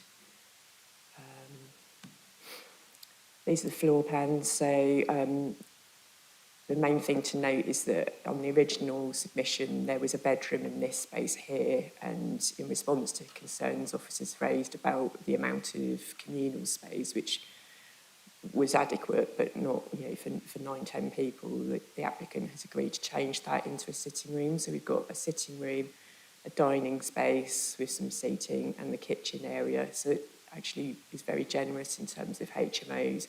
And then the remaining elements, this is the corridor I mentioned that goes through with access to the laundry, and then that provides access through the building to the pedestrian route that runs along this side, and the bin and bike stalls, which are this way. And then there's also an entrance door at the front off of the communal space, and then all the other rooms are ensuite rooms. So that's the HMO, that's the roof plan. This is Block B, the bungalow, pretty modest, 2-bedroomed, single storey, no rooms in the roof, solar panels. You can see the orange line on here is where it's been reduced slightly in height. We'll just quickly talk through. I've got quite a lot of photos, but I think it's helpful for context. So this is the existing bungalow from the front. This is looking down the street, so this is the neighbouring house here. This is the bungalow, and then you can just make out behind that is the neighbouring house to the other side and the doctor's surgery. That's a close-up of that view. So the roof with the solar panels on is actually the neighbouring house. This is the roof to the existing bungalow, and this is 188 High Street. We may come back to these pictures, but again, this is in front of the doctor's surgery. So this is 202 High Street, and this is the existing bungalow. There are street scenes, trees along the frontage here in the verge, which have been accommodated by, again, by rejigging the access so it doesn't have to be widened. There's a Google Street View extract because I felt it was helpful to see the context in terms of like the staggered building line, which we'll come back to. This is the rear of the property at the moment, so you can see that the two neighbouring properties are further back into their gardens than the application property. It is otherwise just a large lawn garden. These are the properties on Wenvo Close that I mentioned. So this is a side elevation. The bungalow would come in alongside here. So it's been moved away from this corner where it would be closer to the garden of 22. Side elevation of 202, which is the property to the north-east. Side elevation of the house, 188. Other way, this is their existing garage at the moment. This is looking towards the site, so this is the fence from Wenvo Close where there's an alleyway. So these are the two properties that is the side wall of that house and the small garden of this one. It's looking the other way. So that's hopefully a helpful context in terms of the site. We've had no objections from consultees to the proposals. They have all recommended conditions which have been included in the recommendation. We've had quite a few, 9 neighbour objections, and one of the neighbours is here to speak today. Who've raised a number of issues, character, appearance, scale, density in development, design. They consider it to be bulky, out of character and visually harmful compared to existing low-rise homes. Residential amenity impacts in terms of privacy, noise and disturbance, highway safety, car parking and parking stress, cycle parking provision, loss of biodiversity. They have flagged that at the moment this is a garden and it provides a bit of a swathe of green space to the rear of the properties fronting High Street. Impact and loss of trees. There are no trees, I believe, within the site from memory, and the street tree has been addressed by amending the access. Drainage and flooding, waste management, fire safety and community cohesion and security, which has come up a less common planning consideration. So in the report, members will have seen that we've covered quite a long list of topics, which hopefully address all of the representations received. I won't read those out because they're effectively what I've just covered in terms of the representations we've received. We're recommending approval of this application. It will provide a large HMO for 9 people and 2-bedroom bungalow for 3 people. And it provides ecological enhancements via off-site credits and on-site provision, which is recommended as a condition, and some additional tree planting that comes as part of the scheme. There is a slight negative, which I feel hopefully the context has helped to explain, but it will be more prominent than the bungalow. The building has been moved slightly back from where the front of the bungalow currently is, and it will be 2-storey, but it will be seen in the context of the neighbouring buildings, and we feel that as the properties stagger, and given its overall scale and height, it's not harmful enough to refuse. Thank you, Chair. Right, thanks very much. Speakers, so first up is Rob. You're the objector. Rob, you're online. Rob Howard. So, hello, yes, can you hear me? Hang on, almost. Let's get your picture up as well, Rob. No problem. Oh, this is our presentation as well, is there, Rob? Yeah, I'd like to obviously make a statement, and I had asked for some pictures of the surrounding street scheme and one of the planning drawings to be referenced during that. Okay, and all the things in your presentation are in the public domain already, are they, Melissa? They are, you're nodding. Okay, all right, off we go then. Rob, 3 minutes. Okay, Chair, members of the committee, thank you for the opportunity to speak. My name's Rob. I'm the owner and occupier of 188 The High Street, immediately adjacent to the site. My objection is based on clear planning harm, particularly in relation to residential amenity, overdevelopment, and the accuracy of the submitted information.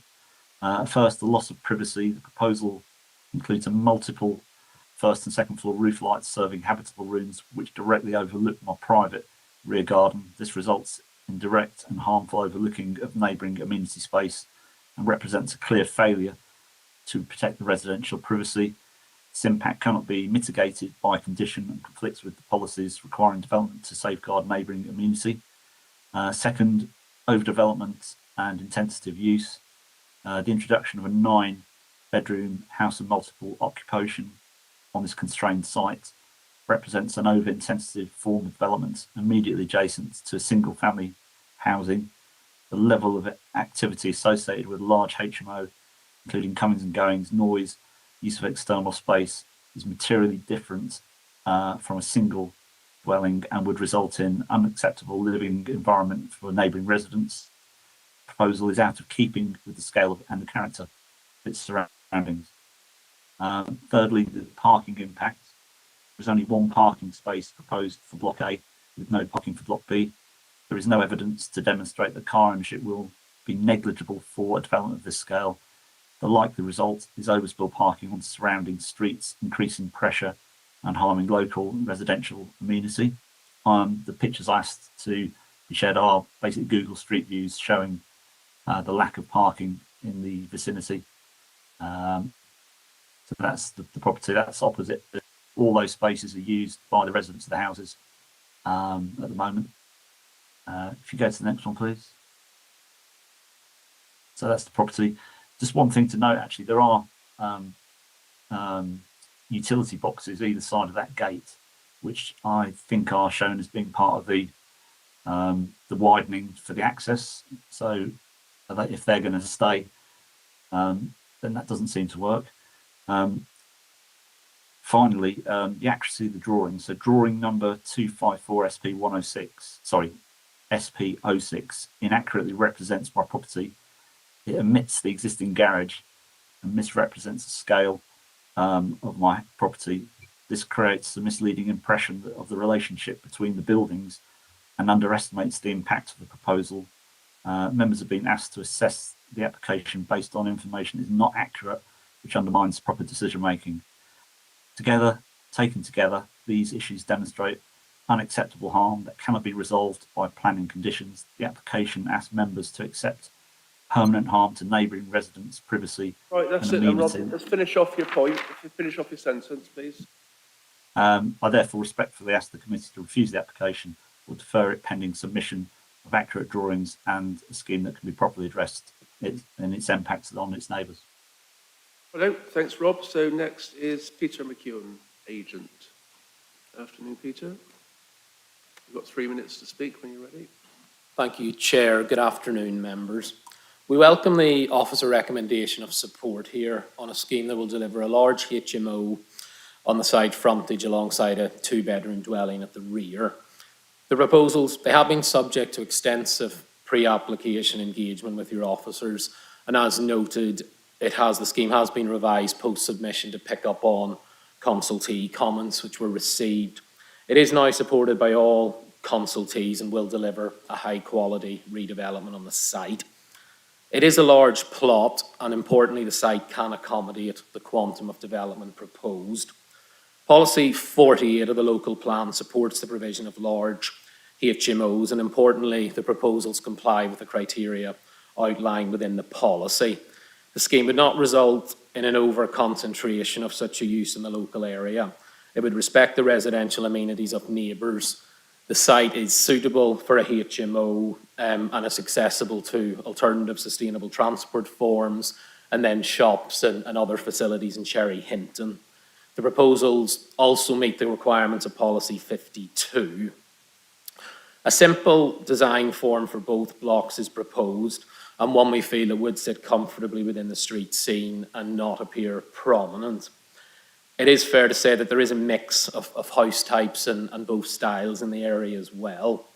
The officer report correctly concludes that a high quality design is proposed and one that would contribute positively to the surroundings and be appropriately landscaped. The level of car parking proposed is considered acceptable given the sustainable location of the site. Importantly, appropriate provision is made for cycles, and these are conveniently located to both blocks.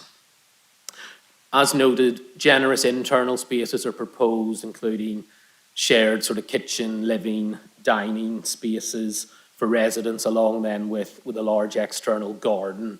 Generous curtilage is also provided for the bungalow. Careful consideration has been given to adjoining properties, and the proposals will not give rise to any significant amenity impacts in terms of overlooking, loss of daylight, enclosure, or any other environmental impacts. There are significant benefits associated with the proposals, all of which have been outlined within the officer report, and we would respectfully request that members, you concur with that officer recommendation and support this planning application. Many thanks for your time. Yeah, thanks, Peter. So 2 ward councillors. Councillor McPherson, you're first.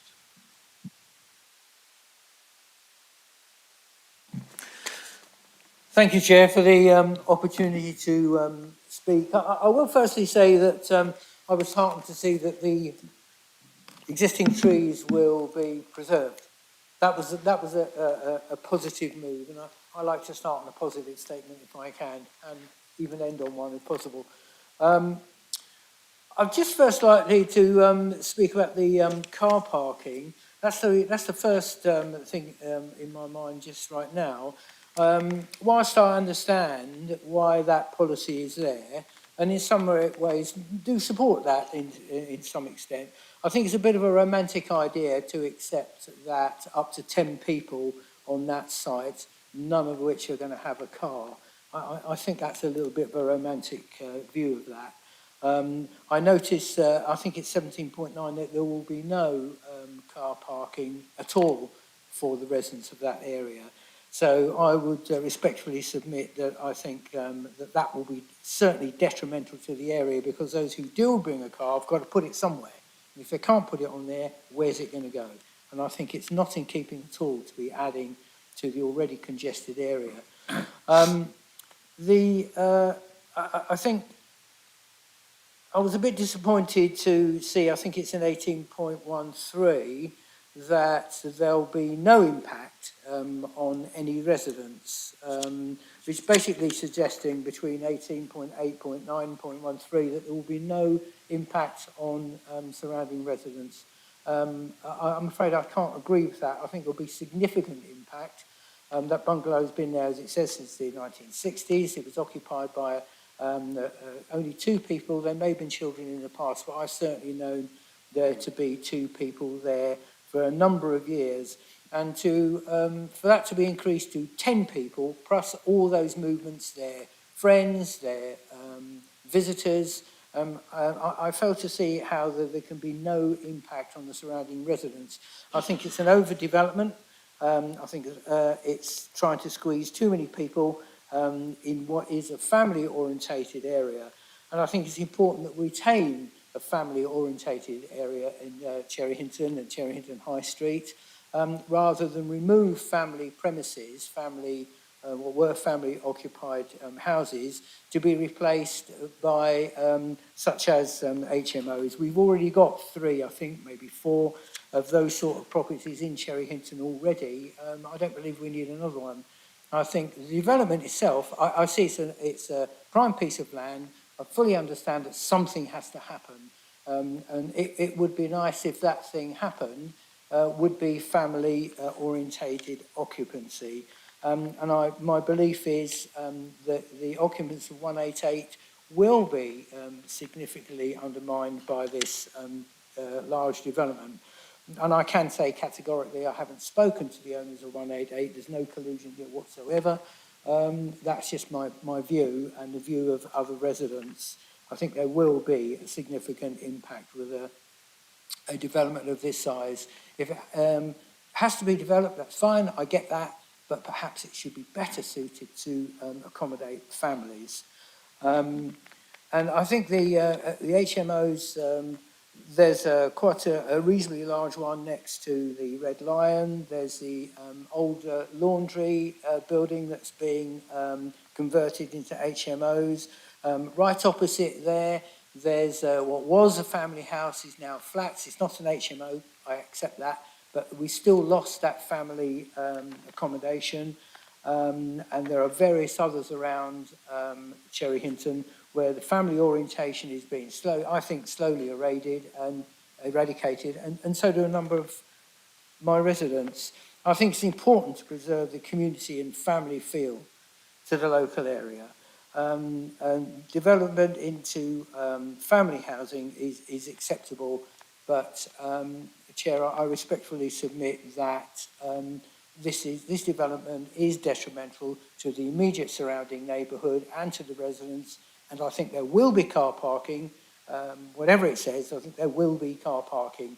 And I would submit that this particular piece of land would be much better acceptable to the residents and to Cherry Hinton as a whole as a family-orientated area. Perhaps 2 houses, perhaps 3, I don't know. But certainly not, I wouldn't support an HMO. Thank you, Chair. Thanks, Councillor. So next is Councillor Ashton. Thank you, Chair. I'd like to point out that although only 9 objections were received, that the post boxes of Councillor Macpherson and myself is probably the second highest we've ever had regards a planning application other than the science park that was proposed. When we asked people to write back and voice the concerns, the answer came back, what's the point? Because the council nods through all these applications. And the reason they say that is, as Councillor Macpherson alluded to, that we have sat here on 2 previous occasions objecting to HMOs in the close proximity. And I'd like to draw your attention to Principle of Development 10.1, Policy 3, seeks to focus residential development in and around the urban area of Cambridge, creating strong, sustainable, cohesive and inclusive mixed-use communities. Now, when we talk about mixed-use communities, we do regards families as being part of that community. And as Councillor Macpherson has alluded to, family homes are now being taken away from Cherry Hinton to make exclusive use for HMOs, which we are aware tend to be a transient population who come and go and don't establish roots. Policy 10.2, Policy 48, supports the provision of large houses of multiple occupation, were the proposal, and it gives 3 items there which should be considered. And I draw the committee's attention to point A. Does not create an overconcentration of such a use in the local area or cause harm to residential amenity or the surrounding area. As has been pointed out, less than 50 yards away from this proposed development is a family house that's been agreed become a large HMO. 50 yards from that property is the old laundrette, which has been agreed can be developed into a large HMO. So again, we're not against HMOs. What we're against is the concentration now being put in a very short space. And we are aware there's other large houses of multiple occupation in Cherry Hinton, and I don't know if the planning officer can pass on to members of the committee where they are situated. There's a house just further up the High Street, 50 yards from this one, a family home that's been converted now with a sign outside, rooms to let. So our concern is that we're losing family accommodation. And families are a stronghold of Cherry Hinton as well. We have sufficient HMOs now without adding to another HMO. So, like I say, our concern is this goes against what our policies clearly state as well. So it's not a case of saying, not in my backyard, but it's a case of saying to the committee, look at what the planning rules actually state. And you have guidance to say there are good reasons in policy 48 and in policy 3 to say this application should be refused and looked at again and looked at being more of a family home. Thank you. Okay, thanks, Councillor Ashton. Right, debate. Yes, Councillor Bennett. Hi, I've got 2 points that I'd like to make. If we're going straight on to debate and not doing questions or clarification. Got that. first. Questions of clarification, let's do that first. Yeah, Councillor Illingworth. Use your microphone, mate. Sorry. One of the objectors made reference to an incorrect drawing in that I think it's number 188 doesn't show his property correctly in the situation against the proposed development next door. Yeah, SP06, I think it was, didn't have the garage on and maybe something else, I'm not sure. Do you want to answer that, Melissa, first? Just going to try and find the drawing that is referred to check, but I would point out that applicants aren't required to show the neighbouring properties, although I would agree it's helpful to get it correct if that is the case. So bear with me a moment. I'd have also got a plan showing the distribution of HMOs along High Street, if that's helpful at some point for members to see. In a second.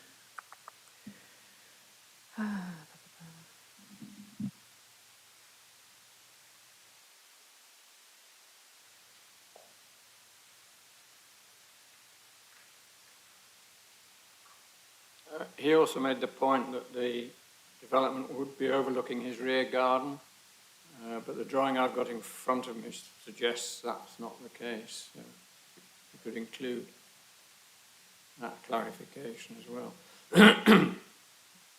Okay, thanks, Councillor. Has our Oh, hang on, because the officer's going to have to do one thing at a time. Or can you do lots of things at the same time, Melissa? I'm not sure.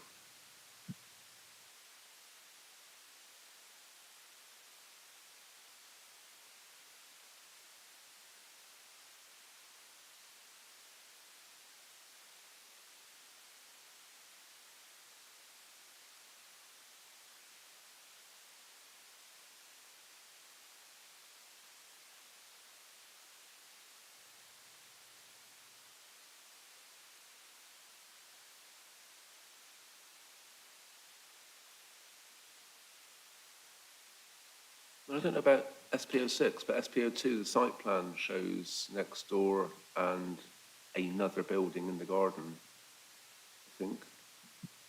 Apologies, Chair. I've got the plan, but my computer's quite slow. I'm just opening it up and I will share. I think I can share it with you. While it thinks about it.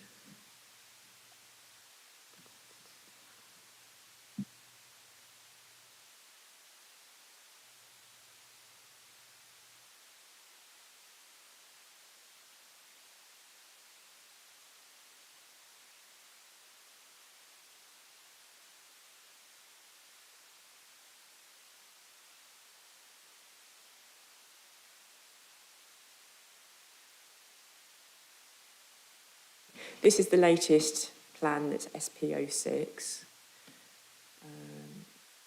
Sorry, something popped up on my screen. So this is 188. This is the application site. Yeah. And this is 202. So I'm not aware where the garage actually is on that property, because from memory, without looking, I can look at the site photos, but I don't think there's anything in the front there. It's got quite a large front garden. The plan I'm looking at is on page 57 of the planning documents. Okay. Stop sharing.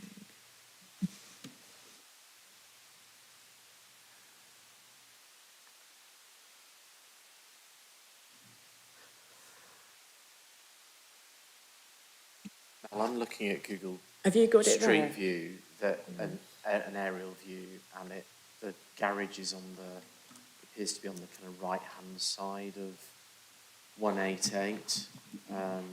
So I'm not sure that it matters, members, in terms of the assessment, but it would be nice if it were shown. I'll just share my screen so you can see what I'm looking at. So this is the application site property here on the left, and this is 188. So that's I think that's the garage there. The objector was talking about. Hopefully that helps. Okay, that's good. We've got that then. So what was the next question, Councillor Illingworth? Use your microphone, please. All right. He was complaining that the new development would overlook his rear garden. Oh, yeah, But okay. according to the plan I've got in front of me, it really wouldn't, because his house is in the way. The windows are to the side of the new development. So I just wanted to make sure that that was the case. Melissa? Yeah, I believe that to be correct. That, I did show in my presentation a photograph of the side of that property. My understanding is that those windows that you saw aren't to habitable rooms. The HMO building has been stepped away from the boundary. It'd be perfectly possible through boundary treatments to address that, and I believe the windows to that elevation are at ground floor, and first floor possibly could be obscure glazed. I need to just check the site plan. Okay. Councillor, you still got your But microphone. I don't think it's an issue, is my point.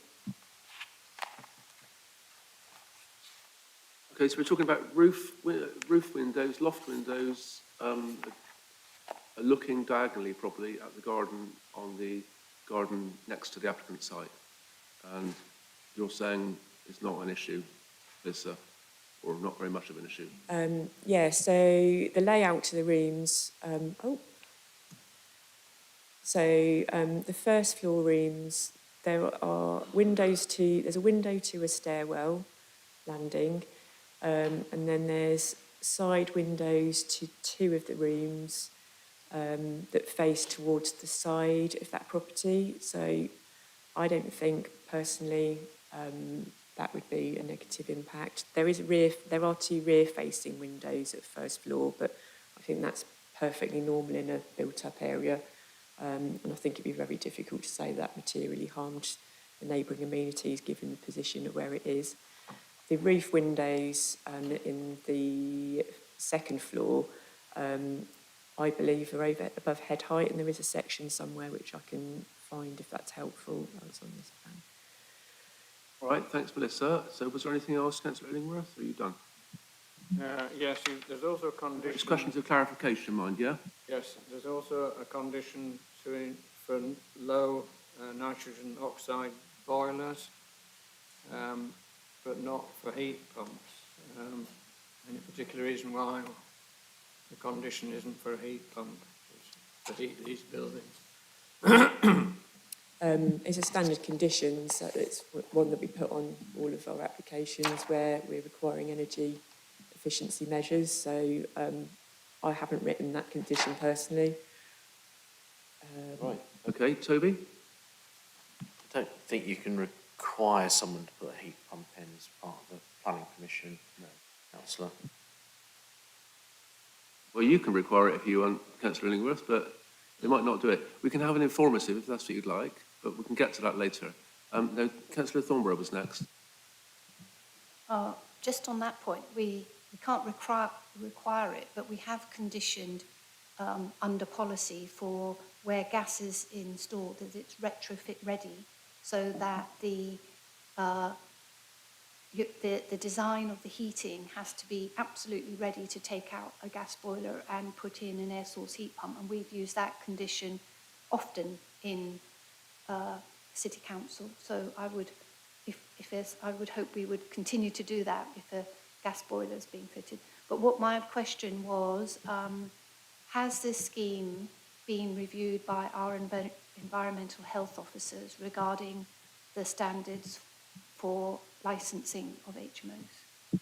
Thank you. We're doing them one at a time, I think. Melissa? Yes, it has, and they've provided specific comments. It exceeds their standards. And as I mentioned in my presentation, in terms of the communal space, it's really generous compared to what the licensing would ask. It doesn't currently have a licence because I don't know if the agent can confirm, I don't believe an application has been made, so they haven't gone into the specifics, but they've provided general comments that would indicate that there's no objection from them on it. I can provide a bit more background about the HMO aspect if it's helpful at some point. All right, thank you. Councillor Bennett. These are just my clarification questions. And I'm looking at the site plan proposed, and I'd just like to ask, I can see where the bin and bike stores are, but I can't work out from the plan how far the bin stores are from the road and how far they've got to be dragged. And I've also got my usual question about the width of the path down to the bungalow, and particularly concerned about that because if bungalows are very popular with people with physical disabilities, and people may need to get a wheelchair down there or other mobility aid. And that also relates to my bin question because I know that the bin service will do collection for disabled people, but people don't like to ask for help and do like to be able to take their own bins out. So I'm quite interested in how far back that is. Right, a couple of questions there then, Melissa. I don't know off the top of my head the distance. I can measure it, but it will take me a few minutes.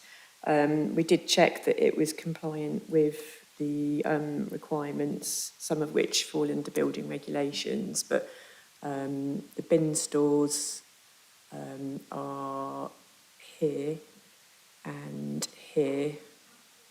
Oh, sorry. There.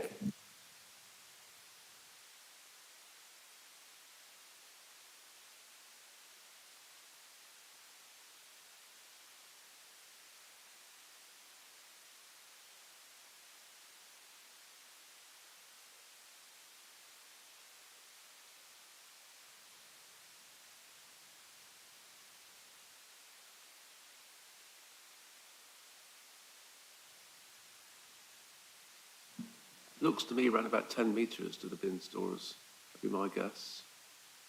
Is that anywhere near okay, or do we need the exact figure? Is that necessary, Toby? I mean, it's going to be within this 25 metres, I would have said, given where it is. And as Councillor Bennett has noted herself, the council does provide a bin collection service for those that require it. They do just need to apply for that. We could address the point about the path. Again, I'd need to measure it, but we could make that wider as part of the landscaping condition if necessary. Well, we could have that path width come back to Chair, Vice Chair and Spokes, I would have thought, because there's plenty of space there, isn't there? It looks like to me to have that path wider if it needs to be. I know we're redesigning on the table, but Councillor Bennett is right to point that out. So is that possible, do you think, Melissa, come back to Chair, Vice Chair and Spokes? Yes, I think that would be perfectly acceptable. Sorry, I'm trying to present the site plan in Teams, but it's very slow. That was all of yours, wasn't it? Councillor Bennett, I think? My other stuff is for the debate, thank you. But thank you for great. checking. So, Councillor Todd Jones, clarification. Yeah, thank you, Chair. I think it's the clarification, but and we probably have addressed this in other meetings when HMO proposals have come forward, but it's just about the under policy 48 and A, which is referenced 10.2 on page 152, and that's about the criteria, and I'm just checking it is the clarification, whether there is any specific criteria that's used in terms of deciding whether there's an over-concentration of such use in the local area that might be harmful to the residential amenity. And in 10.4, it states that the two small HMOs that have also been mentioned are close to the site, but the provision of this large HMO location is acceptable. So the clarification really is, can you remind me, is there any specific criteria that relates to this, or is it just basically a matter of judgment, which of course is debatable, depending on perhaps whether you're making a kind of more technical case for provision, or whether there's an impression in the local area from residents and councillors that there's an over-concentration of HMOs. Get that, Melissa? Yep. Yes, I can answer that question. The current policy doesn't provide any guidance as to how to assess over-concentration, but in preparation for today, I have looked at the evidence base for the emerging local plan and the emerging policy, which does provide quite a lot of really useful background. And that indicates that in future we'll be applying a no more than 2 consecutive, hang on, let's get the actual wording. Sorry, got a lot of notes on this.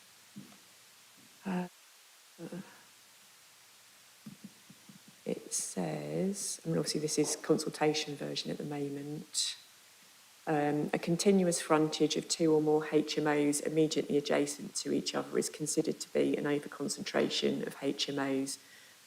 They've said they'll take further work to consider refinements to the definition of over-concentration. Generally speaking, the approach I take currently, because we don't have guidance, is I'll check the licence register, and I can show you the plan if I can get it to open up. There are 5 HMOs along the high street currently, but because of the length of the high street, they're actually quite widely distributed. There are 2 fairly close to the site, on the opposite side of the road.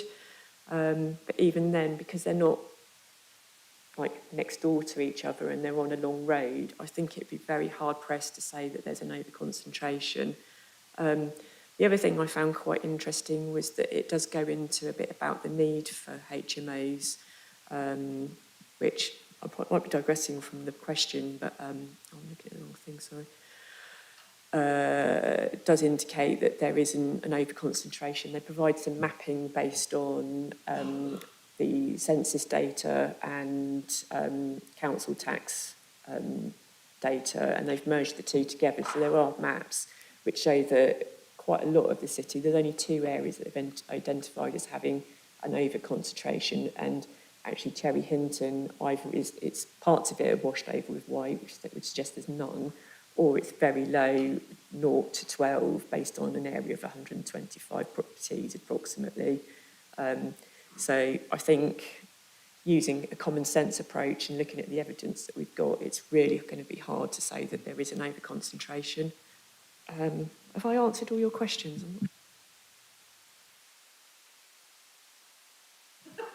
We asked the questions. Go on then. So what do you say, Melissa? Oh, answer. Have I Right, answered sorry. all the I thought you said questions? ask. Thank yes, you. yeah, he's nodding. Yeah, that's good. Okay, we're all good on that. No more hands up. So I just clear up a couple of things still from what the speaker said. The trees are kept. Can you confirm that is the case, that the trees have been kept on the site? That's correct. There were some, in the second lot of comments, there were some concerns raised about the street trees, but I think that was from a misunderstanding of the plans. It was a different tree officer that had commented, and I don't think they'd fully appreciated the access plan had changed, so actually the root protection areas won't be impacted in the tree, subject to taking the appropriate measures, which we've recommended conditions as per the normal approach will address. Thank you. A lot of clarification questions. I've got 2 more, and then we'll get going properly. Then we'll be done soon, because we've done it all properly. So it was mentioned that there might be up to 10 people on the site, so 9-bed HMO and a bungalow. But I'm presuming the bungalow, since it has 3 bedrooms, I think, could be another 5 people. So that would be 14 people, just to clarify, on the site. Yeah, the HMO is a 9-bed, 9-person HMO now proposed, and the bungalow is would be a 2-bed, 3-person HMO bedroom house. Yep. So, So 12. 9 plus 3 is 12 Yeah, in 12, my book. Yep. And finally, is there any policy around, because there's a lot of talk about families, is there any policy around families versus single people? No, and interestingly, the evidence base indicates that in Cambridge specifically, the majority of HMOs are actually occupied by professionals or people working at Addenbrooke's. So there's no evidence to suggest that it's, for example, people on benefits or people that might be considered to be like rowdy or students or what have you. So again, I refer to the evidence base is limited in terms of the suggestions that we've received today about them being harmful to the community aspect of the comments that we've received. Right, thank you. Toby, you've got dimensions. Yeah, just to help councillors. So the bins for Block B are 25 metres, which is, I think, within the guidance. And then the width of the passageway to the Block B bungalow is 1.2 metres wide. 2, that's good. 2 metres wide. 1.2. Sorry, I misheard 1.2. So did you say the bins are 25 metres from the highway? Yeah, and that is, I think, that accords with the guidance as I understand it. Okay, all right. Right, okay, now we've got debate then. Anyone? Yeah, Councillor Bennett. Hi. I welcome the fact that the minimum space standards are exceeded, but I still have some concerns about the amenity for future occupants and also about car park provision. So I'm going to do the amenity for occupants. And with a larger HMO, it's much less likely that it's going to be a single friendship group of people all cooking together. So you potentially got 9 different sets of people trying to get in and do breakfast and cook an evening meal. And the most likely conclusion is they end up having sandwiches or microwaves or takeaways in their room, which isn't very healthy, because you just cannot get through 9 sets of meals in one evening. So I've got a question over the adequacy of the kitchen and living room provision. My other question is about car parking. And I can see that the number 1 bus route is just outside, which is one of the better bus routes. It's very frequent. But the thing is, even though it goes to some useful places like Addenbrooke's and the station, it doesn't really solve all your transport needs, and particularly if people are on night shift at Addenbrooke's, or have to get on particularly early to get to Addenbrooke's. And I'm not sure that that is actually an early enough first bus. So I have a concern over that. I also have a concern over the bungalow.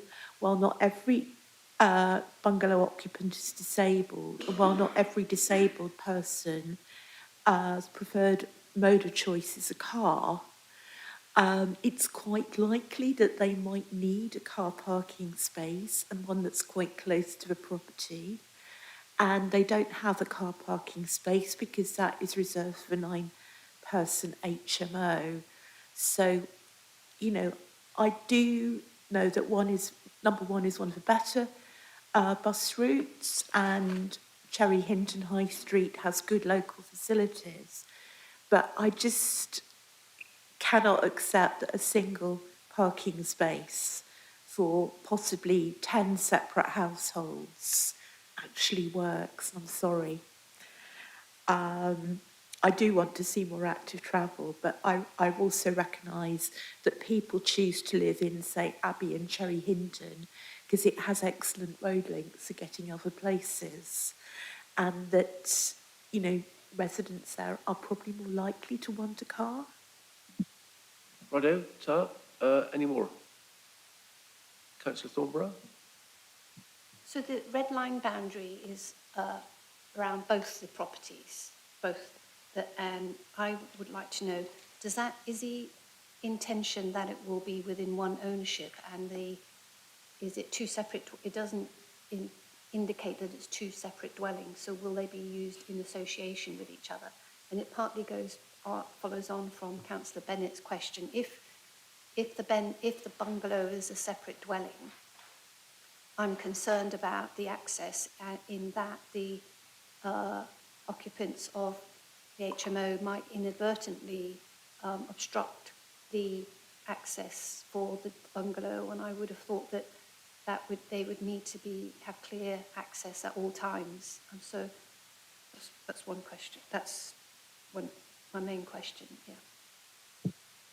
Righto, Melissa. So the red line goes round both properties. As you know, we can't control the ownership of properties, so I would, anticipate that potentially they could be used and owned separately to each other. We have negotiated with the applicant's agent and their architect to actually remove some car parking because of concerns we had about the turning. So just to clarify for members, the space that is on site isn't for occupiers. We've got a condition recommending a management of arrangement as we do for all HMO applications. And the space that's on site is simply for delivery vehicles and servicing vehicles for the HMO. Accepting your point about potential future occupants, but that would be a decision for future occupants, and accepting that life changes people's personal needs. But as it stands, it's in a really sustainable location. It's on a cycle route, got cycle lanes. It's next door to a bus stop. You've got shops, library, everything you could need really for day-to-day needs, just a very short walk away in the centre of Cherry Hintons. I think, again, it's a really hard one to say that car-free development in such a location would be unsuitable. Right, can I just come back before you, Councillor Thornborough? So just on car parking, I remember years ago we used to look at each addition to car parking on the streets, and everyone would say, just on this particular item, it doesn't add a little bit, that's all right, but they all add up, of course, in the end. But on this site, it's sustainable supposedly, and the member or members are arguing that our policy is silly. You could repeat what our policy is, which is we don't require any cars, do we, to be parked on a resident site. So didn't you want to talk about that, about why our policy? And I'm not saying it's silly, I'm just saying that that's my interpretation of what's been said so far. And so we need to be clear. If we're okay with people parking their cars on the public highway, then we need to be clear about that. At the moment, you can in Cherry Hinton, there's no residence parking. So if there's a space, you can have it. But are we okay with that in planning committee? Is there any policy to stop us assuming that to be the case and saying it's okay? The policy for car parking is set out in the general policy for car parking under Policy 82, car parking management, and it does set out the considerations for car-free development. And it says where car-free status of a development can realistically be enforced by planning obligations and/or on-street parking controls. It's very difficult to actually park on the road. In the objectives presentation, you can see there's cycle lanes, there's a bus bay next to it. There are some parking bays opposite, which are available for the public, but otherwise it isn't controlled. But it's a very busy road. You wouldn't want to park your car on it, would be my suggestion, having been along there numerous times. It does also go on to set out where the considerations are for car parking. So I'm just scrolling through the policy. And it talks about things like access to sustainable transport modes, access to, just trying to find it, sorry. Oops. Not very good with the mouse on my computer, sorry.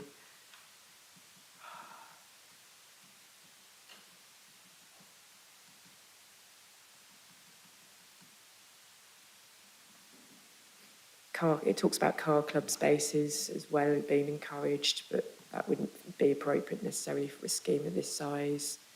At paragraph 9.30 of the supporting text, it talks about car-free and car-capped development, where new on-street permits are restricted to existing, not new residents, and where the development will not impact negatively on the surrounding area by displacing car parking. It's therefore important that where car-free development is proposed, the appropriate on-street parking management is in place. We would propose to do that through the HMO management plan and included that as part of that condition.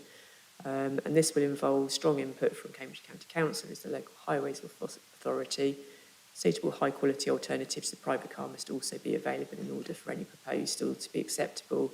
Access to shops and services close by is required. So as we've already mentioned, you've got shops just down the road, you've got a bus literally outside the site, you've got cycle lanes along both sides of the road.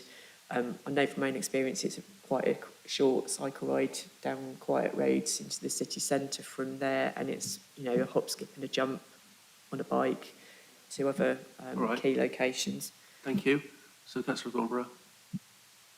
So I think we generally have for new dwellings a requirement for M42, and there's no reference to that with regard to the bungalow. I think the bungalow should be policy compliant for M42. That's, and all the requirements of that should come through for the bungalow. I think that's the very least. Yep. M42, Melissa? Yes or no? I'll just need to check the conditions, but that would be usual to cover that through a planning condition because it is a policy requirement. So I can't remember whether that's actually in the long list of conditions, but I will check that for you and we can always add that as a condition if it's not there. Can I just come back on that? So the M42 does require access. So I think somehow the access to the bungalow must be absolutely guaranteed.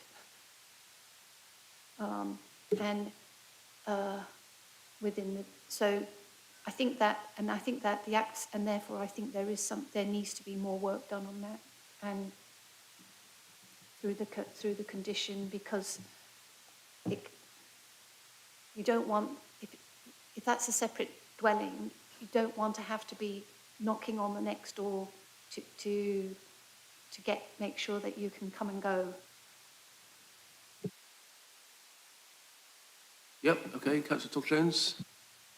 Yeah, on that point, on page 161 of the pack, accessible design, there is a reference to this, isn't there? And I just wondered, following up on what Councillor Thornborough just said, that it sounds like the part 2 of the building regulation, to comply with policy 51, this condition is required. So in order that the proposal is built to part M42 requirements. So we need to be absolutely sure that that is going to be covered, compliant with policy 51 as well, in the condition. Okay, I'm waiting for an answer. Yeah, M42, HMOs, Toby? Yeah, it doesn't appear on the list of conditions. It should be there. Apologies, Councillor. That is an omission. Okay, so we're going to add that on, are we? Yeah. Yep. Okay, that's that then. Right, we're done with that then, Melissa. I think. Yeah, no more hands. So, we've been talking practically about this item to a certain extent, Melissa. And is there a bit of an issue, and I don't know if it's even a planning issue, but having a busy dwelling of 9-bed HMO on a site quite close to a small building, a bungalow, where there might be a family or a single person or an old person, or we don't know what it would be, but I don't know, it feels a bit like they rub up against one another in a not very comfortable way, and also it's a bit tight on the site, but I suppose that's okay, is it? Because it's just that's what houses are, they're next to one another. Not a planning issue, I'm presuming. I mean, future amenity. Again, I would just repeat that whoever occupies it, that's a choice. We're providing housing. if someone doesn't want to live next to a large HMO, then they'd probably choose to live somewhere else. But as I mentioned when we were discussing the HMO policy that's emerging, it is clear from the evidence that there's some misconceptions about HMOs and the amount of noise and disturbance. I personally think because the bike stores are away from that property, people coming and going, you wouldn't be aware of it. You know, someone arriving on a bike after shift at night time at Adam Brooks isn't going to be disturbing the occupiers of that bungalow by putting their bike away and going in one of the entrances towards the front of the site. Yeah, Councillor Bennett. I do see that arrangement, HMO in front, bungalow in the back, quite a bit in Abbey, and quite often the managers of the HMO or the caretakers live in the bungalow. And I've not had any antisocial behaviour or neighbourhood problems reported. I appreciate that's just one type of occupation, but I thought it was worth mentioning. Okay, Councillor Thornborough. Yeah, I think policy 52, it's about, is protecting garden land and subdivision of an existing building plot. So I think this is a single residential plot, which it's being subdivided into a commercial business at the front that's not residential as a home. I'm really concerned about the bungalow at the back and whether there's adequate access. Yeah. Is it policy compliant, Melissa, access or not?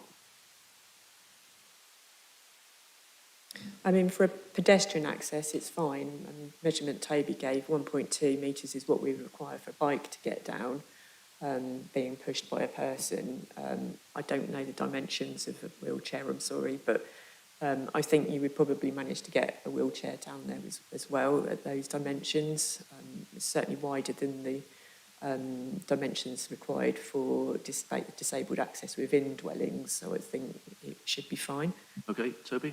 I just kind of think about Councillor Thornborough's concerns really about, you know, if the ownership kind of subdivides, how is it controlled? Obviously, if it's within one ownership, then whoever's has control over how the space is used. I mean, usually if properties are then subdivided in terms of ownership, then if you were living in Block B, as part of your deeds, you would retain a right of access to your bungalow at the back. So that kind of thing is usually controlled through ownership rather than planning condition, because if planning condition is trying to control kind of obstruction of rights of way, it's quite difficult to kind of see how planning can play a role in that. That's more of a kind of neighbourly thing, or something that would certainly be secured by your solicitor on the purchase of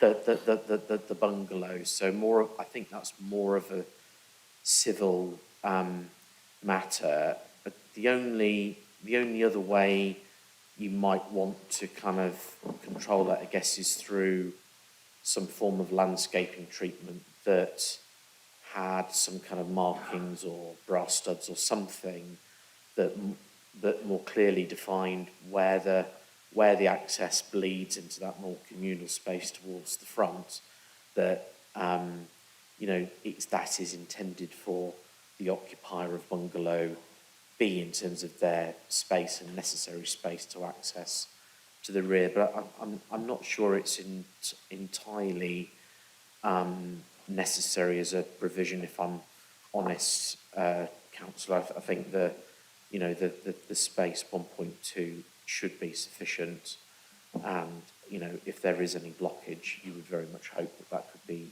resolved between the parties if the land were subdivided, and it would be something that would be secured through a separate legal agreement on conveyance of the property. Yep, okay. Councillor Todd-Jones. Yes, follow on from that, and Councillor Thornborough and yourself, Chair. Because we always have to consider, don't we, the amenity of future occupants, not just our immediate consideration.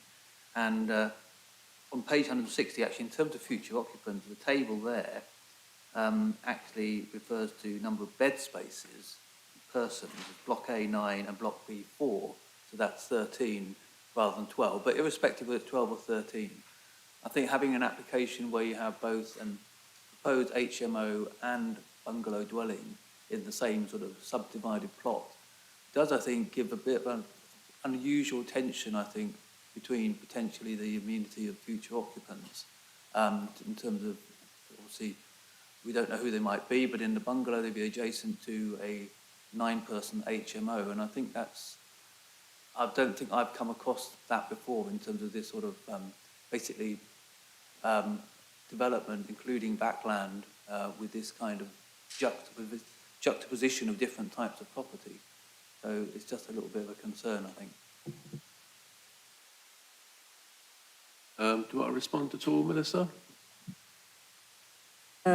Sorry, I didn't hear a question. It wasn't much of a question, it was more a statement, I think it was more of a really, I think, statement, wasn't it? Yeah, I suppose well, I was kind of voicing a concern about an application which has two very different kinds of properties, which will have different needs and different impacts on the community and residential amenity, given that you've got a 9-bed HMO and a bungalow, 2-bed bungalow, in close proximity to each other in this application. I mean, I think officers are generally relaxed. I mean, I have seen this kind of arrangement before. The bungalow is side on to the external amenity area, so its main garden is kind of facing away, so the orientations don't kind of collide. I don't think that there's not a privacy issue. The garden's relatively generous for the HMO. It's about kind of 14 or so metres wide as it is long. So I don't think that we see an issue in terms of the relationship between the two, Councillor, if I'm honest. Okay, right. No more hands up. So, oh yes, Councillor Thornborough. Is there a landscaping condition? Because I am continue to be concerned about the layout and access, and it would be much better, in my opinion, if the bungalow had a guaranteed route in and out, including, well, I think you almost need the landscaping needs to ensure that there is no parking into where the turning head is. I think, and it's not just for the people, the coming and going of the house. 9 people buying online, I think there's going to be a lot of coming and goings for people buy online, and that we need to, and we know that's going to happen. Vans are going to be coming and delivering both to the bungalow and the HMO, and I think it just doesn't seem, that bit doesn't seem resolved, and I'm really concerned about the access to the bungalow.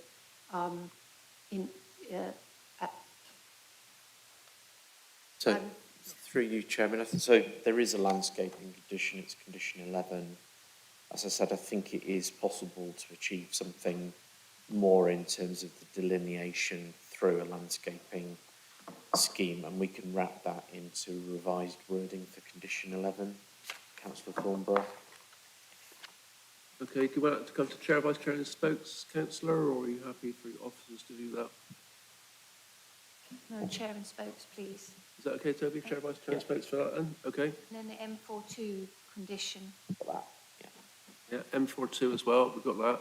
Any more for any more? No? Okay, so recommendation And on then these condition about being retrofit ready for air source heat pumps. We've used that at Darwin Green a lot. And I think Councillor Illingworth was keen that we should have an air source heat pump. So we can have an informative if you want. I don't think anyone's going to argue against you, probably. Do you want to? Yes, I think that's a good idea. Obviously, an informative means it won't necessarily happen, but we're saying this will be a good thing to do. Yeah. So, yeah. And obviously, it's a new house, so it could be very well insulated. There's no reason why that couldn't be viable, I think. So, Toby, yep. So, recommendations, please, Toby. Yeah, so the recommendation is on page 163. That is to approve subject to the planning conditions as set out with minor amendments to the conditions as drafted delegated to officers. It includes a new condition regarding the requirement for M42. It requires a revision to condition 11 to explicitly require clearer delineation of the access arrangements for the bungalow to the rear. A condition with regard to retrofit and an informative with regard to the encouragement of an air source heat pump. Those revised conditions and informative are to come back to Chair, Vice Chair and Spokes for agreement prior to the issue of any permission. Yep, thanks Toby. So May I recommendation. check, was M42 included in that? Yeah, we've got M42. Yep. Recommendation is approval. All those in favour of that recommendation?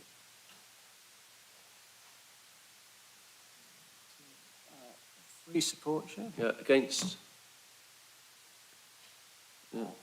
Three against, so Yes, it's even split. Chair's casting a vote, so it's approved. So the item is approved. Thank you very much. Difficult debate, I know, on balance, but next planning item is the one in...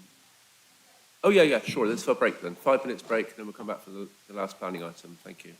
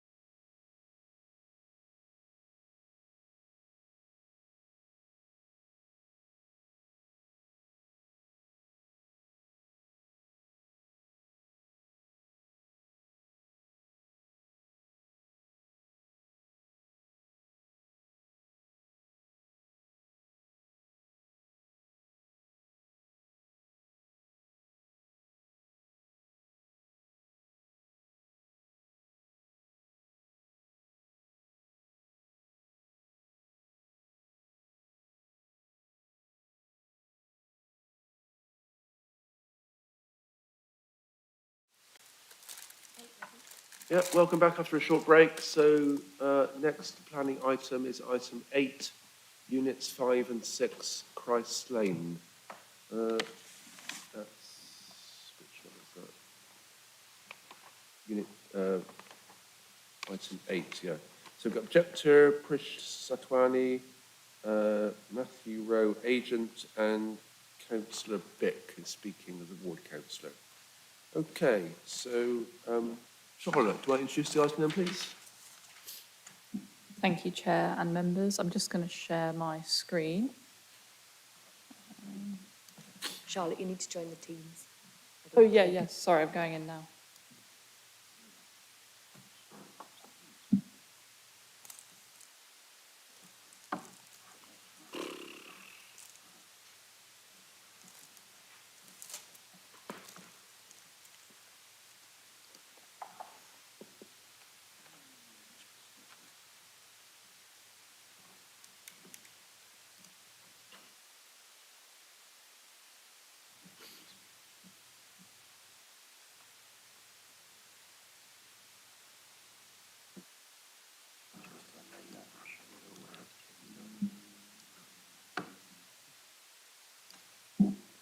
Sorry, there we go. Thank you. So this application is at Unit 5 and 6 Christ Lane in Cambridge. The application seeks to vary Condition 5 of Planning Consent 19-16747 S3, which is a variation of the original redevelopment in this area. I will go through what the variation is in more detail in the presentation.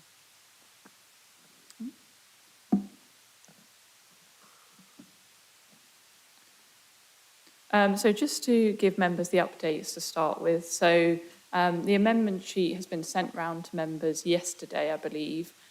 This has summarised some of the late representations that were received from neighbouring occupiers, including the residents at Christ Lane and Christ Lane Action Group, and some neighbouring occupiers as well. The concerns were based broadly around noise and disturbance impact, the method and conclusions of the noise assessment undertaken, and the impact to the conservation area. These have all been addressed on the amendment sheet, but if any clarification is needed from members, please do ask. As part of the representations, officers would like to propose 2 additional conditions that members can consider today.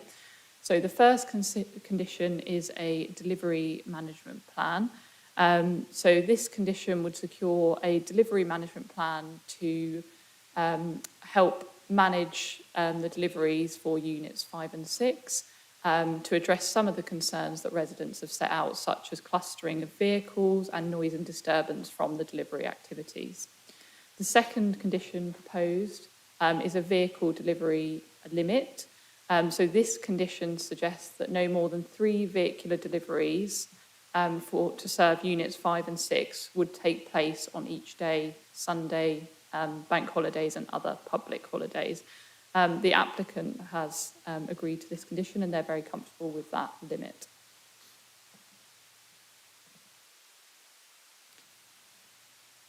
So this is the proposed condition wording that the applicant seeks through this application. So the update is to include an additional delivery window on Sundays, public holidays and other public holidays Sundays, bank holidays and other public holidays between 9 a.m. and between 10 a.m. and 9 p.m. to provide the operator greater flexibility in meeting their stock demands. The operator anticipates that 2 deliveries will be required on a Sunday to meet their demand. 1 delivery would be in the morning after 10 a.m. for fresh goods, and the second delivery would likely be in the afternoon after around 2 p.m. And this would be the dry, non-refrigerated good. As suggested in the earlier slides, a condition is recommended to limit the number of deliveries in one day. Officers find that the increased delivery window is an acceptable change subject to conditions as set out in the report and in the update slide. It is considered that the proposal would not lead to adverse impacts to neighbouring occupiers in terms of noise. The Environmental Health Officer, who is here with me today, Greg Kearney, is online, can explain the noise assessment if members wish in more detail. However, members should note that representations have been raised about the potential noise levels due to the noise levels that were set out in the noise assessment. However, what the Environmental Health Officer has tried to help members to understand, and I have in my report, is that the noise levels must be considered in context, and this is an important part of the noise assessment standards. Context, as has been explained by the Environmental Health comments, is vitally important in this case, especially when the additional noise of beeping and manoeuvring would not be distinguishable from the existing noise climate in the bus station. It is acknowledged that the noise from the delivery vehicles would exceed the background noise. However, it is concluded that within the context of the existing noise climate, in terms of the character and level of noise, this would not be harmful to the amenity of neighbouring occupiers. So this is just a plan to show where units 5 and 6 are. So this red line indicates the sites here. I'm sure members are familiar with this area in the city centre, but just to point out, you've got the sort of Drummer Street bus station to the northwest of the site, and Christ Lane is where this sort of retail unit is accessed at current. Hopefully this sort of arrow gives a bit of an indication of that. So Christ Lane is sort of in shadow here, but this is where the retail unit is accessed. I'll go on to sort of how the deliveries operate. Here we go. So as part of the original consent, the deliveries for the retail units were arranged in these, you can sort of see where my red arrow points here, or in the picture on the top right-hand side of the screen, there's sort of 2 delivery bays here, and then a sort of closer one at the bottom. So all deliveries for the retail units take place within these bays, and that is conditioned on the original consent, and that condition would be carried forward as part of this application. So all deliveries come through Drummer Street bus station and reverse into these bays.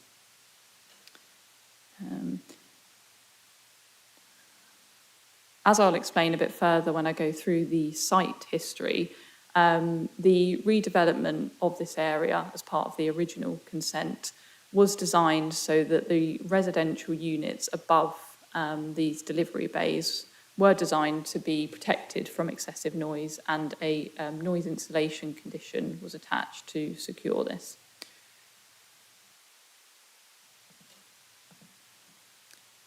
So just to touch on this a little bit further, there's 2 applications in the application history. So the first is the 19 reference application. This application related to units 5 and 6 and aimed to extend the opening hours to be at 7 a.m. rather than 8 a.m. This application had conditions attached to it relating to this change, and ones that continue to be relevant for this application. So condition 3 on this consent ensured that all deliveries would happen through the Drummer Street enclosed bay. Condition 4 on that consent limited the size of delivery vehicles, and obviously those are the only ones that fit in the delivery bay. And condition 12 on the original consent, which this one carried forward, was the noise insulation condition that I touched on in terms of the residential envelope of the flats above the delivery bays. The 04 application at the bottom is the original redevelopment of Bradwell's Court. So this sort of controlled how the delivery bays and residential units were arranged. So just moving on to the planning balance now. The planning balance is shown and the proposal is recommended for approval. The matters that weigh in favour of the proposal are as follows. So subject to conditions, the proposal is not considered to be harmful to the amenity of neighbouring occupiers, and therefore the proposal is considered to comply with Policy 35 and the NPPF.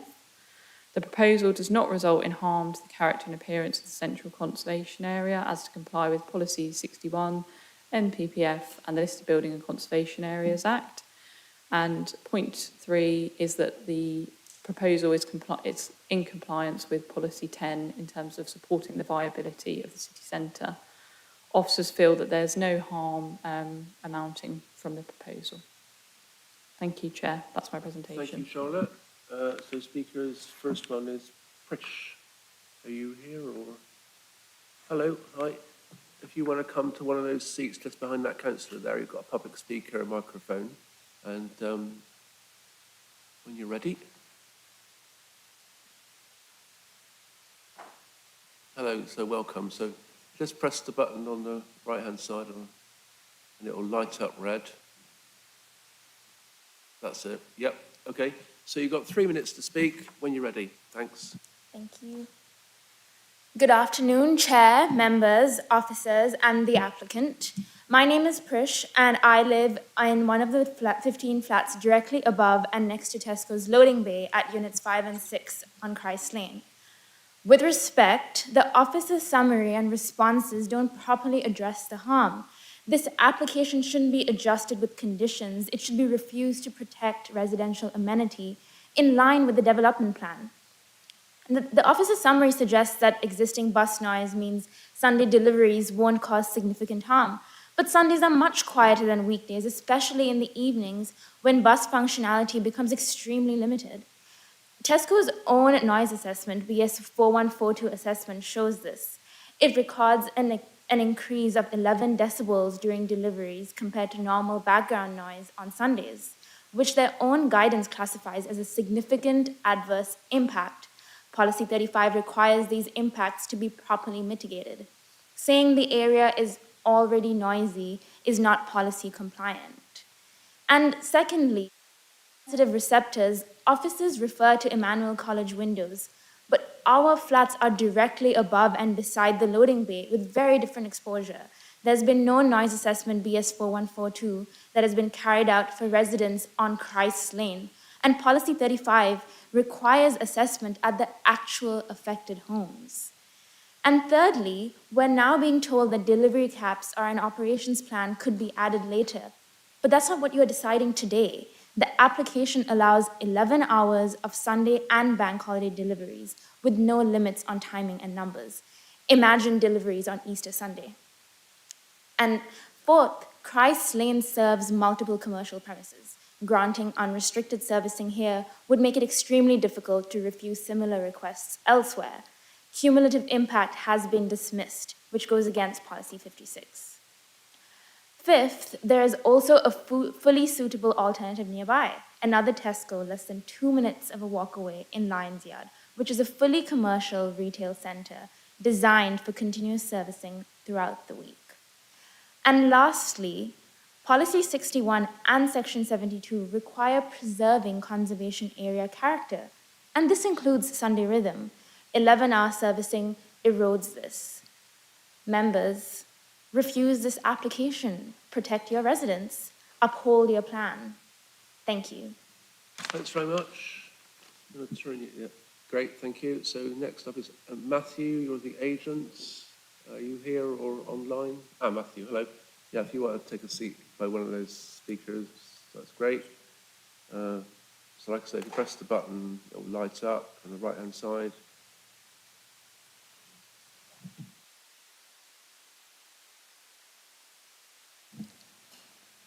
Good afternoon, ladies and gentlemen. I'm Matthew Rowe of Rock Planning, representing Tesco stores. As explained clearly by the planning officer, the purpose of this application is to allow deliveries on Sundays and bank holidays, which are currently restricted. For a convenience store of this nature, daily deliveries are needed to ensure the availability of product to meet customer demands. And as things stand at the moment, this store suffers from poor product availability and on Sundays and particularly on bank holiday weekends. In these situations, stock availability can drop quite considerably and result in key products such as sandwiches not being available. The store is located within a primary shopping frontage and a primary shopping area within a city centre, and thus very much the preferred location for all forms of retailing. The application seeks to resolve the deficiency by proposing a delivery window on Sundays and bank holidays of between 10 a.m. and 9 p.m. Importantly, this window has been proposed so as to be considerate of the surrounding amenity by limiting deliveries to daytime hours only, limiting the number of deliveries to 3 of the new period, and ensuring unloading still occurs within an enclosed and purpose-built delivery bay. Most importantly here, the delivery bay effectively forms an extension of the bus station. We've been informed that there are approximately 160 to 210 buses which use this station on a typical Sunday from 7 a.m. to 9 p.m. and beyond. These buses all have to reverse out of spaces and thus have the associated beeping noises. Thus, within this context, the technical evidence concludes that the noise generated from any Tesco delivery vehicles on these days will be imperceptible compared to the existing activity in the bus station. Thus, it follows that the amenity of the adjacent residents cannot be materially harmed by the proposal. This conclusion is consistent with the view of the Council's Environmental Health Officer. Accordingly, it is hope the members will support the officer's recommendation for approval. Thank you very much. Yeah, thank you very much, Matthew. Councillor Bick, you're a local ward councillor in Markham. Thanks, Chair. In fact, Councillor Porro had intended to be coming along speaking today, but unfortunately hasn't been able to. Ward councillors have raised concerns about this application initially because the applicant hadn't explained why these additional deliveries were required on days which our standard conditions usually prevent. And also because the acoustic assessment made no reference at all to the residents living in the flats above Christ Lane, whose amenity space and windows were above this loading bay. I'm grateful for the additional information provided by the applicant, but note that the acoustic assessment still doesn't use a receptor near to the Christ Lane's flats themselves, which is a concern, but also that the applicant confirms that they would need 2 deliveries per day on Sundays and bank holidays rather than unrestricted deliveries.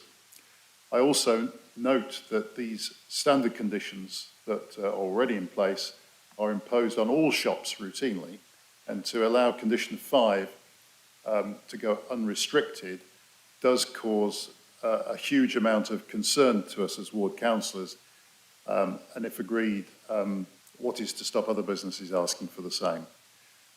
Condition is there for a reason. It's to differentiate 1 day a week for people living in the city centre. It's about respite. It's not about comparison with other days. It's intended for respite. It's intended to be as quiet as possible. And it recognises the value of the city centre as a place where people do live, and I think we have a broader interest in them doing so for all sorts of reasons. However, if members are persuaded to approve this, I would urge the committee to insist that condition 5 is amended to reduce the otherwise unrestricted nature of what would then be allowed. The officer has spoken about the applicant being willing to accept a limit on 3 deliveries instead of unrestricted, but actually the information in your report describes 2 as the requirement, and actually says that that requirement is greatest when a bank holiday follows a Sunday. I think in reality you ought to have a range of options with conditions here. One would be to allow a couple of deliveries on a bank holiday, keeping Sundays as they are now, addressing the worst concern, the biggest concern of the supermarket. And the other would be if you reluctantly, hopefully reluctantly, would go to do to make the change on Sunday as well, to actually keep the restriction at 2, which is all that's being asked for And I think the danger of allowing a sort of leeway between what's being required and what you would restrict to is that you could cause a migration of deliveries from other days if the operator believed that transport on the highway in general was easier on a Sunday or a bank holiday. So I think in reality, I would hope you don't feel restricted if you look at conditions to only conditions that you know that the applicant will accept, because it seems to me to be your decision about this sort of thing, if it's reasonable. So if it's not agreed, what you're being asked to approve today is unrestricted numbers of deliveries on Sundays and bank holidays, and I can imagine that for many retailers this would be quite an attractive proposition, as traffic is lighter in some respects on Sundays and bank holidays, and therefore deliveries could move to those days, as I've said. I appreciate that the Environmental Health Officer says that buses are still present on Sundays and bank holidays, but these are considerably fewer than on weekdays and Saturdays, probably half as many or less, so lorries reversing in and out would still have more of an impact on quieter days.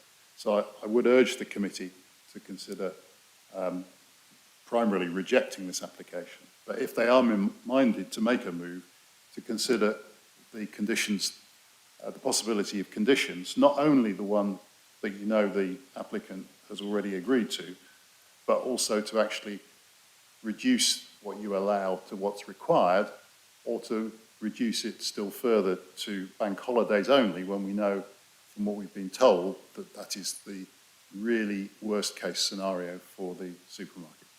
Thank you. Thanks, Councillor. Right, debate. Councillor Thornborough.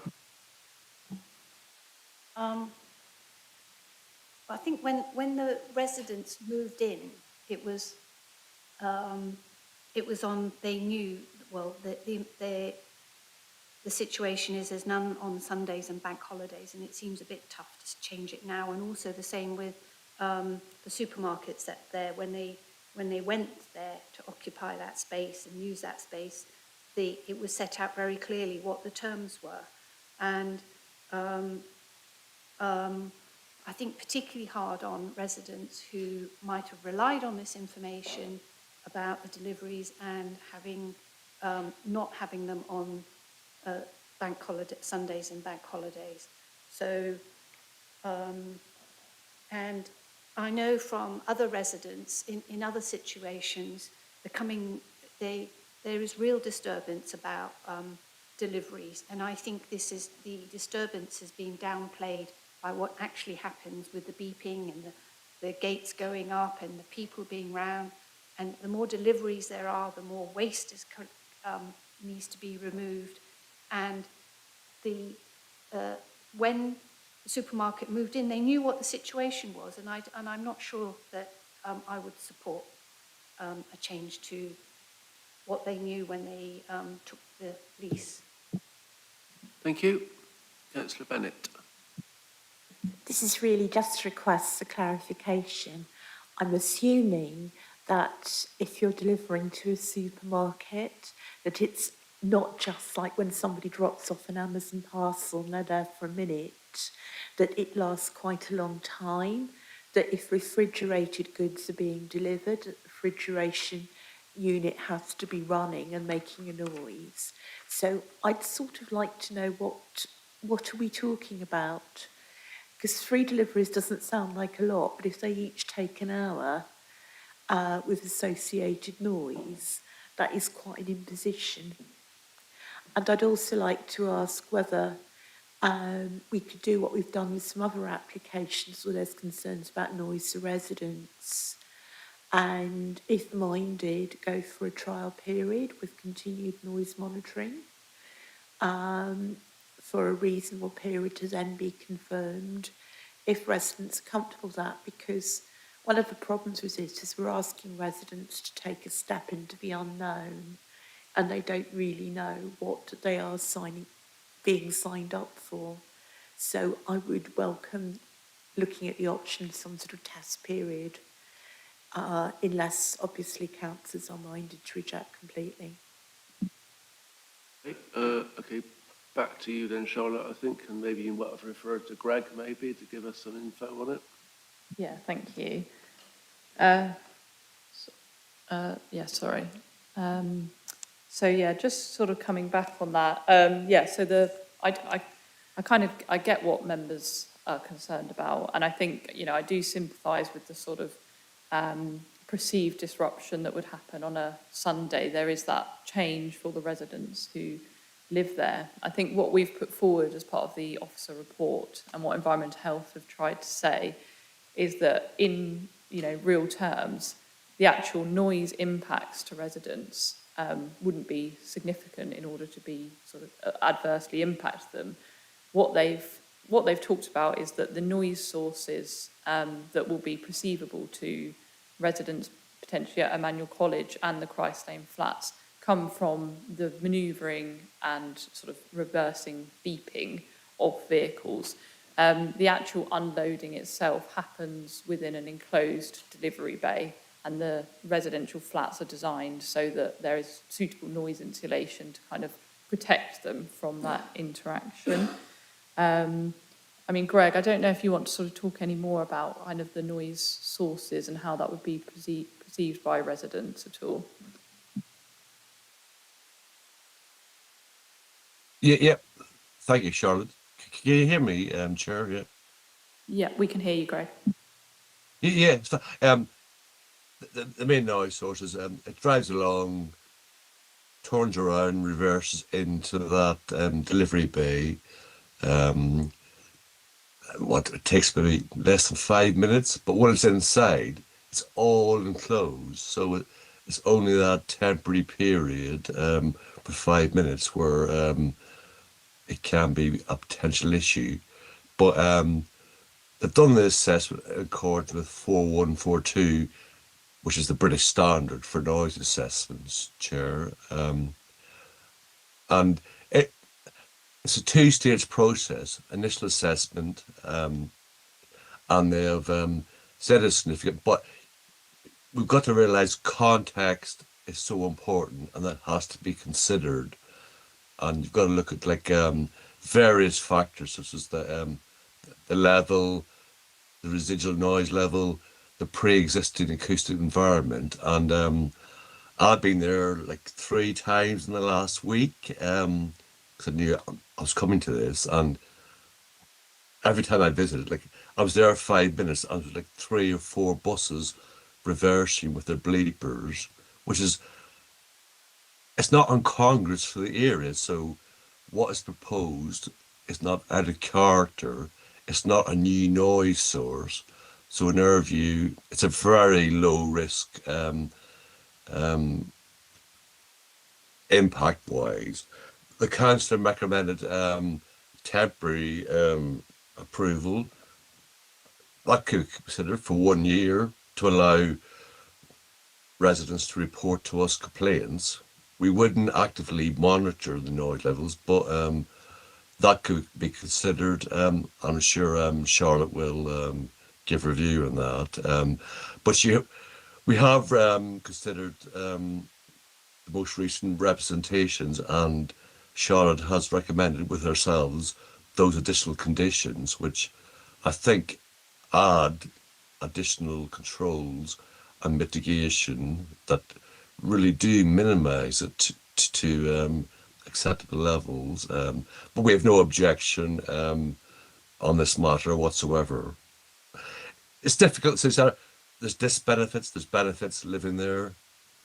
And one of the disbenefits is increased noise, air pollution. You know, you've got to live with it, to a certain degree. But I feel we are being reasonable, and we cannot object to this. So that is our view. So I hope that helps to a certain degree, Chair. Thank you. Right, thank you. Anything else, Charlotte? Yeah, sorry, I did forget to sort of touch on the temporary aspect.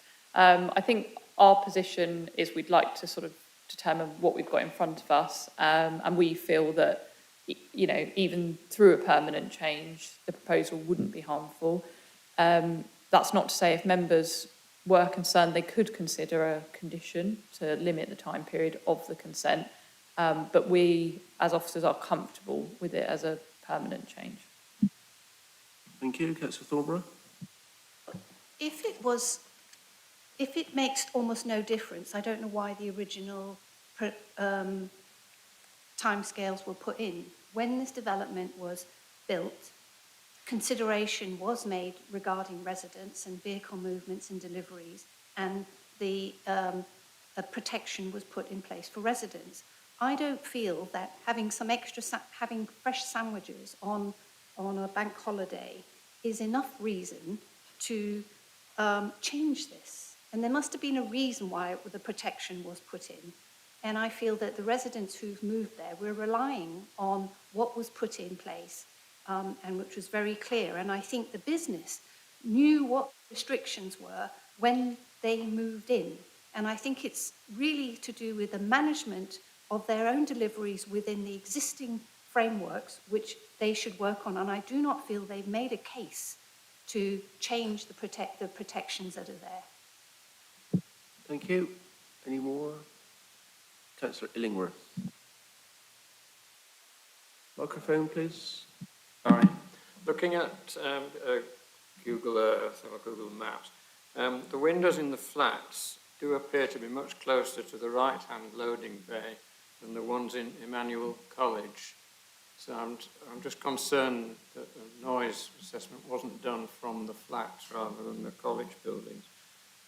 The other slight question I've got, the van in the photo with our photo pack hasn't gone fully into the loading bay and the door shut, it's sticking out. Is that because it's too long or the van just hasn't reversed in far enough? Thank you. Good question, very observant. Anything else?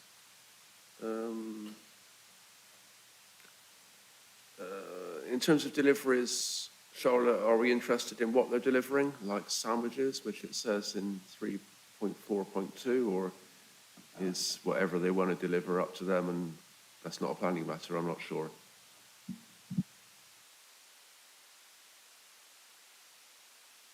Sorry, do you want me to come back on all of those points? Yeah, sure. Okay, so just starting with Councillor Thornborough's point, I think from the original condition wording, the restriction was put on in terms of deliveries on a Sunday to protect neighbouring, the amenity of the occupiers in the surroundings, including the flats. And this is quite a standard condition that we apply across the district to try and give that sort of respite to neighbours. I think the reason we feel comfortable that that can change is because the reasoning in terms of protecting those residential occupiers still remains. We as Greg's explained, we don't feel that the 3 additional deliveries, and actually let me explain about the numbers while I'm here as well. We don't feel that would be harmful. Tesco's have set out that they generally need 2 deliveries in a day, one for refrigerated goods and one for dry goods. And I think myself and the agent, they've just asked for 3, just to give them that element of flexibility because, you know, operations change, delivery operators, third parties can change. So it's just about, you know, not being overly restricted on that. The applicant, they do anticipate it would usually be 2, but the condition allows the 3. But either way, we think that the reasoning of the condition originally put on sort of still remains and applies, and we're relatively comfortable with that. Also, I think just to point out, in terms of this specific application, it's very much controlled by the context. I think in a different context, there could be a different outcome. Because you've already got heavy vehicles reversing, beeping, moving in this location, you know, directly kind of in the Drummer Street Bay near the flats, that's why we feel comfortable with it.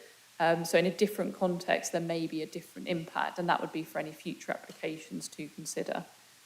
I think I'd like Greg to come back about the noise receptors, because you can probably explain it a little bit better than I can.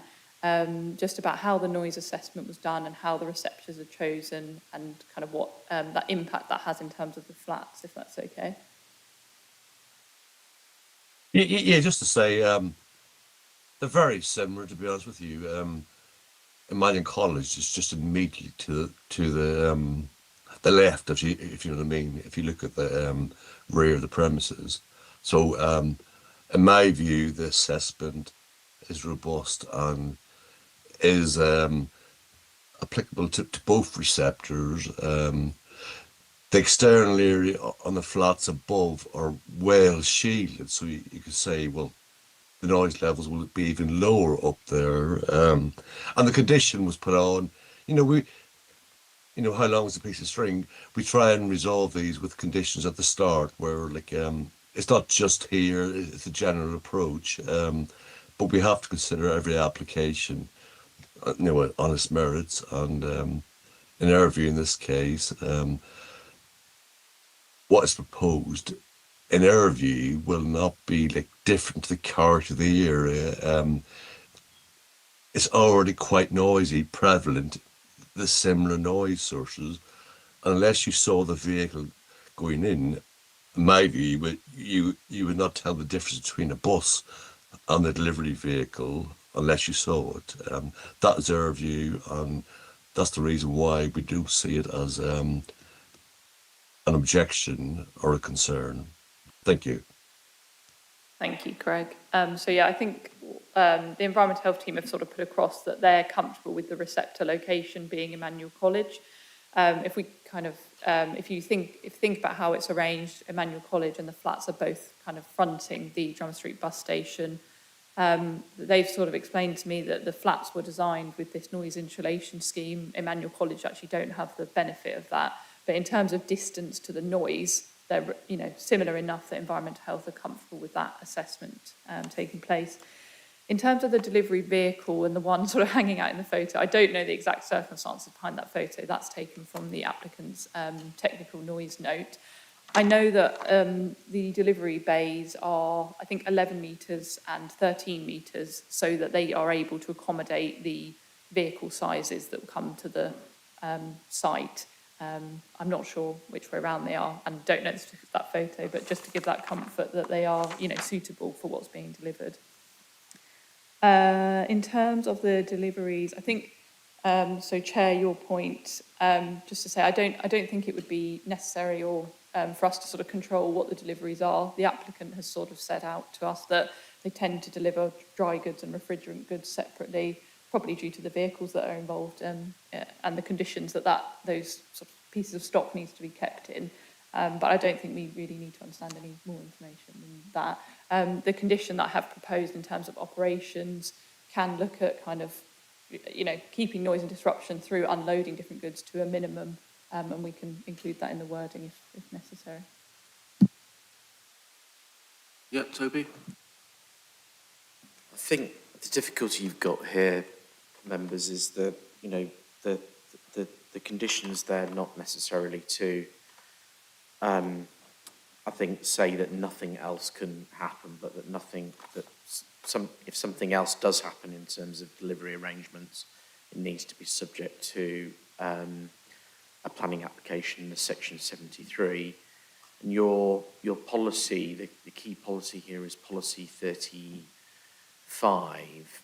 And I'll just read policy 35 because this is really where it's one of those applications where the technical advice is absolutely crucial in terms of demonstrating whether the requirements of policy 35 are met and whether there's adversity in terms of harm.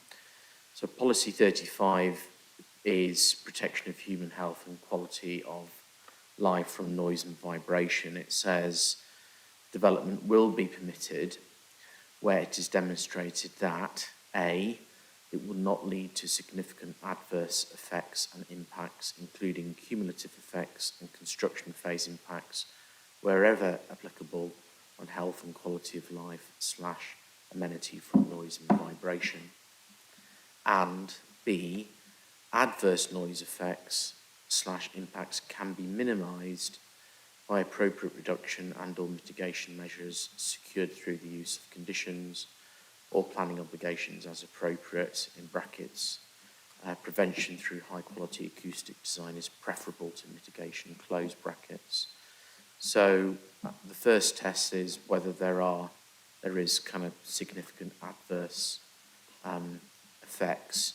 Your environmental health officer is saying not, and equally is saying that any effects can be mitigated through the conditions to an appropriate level. Now, an inspector will look at the evidence, and if your environmental health officer is saying this is very low risk, I think it will be a hard task for the local planning authority to make an argument that the status quo is as far as one can go in terms of the servicing of Tesco's.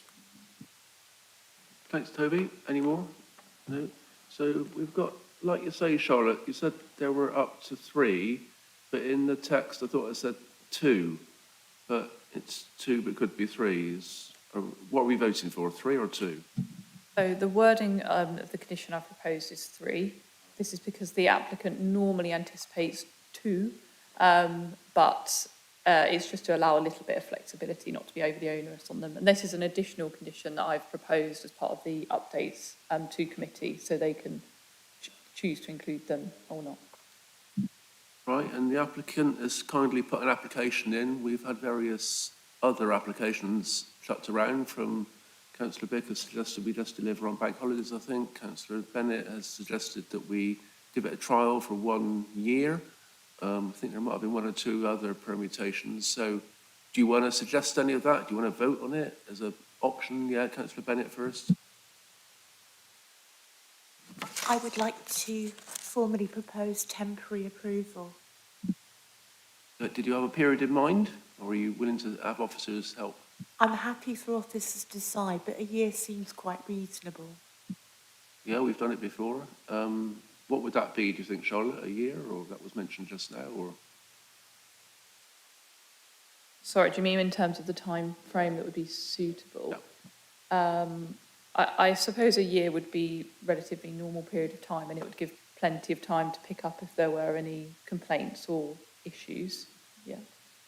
I don't know. Okay, so now I had other hands up. So before we vote on that, Councillor Bennett, Councillor Thornborough next.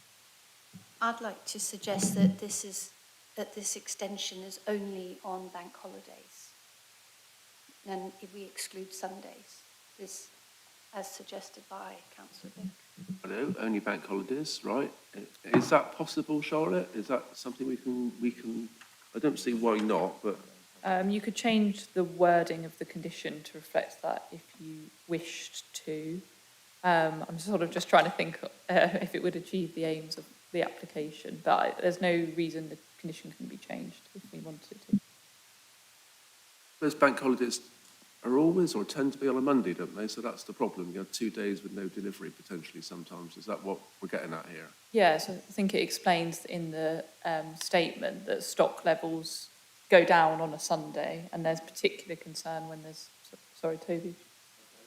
So, Toby? Chair, I don't think we can do that because the actual proposal in the description of development is explicit in terms of wanting to vary condition 5 to 10 till 9 on Sundays, bank and other public holidays. I think that may well be difficult. I also think in terms of the suggestion of a temporary planning permission, it may well be worth asking the environmental health officer how he might judge after a year whether there has been any harm. So I'm not sure. Well, the environmental health officer has advised you that they would not be monitoring the site in terms of its noise environment over the course of the year. And I assume that is because in terms of a noise assessment, you would not be able to distinguish between the buses manoeuvring and the service vehicles manoeuvring. So I'm sorry to be difficult, but after a year, if you cannot kind of determine what the cause of that additional noise complaint might be, you're going to be in a similar position to you are now. So I think it's worth just getting that advice from the environmental health officer before you proceed. Right, advice? Get Greg online then, will you? Greg, hopefully you heard that and you can come in. Yeah, just to say, it is a challenge. I've had other sites or applications where 1 year temporary gives the residents an opportunity to report or record complaints. And it would come back, Toby, Charlotte, to committee for renewal as a matter of course. We would have to, under noise, respond to statutory noise nuisance complaints, and we'd investigate that. And if there were complaints, then that could add to the evidence, if you understand me. I can't predetermine whether it is a statutory nuisance, but I'd be very, very doubtful considering the location and environment. But that may help in a way. But I've had other, as I say, I've had other sites where a temporary period does happen and nothing comes back. Sometimes it does, but I think it is a added degree of protection, if you understand me, and control. Thank you. Greg, I wonder if it's okay to ask. I'm sort of trying to understand if the temporary permission would allow us to get any further in terms of understanding the impact of the noise. If it's not distinguishable from the buses, you know, how would we, or how would you as the environmental health officer sort of judge that impact? It is very difficult because it's sporadic and it's very temporary time periods as to when the deliveries are. So, you know, if a major concern was raised, we could monitor for a Sunday and to say, well, yeah, we've been there, seen that. But, you know, we have the resources to do it regularly, if you understand me.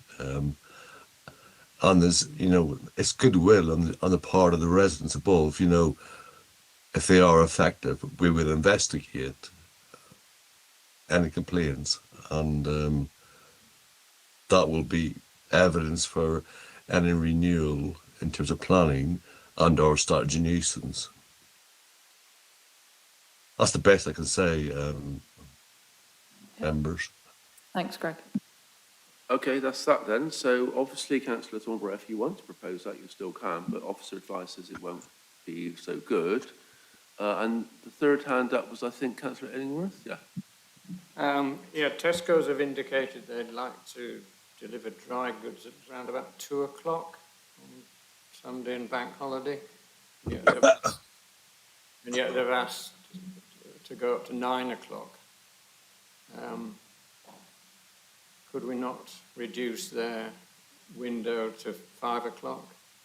So they'd get from 10 o'clock to 5 o'clock. I suspect buses are a bit less frequent on Sunday evenings and bank holiday evenings, but I can't be sure of that. Yeah, that occurred to me. I mean, this whole thing is about redesigning the scheme on the table, and obviously it's also about traffic as well, about getting lorries into town if it's busy, that sort of thing, so giving them options and so on. But I'll leave it to Charlotte to give the answer. And Councillor Bennett, before I go to Charlotte, you had a question as well? Yeah, I just wanted to point out that I do understand what Greg is saying when he can't tell the reversing beep from a bus to reversing beep from delivery vehicle. But surely if it's residents reporting, they're just going to be looking out the window and saying, hey, there's a big delivery vehicle underneath my window. Or, oh, there's a bus reversing underneath my window. So I don't think that the fact that it's the same noise is a problem if we're relying on resident reports. Yeah. Okay, so Charlotte. Any last thoughts before we have any votes? So just to come back on the hours, so the description of development does specify 10 till 9, so that time period. So that's what we've got to consider as it's in the description of development. In terms of residents reporting, I suppose it's just to sort of touch on that there's a difference between sort of seeing the vehicles and hearing a noise nuisance, if you know what I mean. I think that's what Greg's trying to get at, rather that it's about the noise impact, and that's not what's distinguishable. Hope that makes sense. What do you say, James? Just say it so I can hear. I was just looking which officers are still online, Chair, that was all. Next items. Oh, okay, right, yep. Sorry, just a technical thing. So, right, so where we are at the moment then is we've got the potential for a vote on a year's trial, or we vote on the thing itself forever. And so, Councillor Bennett is proposing a year's trial, I believe. Councillor Griffin, yeah. I mean, it seems like the right thing to do here is to vote on the proposal as it's in front of us. If it's approved, it's approved. If it's not, then we consider these alternate schemes. Because otherwise, I don't know what I'm voting on. You're sort of right, but I think we need to vote on Councillor Bennett's proposal first. So she's proposing, if I'm right, that we have this Sunday and bank holiday deliveries on a trial basis for 1 year, and then any complaints and that go into environmental health, and then we assess it after 1 year. That's the proposal. So that will need a seconder, and then we have a vote. And then if that is supported, then we vote on that, the temporary trial. If it isn't supported, then we vote on the thing, you know, going forward, not a year. So, is there a seconder for the proposal for 1 year? No. Okay, in that case that falls. So now we vote the recommendation, have a recommendation please, Toby, on the proposal on the table. So the proposal on the table, it's page 188. The recommendation is to approve subject to the conditions as set out with minor amendments. The conditions as drafted delegated to officers, including the 2 additional conditions the case officer put in her presentation with regard to a delivery management plan in respect of units 5 and 6 and a vehicle delivery limit pertinent to units 5 and 6. Right, so the recommendation is one of approval. All those in favour of that recommendation?